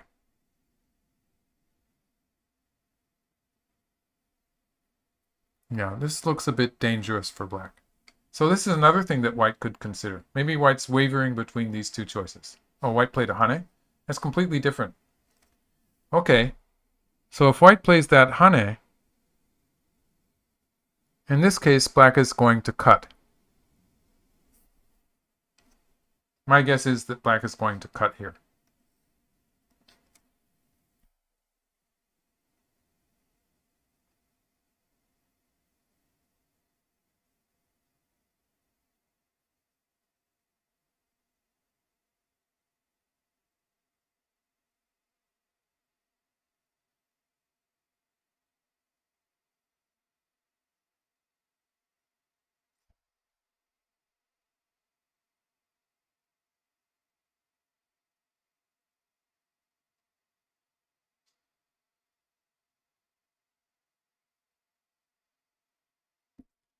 Okay, so on this side, first of all, nothing's happening.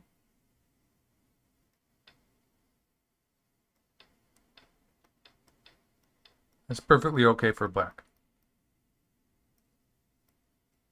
Nothing's happening on that side. On this side, if white plays here and connects, basically this is what white is trying to do, I guess, but black's gonna try something like this. And it doesn't look like it's an improvement for white. I mean, yeah.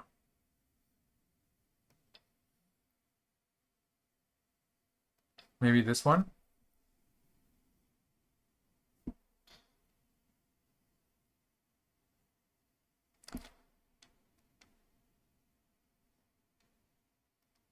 Let's get back to the game, see if he played a move. So it's white's turn. Obviously black cannot play on this side. I hope it's obvious. Sometimes I say that and it's completely wrong. But in this case, I think I'm pretty safe in saying that this is obviously a failure for black.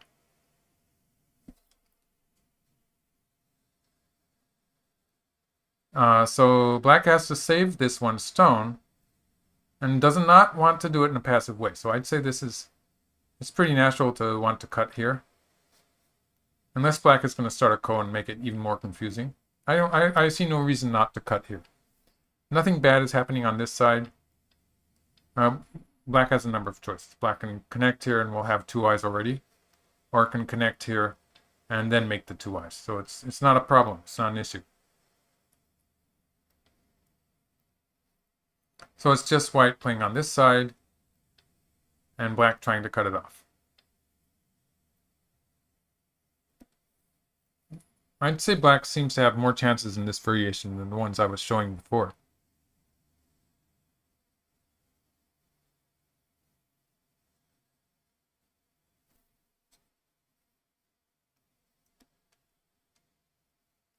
And black has about 27 minutes, so he has plenty of time to think about this.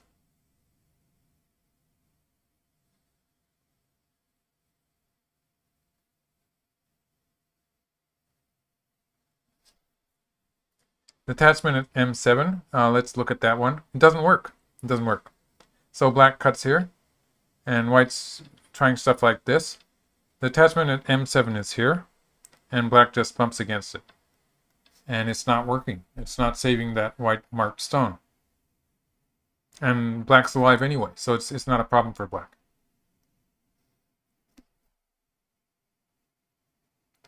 So this move doesn't look like it's good. It doesn't look like it's a good move when black just cuts it.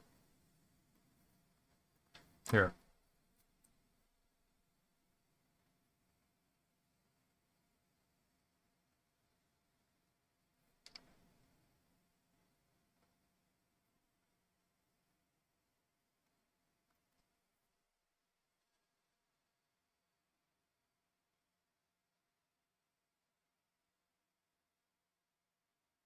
Still a very wild fight.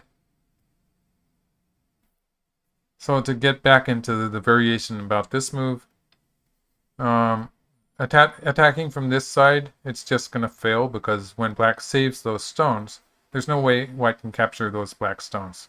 And white's going to get cut off in the center. So that's just bad. So white has to play here. And black has to find a way to cut this off. So there's more than one way black can try to do that. But the most straightforward way would be to play here. And when white does this and then does this, there is some, usually this would be sort of dangerous for black. But black has this forcing move, which is going to allow black to win by one move. So this is already, whatever white does, it's already a win for black. And on this side, white has all these forcing moves and might eventually capture these black stones. But it's sort of difficult when the white 2 stones here are so weak. And in any case, this kind of trade is probably going to be bad for white.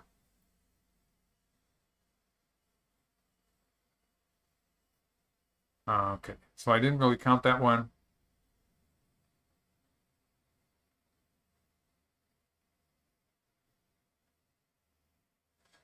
But it's probably bad for white, yes. So,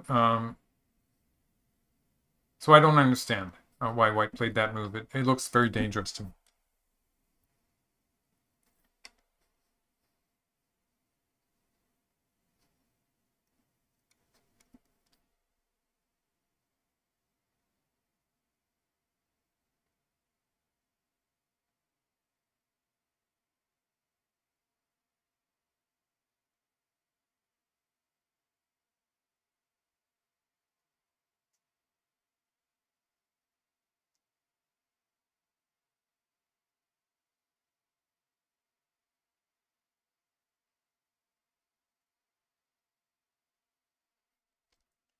Okay, coming to a climax here.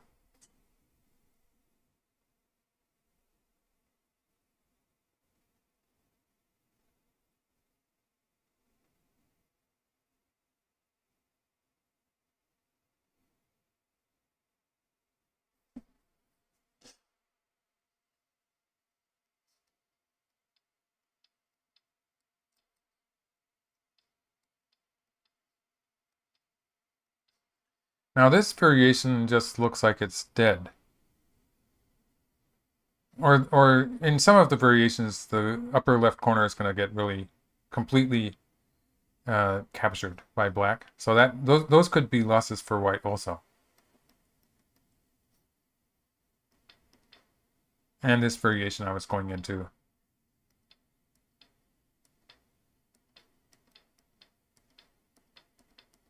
Yeah, this is probably just too much territory. And if black plays here, it could be dangerous.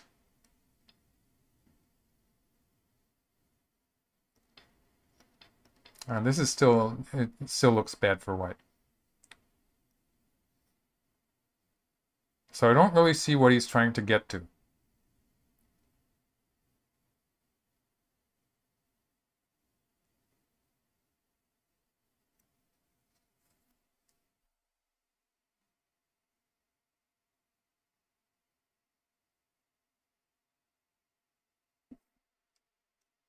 In any case, I would say that better than this move, it's better to cut.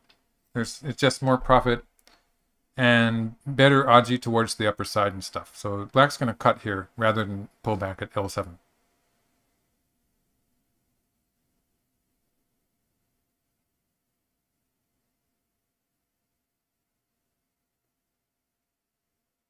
So let's go back to the variation I was suggesting.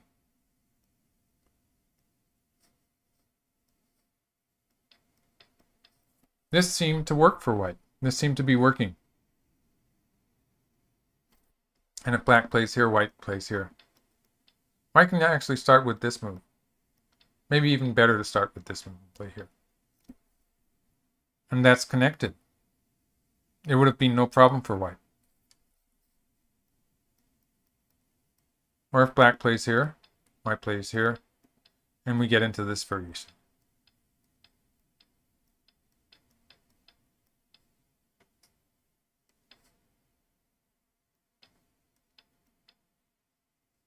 I think either way it's the same race to capture. So white has eight liberties. Black has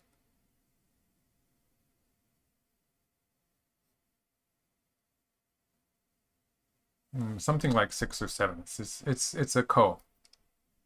So it's not going to be a win for white. I mean, it's going to be a win for white. It's not good for black. Yeah, so black did cut. And this is starting to look dangerous. So white is going to play here and here, and black is going to cut here. And I don't see what white is trying to do here.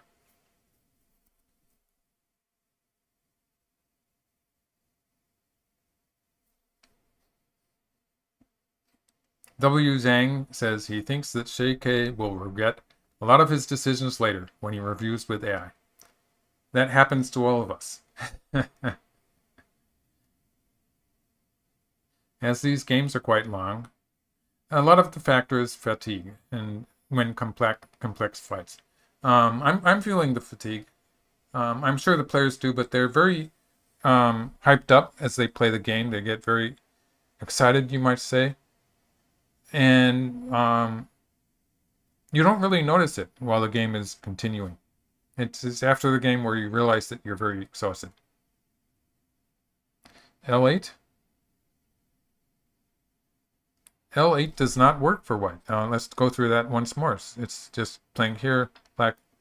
Okay. White plays here, black escapes. Nothing comes from it. White plays here, black escapes also. It's not going to work because black is basically alive on the right side. It doesn't help white. So white is looking at a weakness on the right and the left. So this is very similar to the variation I was doing. If black plays on this side, more like this, white has something to look forward to on the upper side. So how white is going to do that? Maybe this way. And if black plays here, so white wins the race to capture here. Or if black plays here, it looks like white's going to win this one too. If black plays here, that's the 3 stones on the right are in danger, so white can cut these 2 stones off. So that's what white is aiming at on the right side. This would also be a win for white. White just captures all of those stones. So that's what white is looking at, to capture these stones on the right. So the question is, what happens if black plays something like this to alleviate that? So this would fix that problem, in which black can just play here and win the race to capture. So black's winning the race to capture here. So no problem. And white can push through. White's only choice is to push through here. And white's going to try to capture 4 black stones in the center of the board. So that sort of works something like this.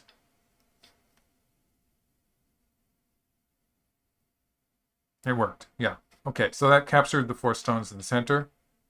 But it's going to lose the corner. And white's going to save these stones. And I have to do some counting again. So this is annoying. So white has about 15 points there. 16 points. And 5 points on the upper side, 21. Then 7 points on the right side. Let's say it's 28 then. Then 45 points on the lower side. Okay, let's recount that. That's 45, 50, 57. And that was... So it's about 70 points for white.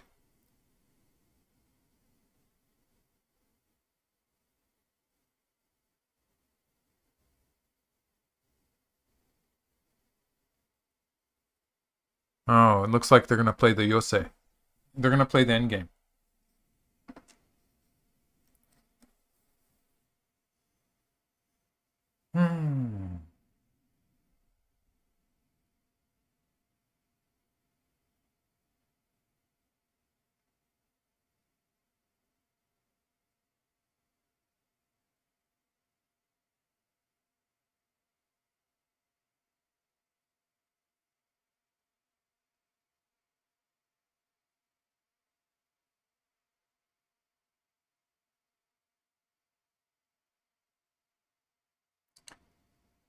Oh, so this is basically it's not changing anything what white is doing here. It doesn't help white at all. White's losing the race to capture, and we'll eventually have to do this thing to capture these stones. It's just pretty much fixed. White has no choice. Maybe white gains a point by playing this way. And black's going to kill this corner. And white's going to save this side. That's 2, 6, 16, 17 points here. About 45 points here. 7 points here and 5 points here. So that's 57. And then I said that was 17. Oh, wait. 45 points here.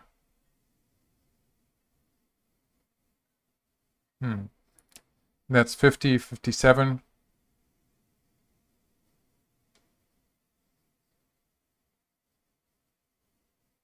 So it's about 75 points for white. Now, okay. I think I miscalculated before. 75 points.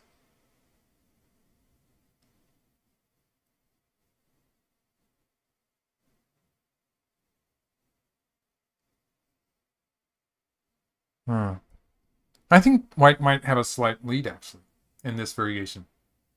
But it's going to be close enough that they're going to play it to the end. And it's pretty forced now. I think they're pretty much forced to play something like that. Let's see. The game is proceeding along those lines. Maybe white's going to start with this move. Yeah, maybe white's going to start with this move. This might be a little bit better. Okay.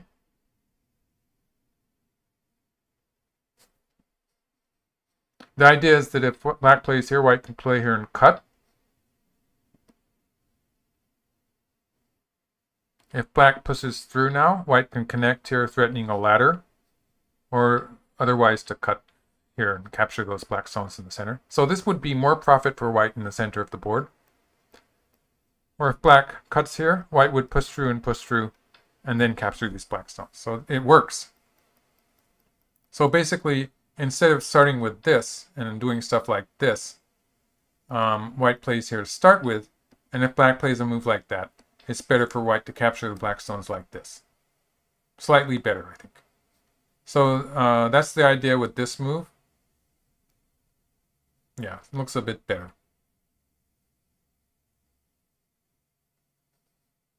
see what happened.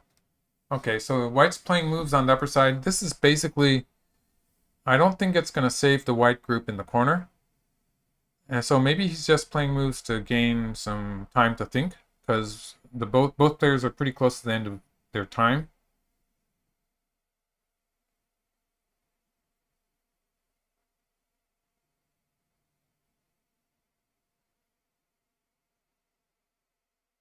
The big black group on the right is alive. So that was Cyphus. No, it was Marcelo Carpenetti asking if white. Oh, white played the Atari first.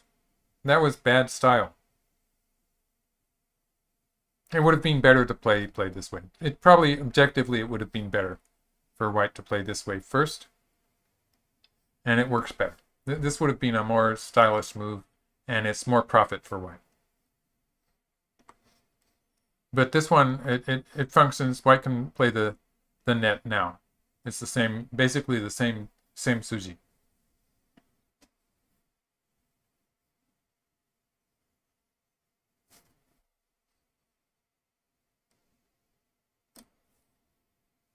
Forcing as I did in the first variation that I showed with this move, it's a slight loss. Giving black these forcing moves was a slight disadvantage to white. So it's better for white to play the net as soon as possible. Oh, white's trying to live on both sides. I don't think that works. But if white can get at least a ko, that's going to be a clear win for white. So white's idea here is to play that forcing move and have this net, for instance, just for instance, a shape like that. And can black kill the white corner? So if black does this one now, it's not going to be good enough to kill the corners. White's going to have enough room to live. If black does this one, then white's going to play here. This actually looks like it's going to be dead.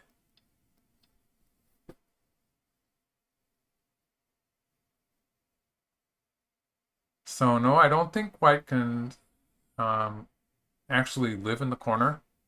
But my oh, that one. Now that's probably not the best local move. White has to play here next. Now, extending here would be nice if white could do it, but black can play here. And this is looking a bit dangerous for white. That's not working. So if that's not working, white has to play here, and black gets these forcing moves, giving black a slightly better shape.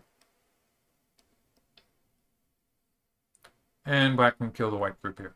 So it's not really, white's attempts to make a living shape there are not working. But when white gets this point, I have the feeling that white has a slight lead now. I'm sort of giving up though. I'll let them finish the end game, and it won't be too long after they get to this point. Yeah, so the game, it's like this. White actually lost a few points the way white handled the center there. White could have captured that group. Just going back to this move, white could have done it a bit more efficiently by simply playing here. That would have been the more efficient move, and it would have captured it anyway. If black plays it too, black's going to lose some points. So black's going to play something like this, and white's going to get reduce black's territory on the side more effectively. So it's sort of surprising he missed that one. I'm pretty sure that I'm right about that.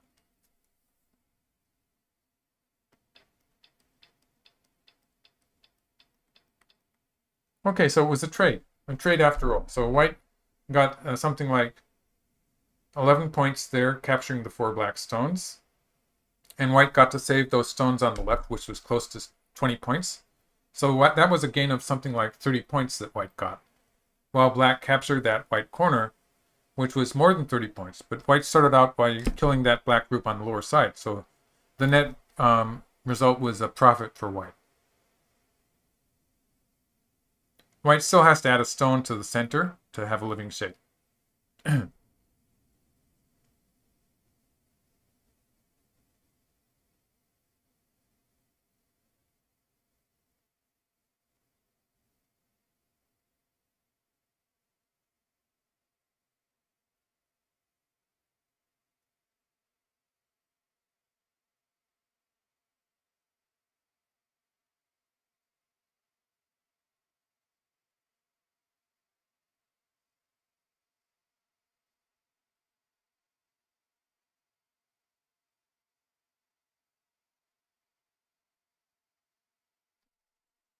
The placement at b3. Okay, we're at the final stages of the end game suddenly.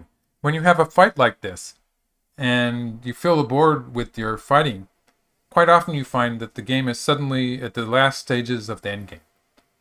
The moment the fighting stops, it's all over.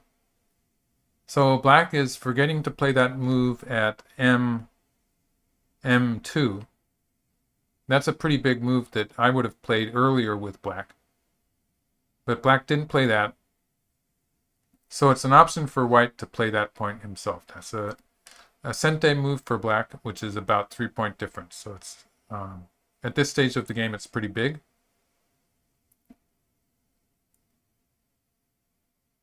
Otherwise, something in the center of the board is pretty big. So otherwise, white could play this move maybe.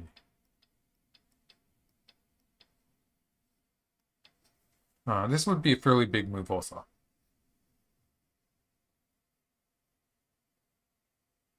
And they're running out of endgame. I think I'm too tired to do a good count of the game here.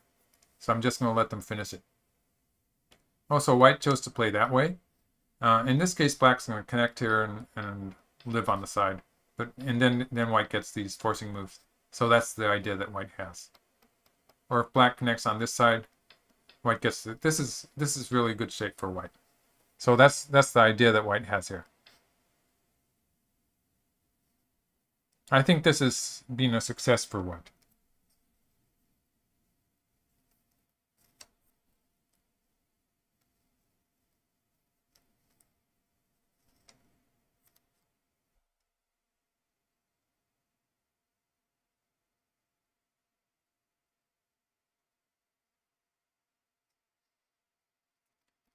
So let's see what's left. There's some very small endgame points left on the left side there.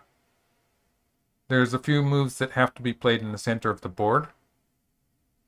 And that 3-point move on the upper side. And then a few points on the right side. They only have something like 30 to 50 moves left in the game. They could finish it in 2 or 3 minutes if they played quickly. But it's an important game. They'll be using their time, I suppose.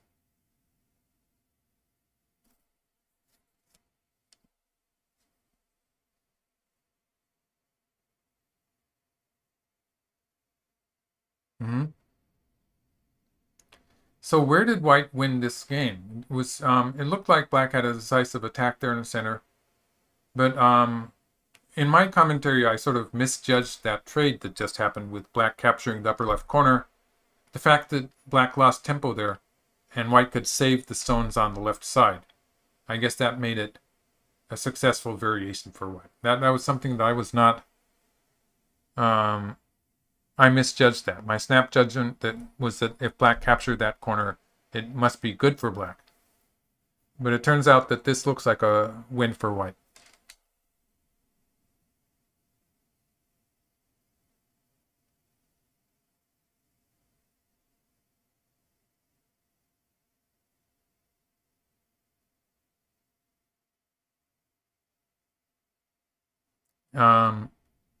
Stefan Kaisjek is asking, could black have played a forcing move against the top left corner before cutting at k6? And the question is, what forcing move should black have played? And that's actually a very good question, and it's probably something that black should have considered.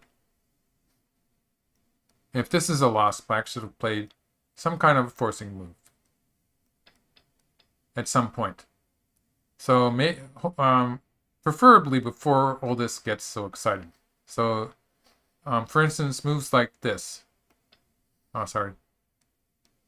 Moves like this would have changed what happens in that variation that happened in the game.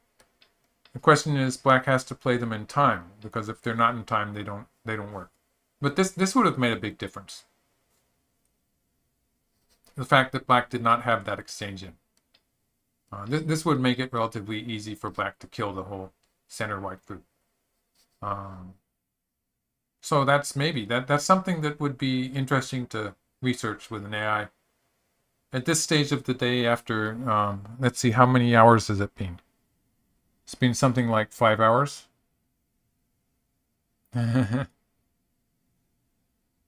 I 6 hours. I don't really trust myself to give a correct answer there, but it's something that it's a very valid point. Maybe Black could have played some forcing moves against upper left corner. I think the bottom line is he just was not completely reading it out at that point. So they're in the final stages of the endgame. They've just fixed the center position. Black's going to have to live on the right side now. And White is going to finish the endgame with a move on the upper side, probably. And that'll be it.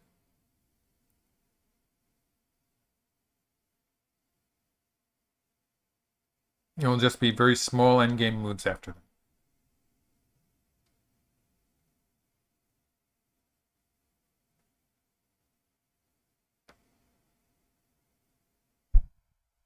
White actually gets to push this Black group around a bit. So Black's going to play there, White's going to play an Atari underneath and extend.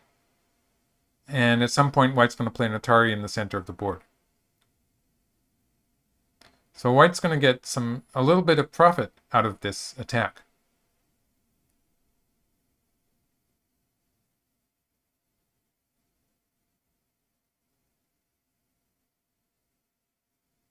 So White can play an Atari of 2 stones in the center. And it looks like maybe White can actually capture those 2 stones. Because if Black connects, let's see. If Black connects,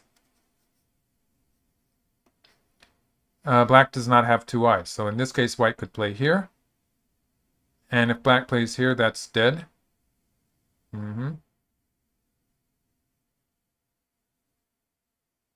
There's some White probably wants to play this Atari before White tries anything. So White plays here. That's dead.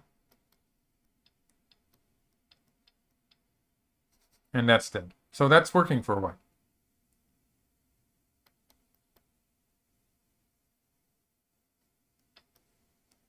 That's dead too. Okay. So I'm satisfied with that. Okay. So it means Black has to give up those 2 stones. Oh, Black didn't. Just when I was convinced. He doesn't do it. So how is Black going to... Oh, White doesn't play it yet. How is Black going to live if White takes Black's eyes?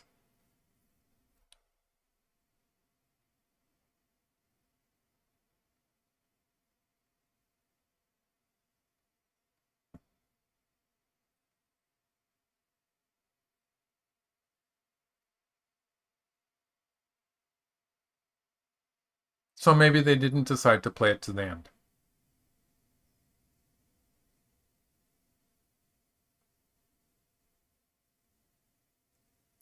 I wouldn't be surprised if Black resigns now. I'll just have to follow it on both servers just to see. Oh, Black's still playing. So does that work? I very much doubt it.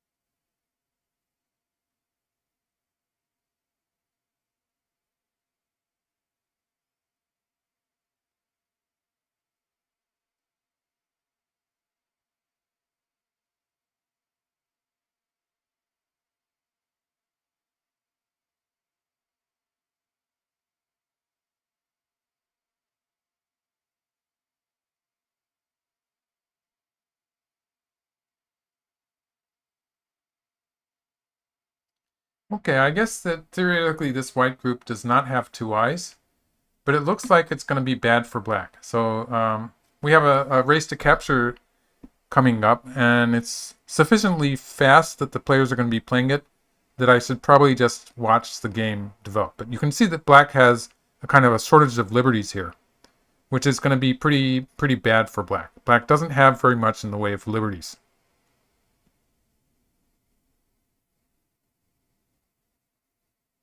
So white actually is not alive.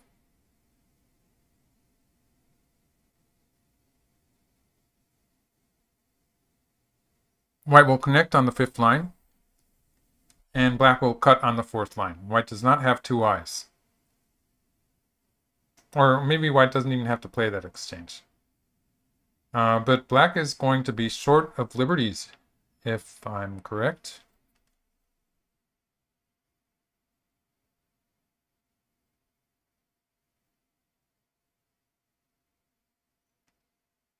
And the resignation should be coming anytime now.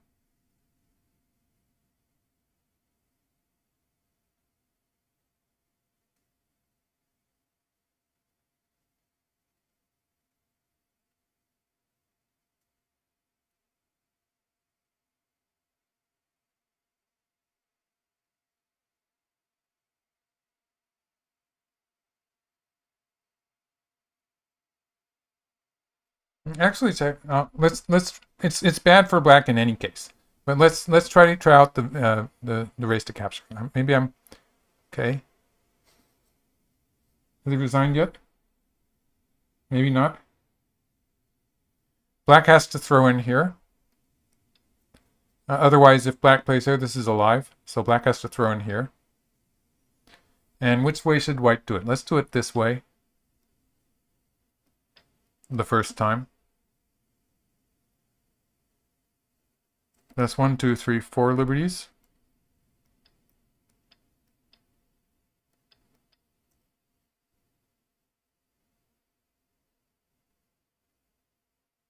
Maybe this is better. So white plays here. Maybe white should crawl once. White plays here.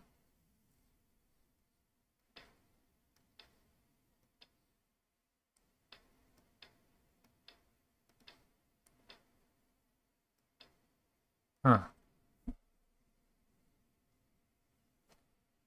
That was an easy win for white. So yeah, it was.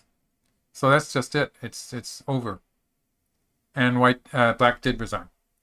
So I guess that's it for today. Let's see. They've played 2 games. I think we have a rest day tomorrow. That's Saturday. And I would like to, I'll try to do it again Sunday. I will be putting out on Twitter and on YouTube. I will be announcing it if I do decide to do a live stream on Sunday. So that's the day after today, the same time. And this will remain on YouTube, so you can watch the video later. It will take a few minutes probably, but it will be there. And so that's it for today. So thank you everyone for your support and for watching, and for being such great fans. So thanks anyway. So that's it for today. It's been a long day, a bit tiring today, but I'll be fresh the day after tomorrow probably. So see you next time. Goodbye.